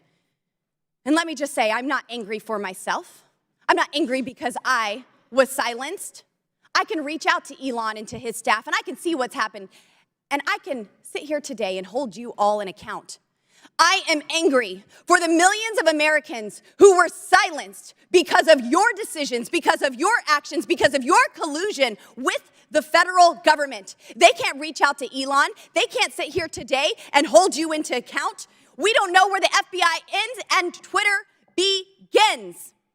But I do want to thank Mr. Elon Chairman, we're Musk over for 17 firing seconds now. you four and saving free speech and even Twitter. Mr. Chairman, I yield. The lady yields. Went over 24 seconds. I'll give Ms. Porter 24 extra seconds. Well, I appreciate your indulgence, Chairman Comer, but I won't need it. So today's hearing gavelled in at 10 a.m. For nearly 6 hours. Power outage. We have been going back and forth about this supposed suppression of a single news story from a single outlet for a single day. This hearing has been, in its length, nearly 1/4 of the amount of time that Twitter users could not share the link. We are spending almost as much time screaming about this as this was ever a problem. Look, criminal activity is always a concern, but if there is criminal wrongdoing on Hunter Biden's laptop, that is a matter for the FBI and our law enforcement agencies. Today's hearing is merely an exercise in misinformation and disinformation, a free-for-all hellscape. That's what now CEO Elon Musk said Twitter would become if the platform became a place where anyone could say anything with no consequences. It is unbelievable to me that I am quoting Elon Musk, but that is how ridiculous this hearing has become. The Oversight Committee, like Twitter, or any other social media company for that matter cannot become a free-for-all hellscape where anything goes. With that, Mr. Chairman, I yield back. The lady yields back. Thank you. Mr. Chairman, Ms. Boebert. I ask unanimous consent to submit 2 documents into the record, both from Twitter. Without objection, so ordered. Thank you. Chair recognizes Ms. Luna for 5 minutes. Thank you, Chairman. Mr. Roth? Mr. Roth, have you communicated with government officials ever on a platform called Jira? Yes or no? Real quick answer. We're on the clock. Not Yes to or the no? best of my recollection. Not to your no. recollection? Great. If you did, in the event, communicate, who would have had access to this platform? That's the nature of my confusion. Okay. Jira is Did you ever speak to government officials on Jira regarding taking down social media posts? again, not to the best of my recollection. Can you explain to me why the federal government would ever have interest in communicating through Jira, mind you, a private cloud server, with social media companies without oversight to censor American voices? I want to let you know that this is a violation of the First Amendment, and the federal government is colluding with social media companies to censor Americans. Mr. Chairman, I ask for unanimous consent to submit these graphics into record. And Mr. Roth, I'm going to refresh your memory for you. This flowchart Without objection, behind so me. ordered. Thank you, Chair. This flowchart shows the following federal agencies, social media companies, Twitter, leftist nonprofits, and organizations communicating regarding their version of misinformation using Jira, a private cloud server. On this chart, I want to annotate that the Department of Homeland Security, which has the following branches: Cybersecurity and Infrastructure Security Agency, also known as CISA, Countering Foreign Intelligence Task Force, now known as the Misinfo, Disinfo, and Malinformation, MDM. This was, again, used against the American people. The Election Partnership Institute, or Election Integrity Partnership, EIP, which includes the following: Stanford Internet Observatory, University of Washington Center for Informed Public, Graphica, and Atlantic Council's Digital Forensic Research Lab, and potentially, according to what we found on the final report by EIP, the DNC. The Center for Internet Security, CIS, a nonprofit funded by DHS, the National Association of Secretaries of State, also known as NASS, and the National Association of State Election Directors, NASED, and in this case, because there are other social media companies involved, Twitter. What do all of these groups, though, have in common? And I'm going to, again, refresh your memory.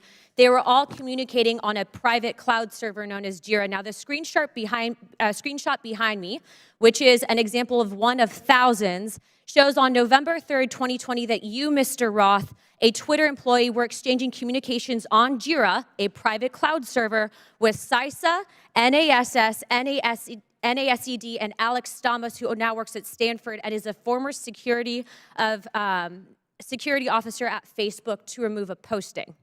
Do you now remember communicating on a private cloud server to remove a posting? Yes or no?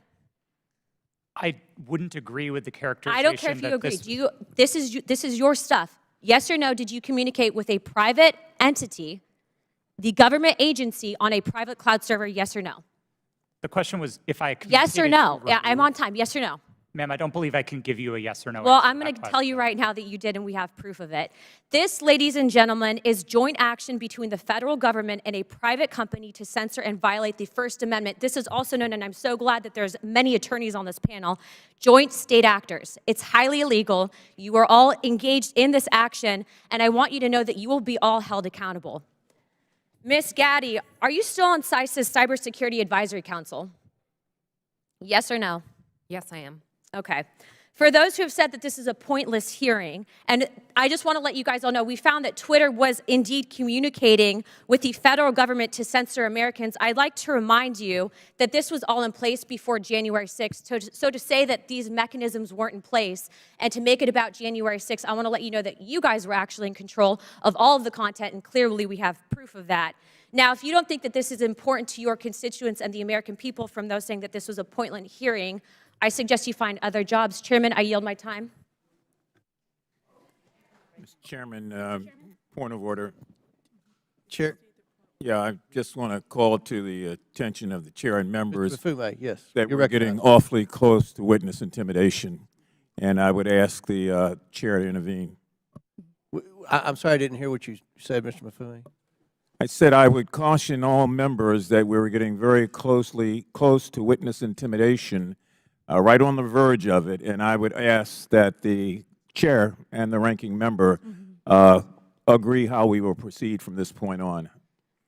It was the threats that were just made. Ms. Ocasio-Cortez? Yeah, thank you, Mr. Chair. And in follow-up to that, I am curious about the committee's rule or the committee's disposition, accusing witnesses of a crime, discussing arrest, discussing, making these allusions and threats. I want to clarify for the record, what is the committee's policy around threatening a witness?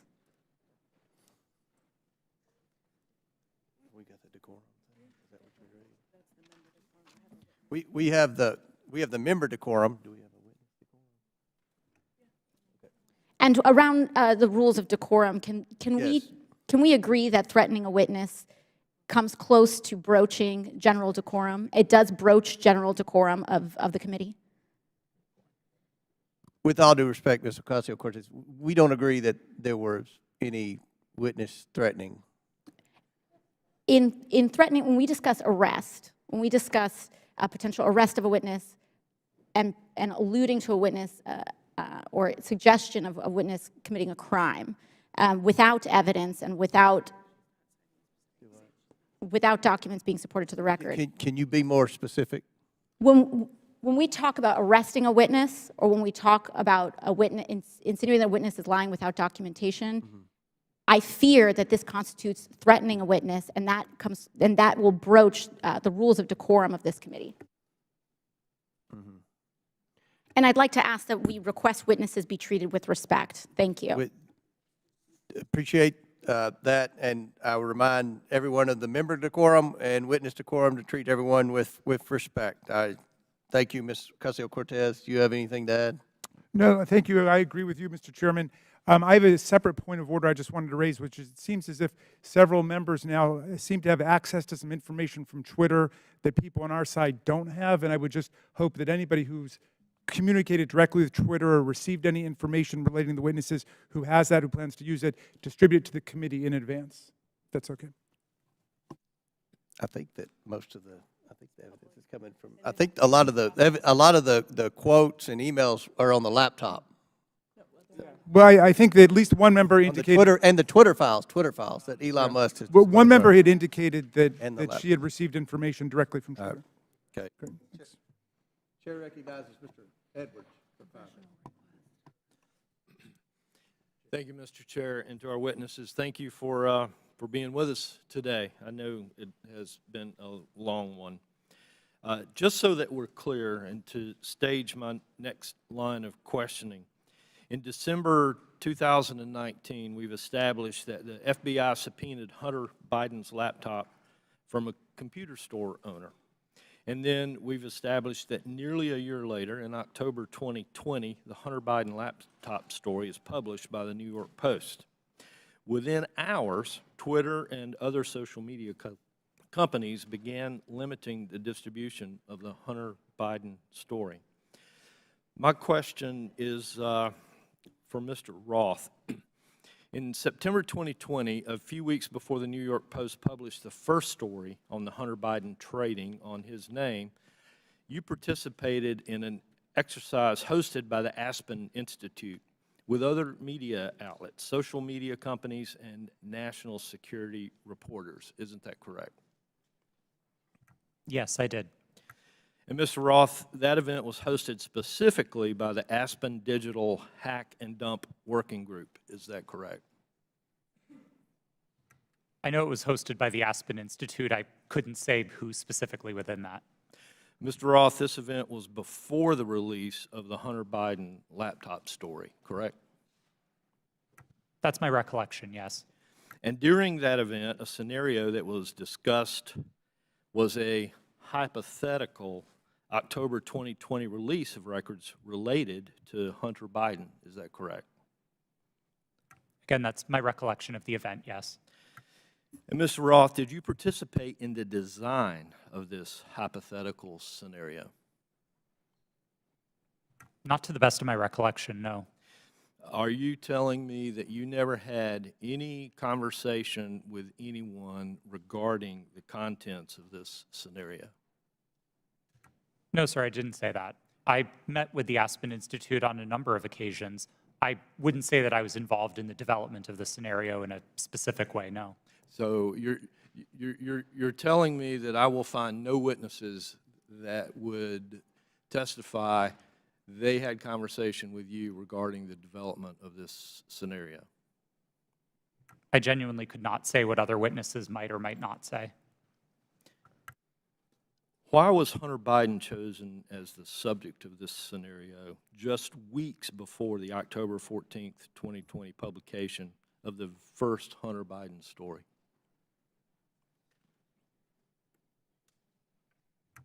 I don't know. But you participated in the conversation. I was invited to and joined an event hosted by the Aspen Institute, yes. And so surely there had to be some level of conversation as to why Hunter Biden was the topic in that scenario. Not that I can specifically recall. Mr. Roth, representatives from Facebook attended this event also, correct? To the best of my recollection, yes. And Mr. Roth, the FBI had Hunter Biden's laptop nearly a year before it was uncovered by the New York Post and before the Aspen Institute event.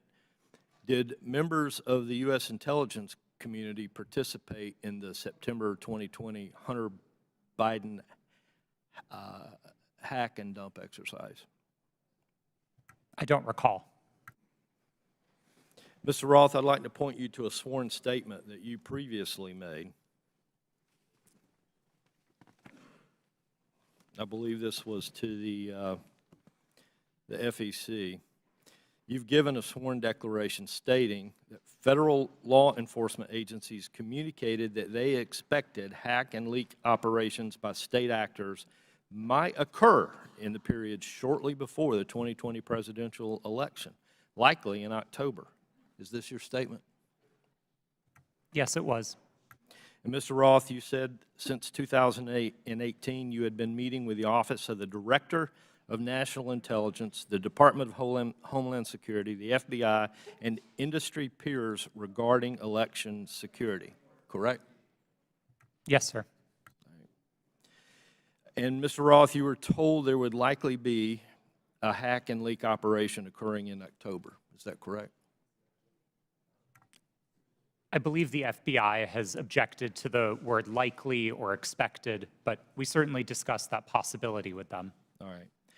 Thank you. Mr. Chair, I yield back. Gentleman yields back. Chair recognizes Ms. Bush for 5 minutes. St. Louis and I are here today to talk about the crisis posed by the power of private companies that operate social media platforms. Republicans are holding this hearing because of their ridiculous, politically motivated obsession with Hunter Biden. This is a distraction from their inability, again, to govern, and it hides the shared concerns raised by Republicans and Democrats alike about the vast power, impunity, and lack of accountability of social media platforms.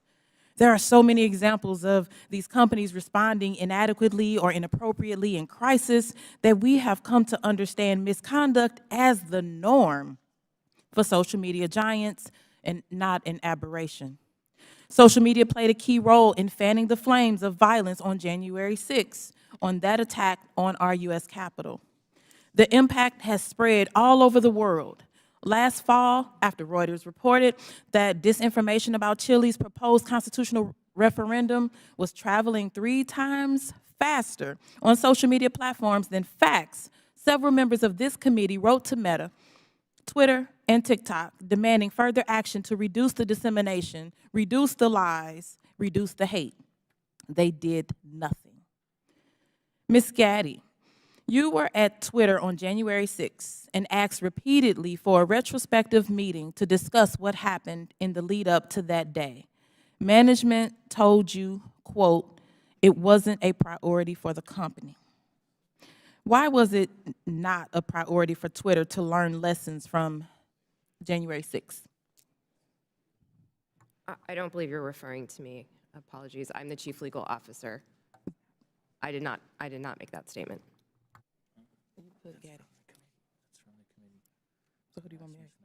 Okay, Ms. Navaroli. Would you mind repeating the question? Sure. On January 6th, you were at Twitter and asked repeatedly for a retrospective meeting to discuss what happened in the lead up to that day.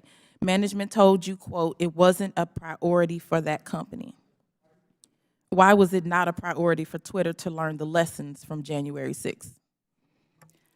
I can't speak to leadership's motivations or why it would not have been a priority for them.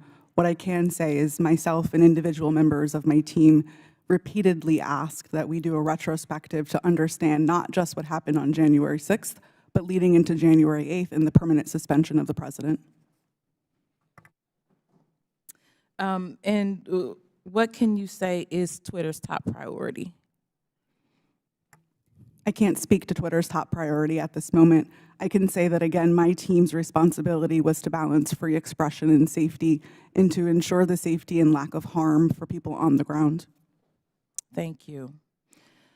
Twitter's top priority seems to be to maximize its profit. The people on this panel were among the top experts moderating content for equity and safety at Twitter, and your concerns were consistently steamrolled by executives pursuing profit. We know this situation must change, but I would argue that the structure of these corporations ensures this malpractice will continue. These social media companies have shown themselves unfit to maintain a digital public square with almost universal usage and vast power. Their purpose is not to facilitate healthy, fact-based discourse. It is to aggressively pursue profit for their billionaire executives and shareholders. Even when they make a good decision about removing a post or a user, it is only to make a profit. This existential problem will not be solved by asking these for-profit corporations to tweak their approach around the edges. We need to re-envision what the internet can be.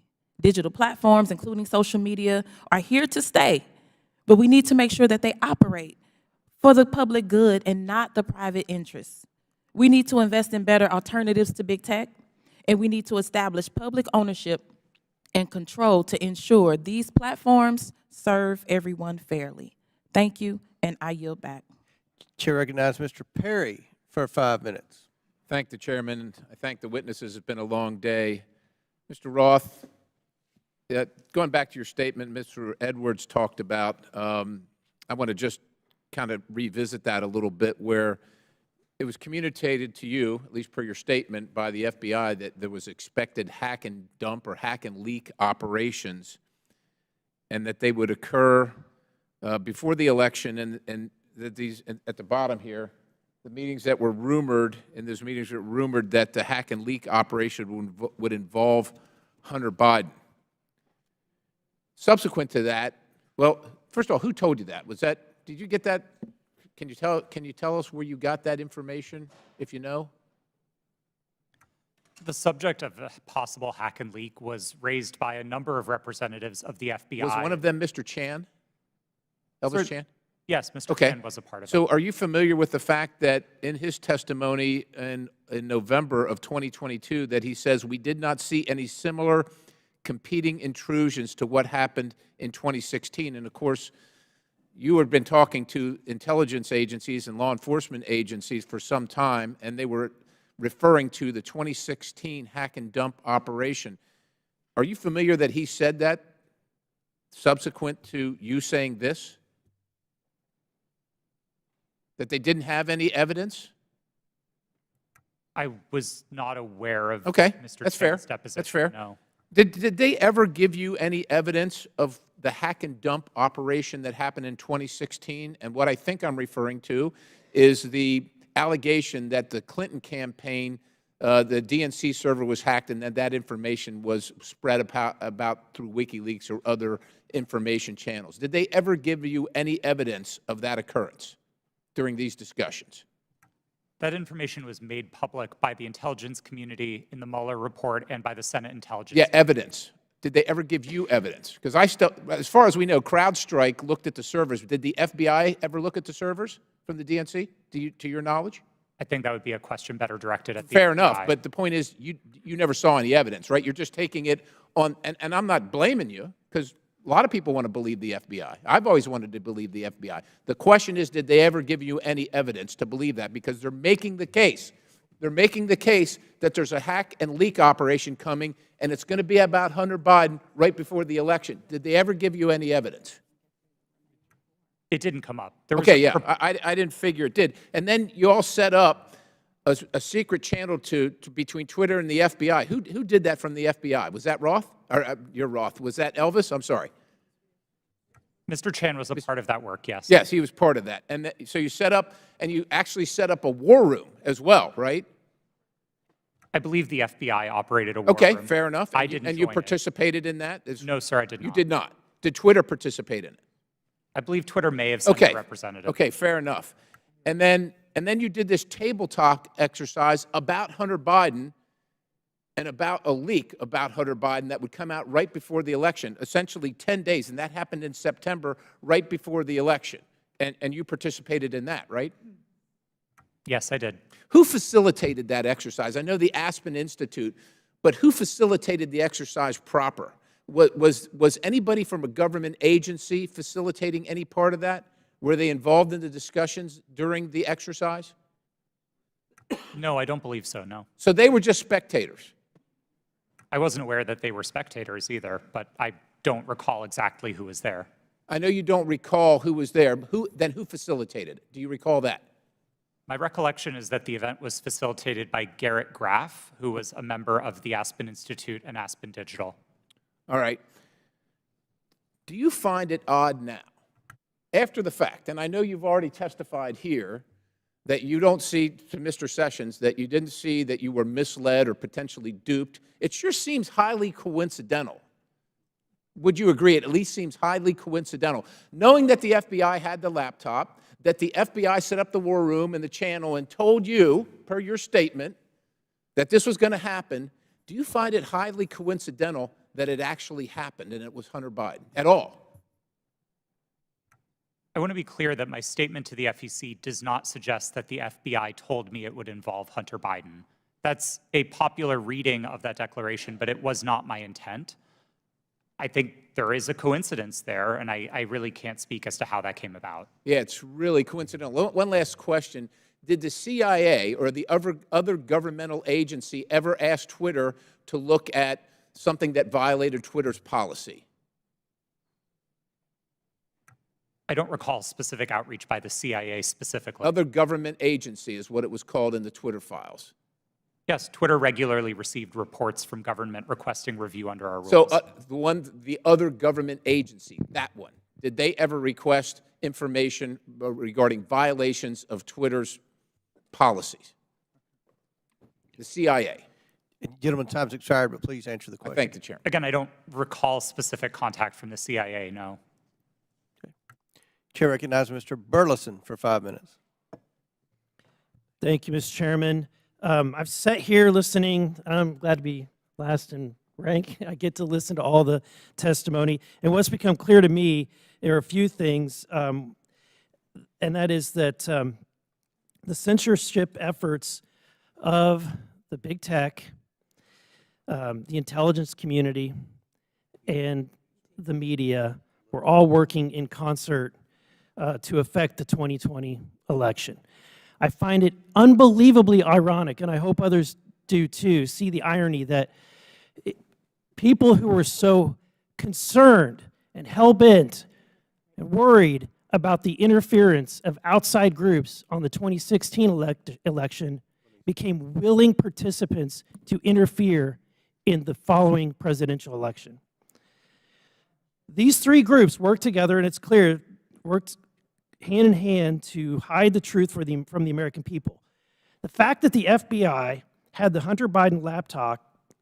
Heck, it was in their possession for a year before the election is appalling.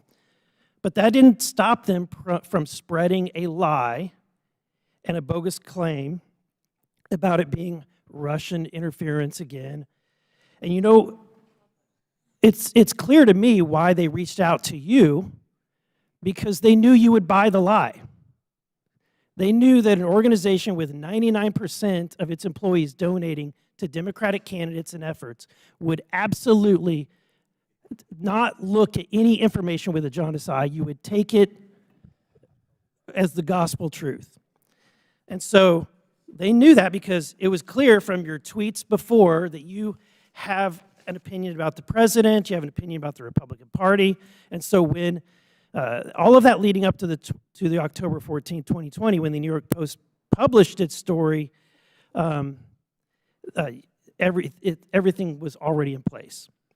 So, Mr. Roth, my question to you is, when 51 intelligence officials told us that the Hunter Biden laptop was Russian disinformation, the Democrats, the mainstream media, the president, all repeated this lie.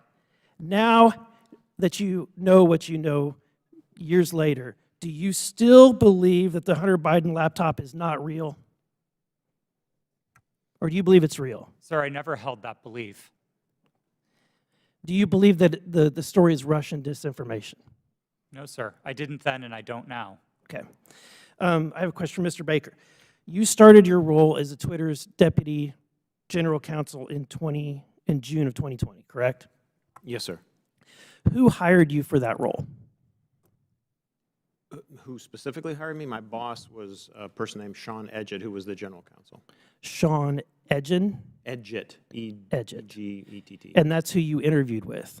I interviewed with numerous people, but Sean was my boss. Anyone that comes to mind outside of Sean? Ms. Gotti I interviewed with. You're saying other people that I interviewed with at Twitter?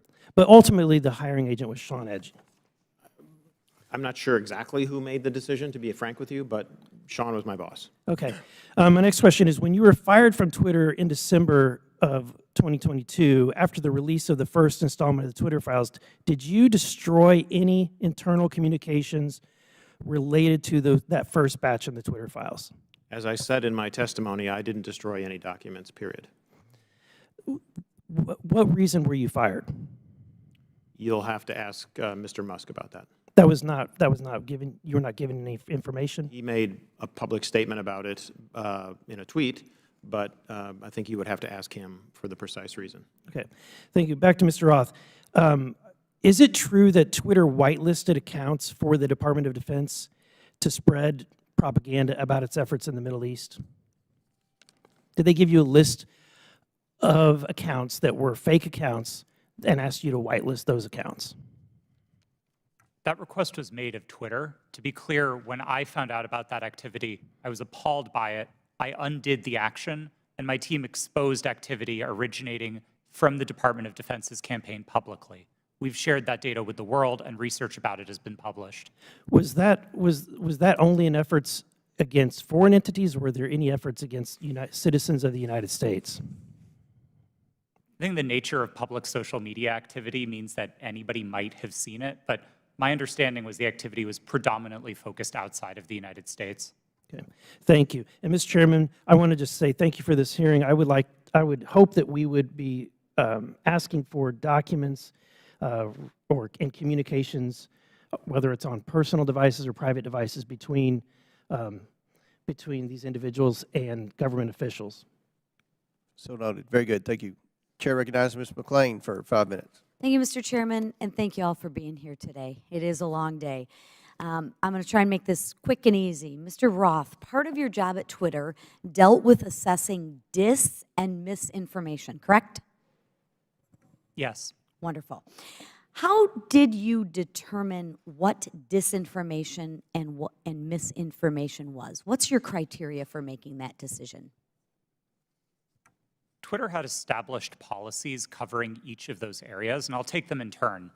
We used the term we actually generally didn't use the term disinformation, but we focused on platform manipulation. So behaviors like running inauthentic accounts out of a Russian troll farm, we would address as the behaviors that they are, and we would look for technical signs of that type of manipulation, and we would remove those accounts. So technical, it was all technical? On that side of things, yes. Okay. When it comes to misinformation, which broadly is a question of the content of tweets, Twitter would establish written policies. Which was? I'm sorry? Which was? Which policies did Twitter maintain? Yeah, I mean, I think what the problem with America is we have one set of rules for this team and another set of rules for this team. So we're trying to look at what is the equal playing field. I'm under the assumption that when we use disinformation and we use criteria, the criteria is the same for both sides. So I'm trying to figure out what is the criteria that you had in place to determine which information was misinformation, and did you apply that equally, equitably, inclusively, so to speak, to all sides? So what is the criteria? Thank you for the question. We used a three-part test across all of our misinformation policies. Okay. The first is whether the tweet advances a claim of fact stated definitively. Not an opinion, not a viewpoint, but a claim of fact stated definitively. Okay. The second part of that test is whether the claim of fact is provably false. Not iffy, not maybe, not gray area, definitely, provably by multiple expert sources, false. And then finally, and this is a really important part, we looked for evidence that those claims of fact could cause harm. So if a tweet met all three parts of that test, that it's a claim of fact, that it's provably false, and that it's dangerous, Twitter might intervene under its policies. No part of that test is viewpoint-based.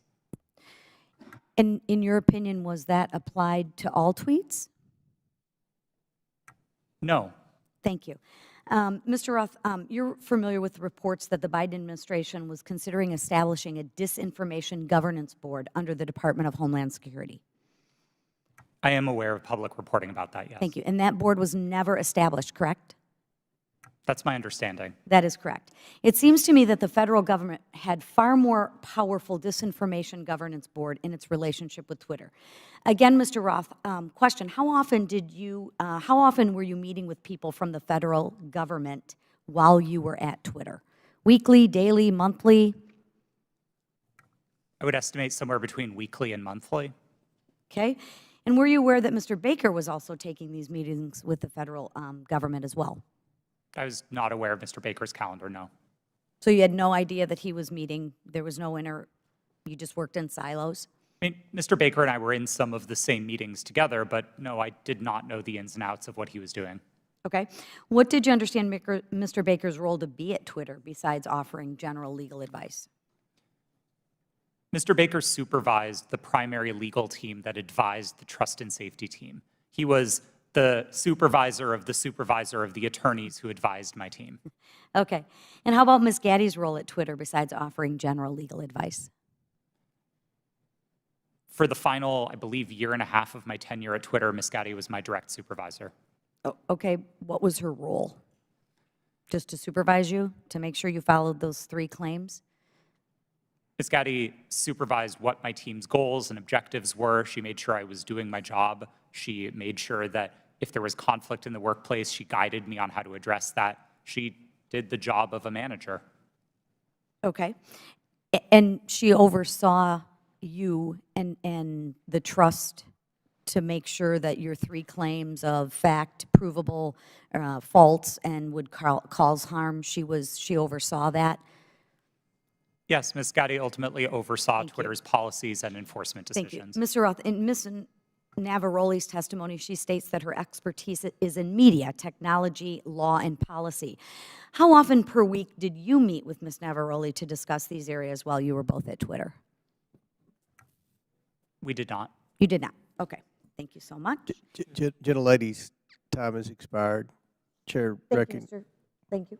Chair recognizes Mr. LaTurner for 5 minutes. Thank you, Mr. Chairman. Based on everything I have seen regarding this issue, it is clear to me that government officials colluded with Twitter employees to censor the New York Post's legitimate reporting of the Hunter Biden laptop story. Democrats on this committee have so far characterized this hearing as unnecessary and a waste of time. I'd invite any of my colleagues across the aisle to talk to folks in Kansas, because I can promise you they do not feel that way. In fact, my constituents are very concerned, and rightfully so, that a social media company collaborated with a government entity and a political party to suppress certain social media accounts and filter news ahead of an election cycle. Americans deserve answers on this outright attack on our First Amendment rights, and I look forward to gaining clarity from our witnesses. Mr. Baker, your testimony focuses heavily on the fact that Twitter acted lawfully in its reaction to the Hunter Biden laptop story. But this isn't a criminal trial. It's a congressional hearing. I'm here because my constituents are genuinely concerned that they will be kicked off these platforms for any statement that managers at those companies disagree with. They feel that social media companies like Twitter are forcing them to play a game that they don't know the rules to. I want to know your opinion on if you think it is appropriate for people in positions of power to determine what information gets shared. If not, what criteria is acceptable for making those determinations? Excuse me, sir, that's a very broad question on people in power. I'm not sure I can answer that effectively and address your... Could you try? Well, I mean, the Congress is in power. Congress is restricted by the Constitution of the United States. Congress passes laws. Those laws impact how, for example, private sector actors exercise their power or spend their money, that type of thing. Government agencies have to act in accordance with the Constitution, the laws you pass, internal regulations, executive orders. There's a whole panoply of ways that, that people in power, writ large, are held accountable and have to comply with rules and regulations and laws and the Constitution. Mr. Chairman, I would like to yield the rest of my time to Mr. Jordan. Mr. Jordan. I thank the gentleman. Mr. Roth, I want to go back to your statement in your declaration to the FEC. I learned that a hack and leak operation would involve Hunter Biden. Who did you learn that from? My recollection is it was mentioned by another technology company in one of our joint meetings, but I don't recall specifically whom. You don't know the person's name? I don't even recall what company they worked at. No, this was a long time ago. And you're confident that it was from a tech company, not from someone from the government? To the best of my recollection, yes. Did anyone from the government in these periodic meetings you have, did they ever tell you that a hack and leak operation involving Hunter Biden was coming? No, Did Hunter Biden's name come up at all in these meetings? Yes, his name was raised in those meetings, but not by the government, to the best of my recollection. Okay. Mr. Baker, I want to go back to the question we had a few hours ago. But I want to frame it in a way I think you can answer. Did you ever tell the FBI that they had no legitimate interest in enforcement of Twitter's policies?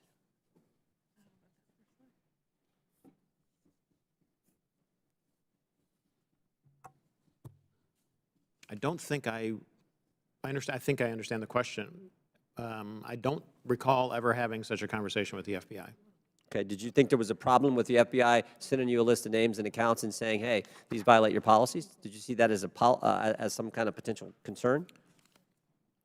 I was always concerned that the FBI adhered to the Constitution and laws of the United States, period. And you didn't think that crossed the line? Well, what crossed the line, sir? What I just asked you, that the idea that they're sending you a list of accounts that they say these violate your terms of service. Again, I'm making sure that I can answer the question.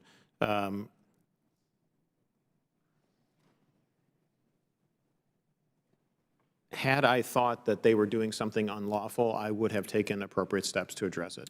Okay, Mr. Roth, why were you reluctant, based on what I read in the Twitter files, why were you reluctant to work with the GEC?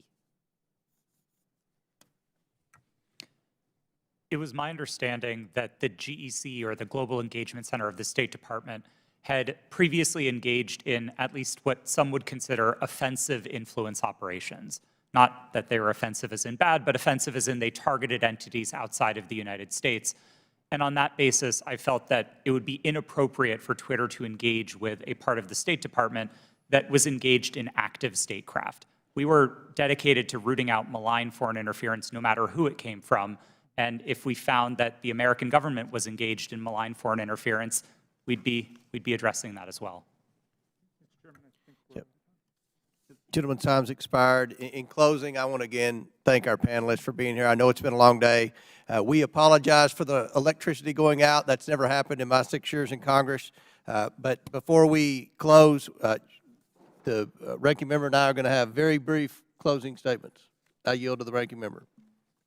Well, thank you kindly, Mr. Chairman. Thank you to the witnesses for your endurance and patience today. I hope you don't feel as bad about the day as you seem to look right now, but it's going to be over soon. I want to start with a simple point that I hope will be sympathetic to you, and I began the long day with this. It's even more important now that we have members who are actually threatening witnesses with arrest and prosecution for clearly imaginary offenses, or at least offenses that might make sense in their minds, but I don't quite know what they would be. But Twitter is a private First Amendment protected media entity, and you make your own decisions like Fox News makes its decisions. And I might get kicked off of Fox News, or they might not cover me, or Wall Street Journal, or MSNBC. I've got no constitutional right to go there. So I think there's just a fundamental legal fallacy and logical fallacy that pervades most of the questioning today. And my friend, the chairman, and my friend, Mr. Jordan, certainly know that under our First Amendment, there's a state action requirement. There is no state action here. Now, there's an attempt to perhaps jerry-rig some state action by claiming, well, it was really the FBI that committed whatever offense was there. But what do we have in terms of what we found today? Well, today's witnesses, each and every one, testified that no U.S. government official directed any of them to censor, remove, or take down the New York Post story. That was their mistake. 2, today's witnesses all testified that the Biden campaign did not direct Twitter to take action against the New York Post story. And 3, the whole hearing was predicated on the idea that the FBI directed Twitter to take down the New York Post story to protect Biden, but once again, not a single witness testified that the FBI even communicated with Twitter about the New York Post story. So to me, this has been a wild cyber goose chase all day. It has turned up absolutely nothing. But there was one serious point made by our witness, Ms. Navaroli, who said that the violence and the chaos that was wreaked upon this institution, not far from where we sit today, on January 6th, the attempt to topple a presidential election and install someone who had not been elected as president, was facilitated by Twitter and other social media entities. And at Twitter, at least, the brass there specifically rejected the pleas of employees to take seriously all of the signs and clues of coming violence in the insurrectionary action that took place. That's a serious problem that we're going to have to deal with at some point at a serious hearing, Mr. Chairman. I yield back to you. Gentleman yields back. I will conclude by reminding my friend, the ranking member, that you've gone through quite the transition at the beginning of the hearing. You, as well as many of your colleagues, said this was a conspiracy theory. After listening to the witnesses, now you say it's a simple mistake they made in suppressing the laptop story. Twitter is a private company, but they enjoy special liability protection, Section 230. They also, according to the Twitter files, receive millions of dollars from the FBI, which is tax dollars, I would assume. And that makes it a concern of the Oversight Committee. The reason that we've had this hearing is because the laptop has been mislabeled by many in the mainstream media as being Russian disinformation, and that started with Twitter, as well as being tampered with, and you had several people, including Mr. Goldman, that implied that it had been tampered with, even though CBS News and other credible media outlets. You mean mainstream media outlets? CBS? Yeah. You don't think CBS is credible? No, I thought you were just calling the mainstream media. No. Okay. CBS News. CBS News has done a forensic audit that shows that the hard drive is legitimate and it was not tampered with. So these are misconceptions that are out there, and they started because of the suppression of the laptop story. The reason the laptop's important is because there's evidence on there that should concern every American about potential corruption, as well as evidence that would suggest that there's a possibility that this administration could be compromised because of the millions and millions of dollars that they've received from our adversaries around the world. We believe that's worth investigating. We believe national security is important. We had a hearing yesterday on our border. We believe there's a crisis at the border, and it threatens our national security. We had a hearing today. We believe that we need to make sure that this administration is not compromised because of the millions of dollars that they've received from our adversaries around the world. That much of that evidence is contained in the laptop. So I think this was a very successful hearing. I appreciate the witnesses' time. I know it was a very long day, and again, we've never had the electricity go out before. But again, we appreciate your sincere testimony. And with that, and without objection, all members will have 5 legislative days. Mr. Chair, I apologize to interrupt. It's come to my attention that I have to seek your unanimous request in order to submit some additional documents. Without objection, so ordered. Thank you. Apologies. With that and without objection, all members will have 5 legislative days within which to submit materials and to submit additional written questions for the witnesses, which will be forwarded to the witnesses for their response. If there's no further business, without objection, the committee stands adjourned.